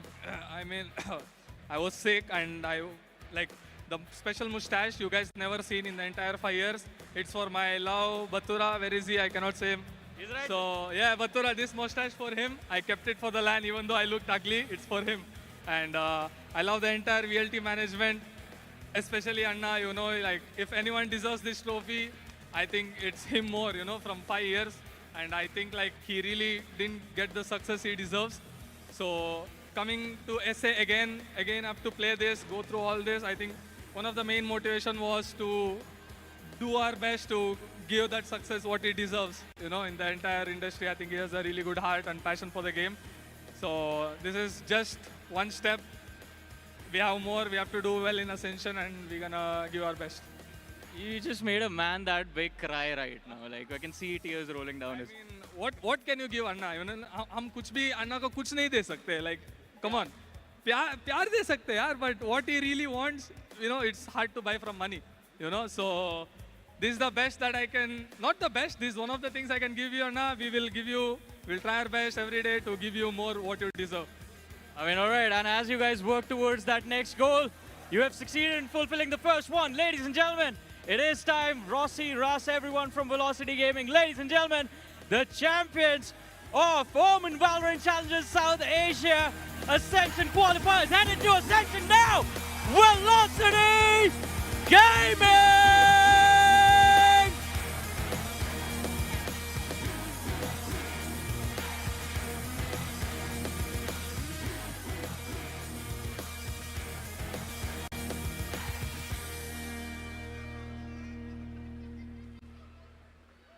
तालियां रुक क्यों गई भाई? Champions है हमारे south Asia के.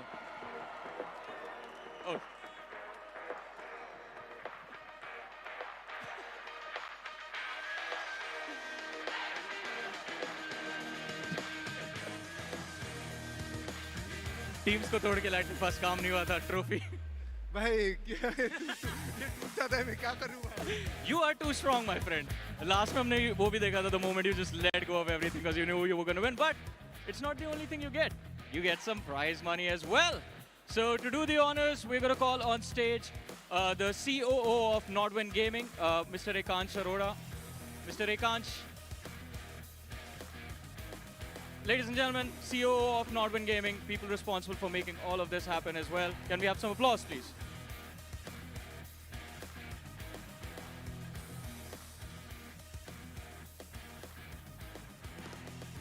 And of course, can we have the check for our champions? Here it is.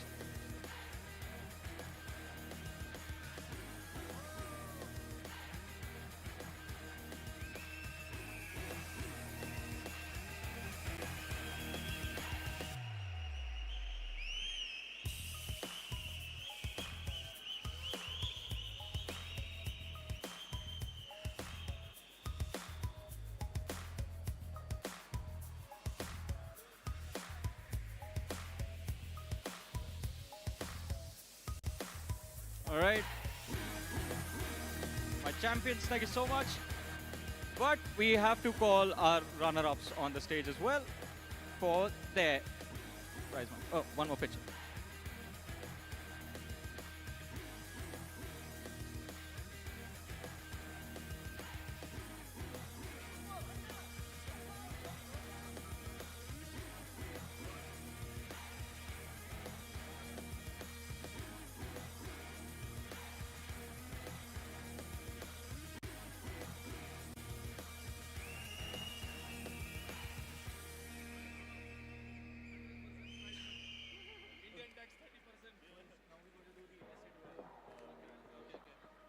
All right, so boys, I'm going to ask you to move to your battle stations now, because we will have runner-ups on the stage next.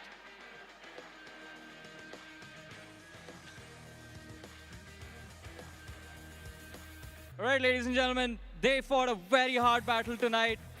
Let's have a round of applause for S8UL, the runner-ups of OMEN VALORANT Challengers South Asia Ascension Qualifiers. And can we have their check as well? Yeah, Hellranger, Bhavin.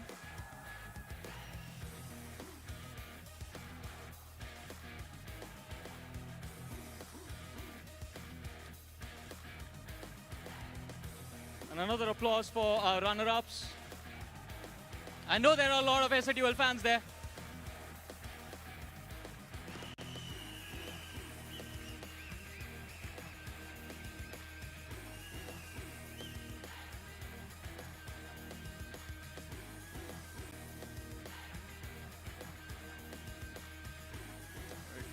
Well played, boys. Well played. Well played.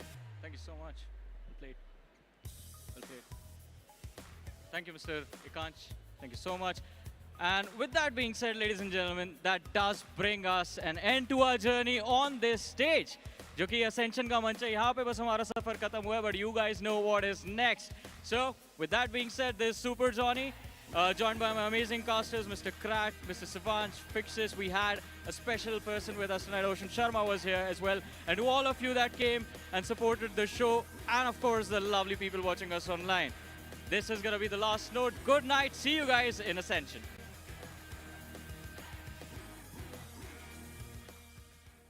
Watch this! Let's go! Scatter!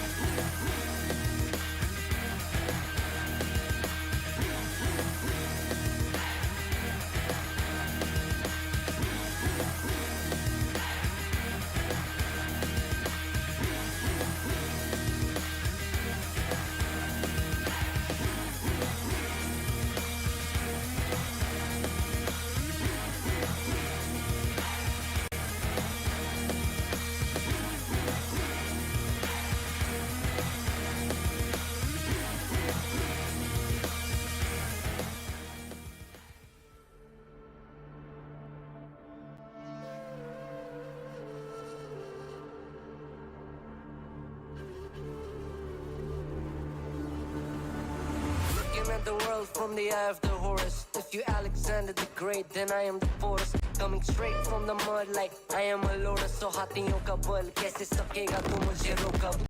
देख तू कैसे मैं लड़ूं, तुम लोगों से ऐसे ना डरूं. करूं मैं जिससे मैं तरुण, पानी पे चलूं मैं जिससे मैं Varun.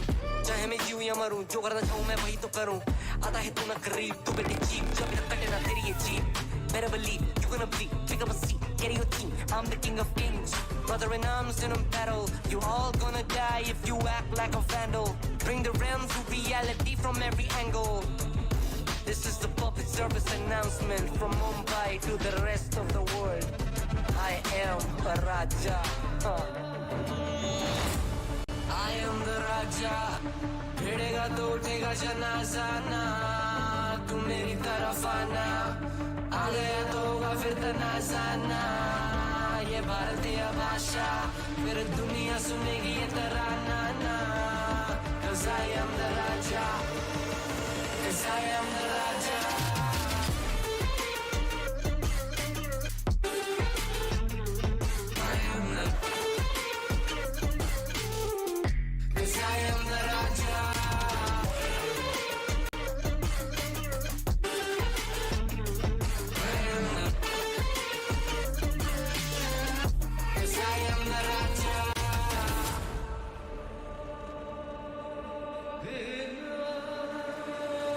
Look in my eyes, what do you see? I'm more than average, man. I'm a maverick, I can grow flowers on a barren land.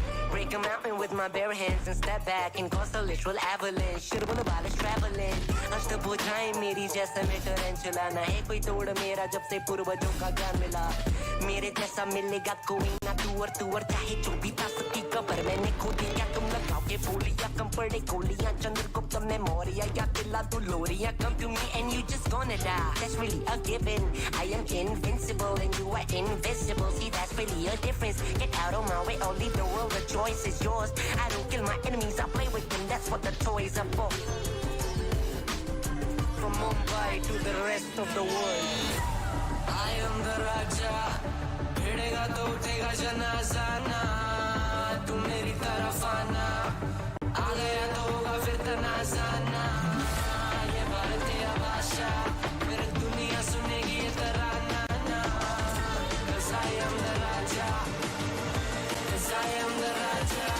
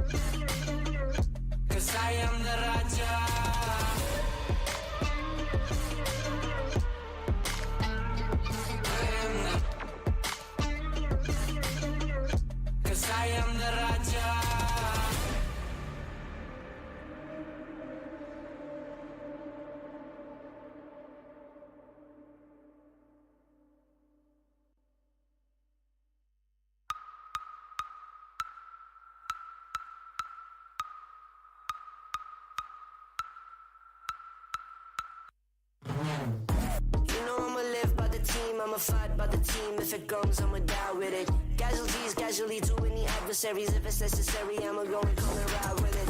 Let me welcome you to my legion. If you mess with us, we gon' put you on a t-shirt. Never take a day off for some leisure. Squad's always up, this teamwork, stream work. Chalo fir aa jao sare, ek ek mare fir gore gare.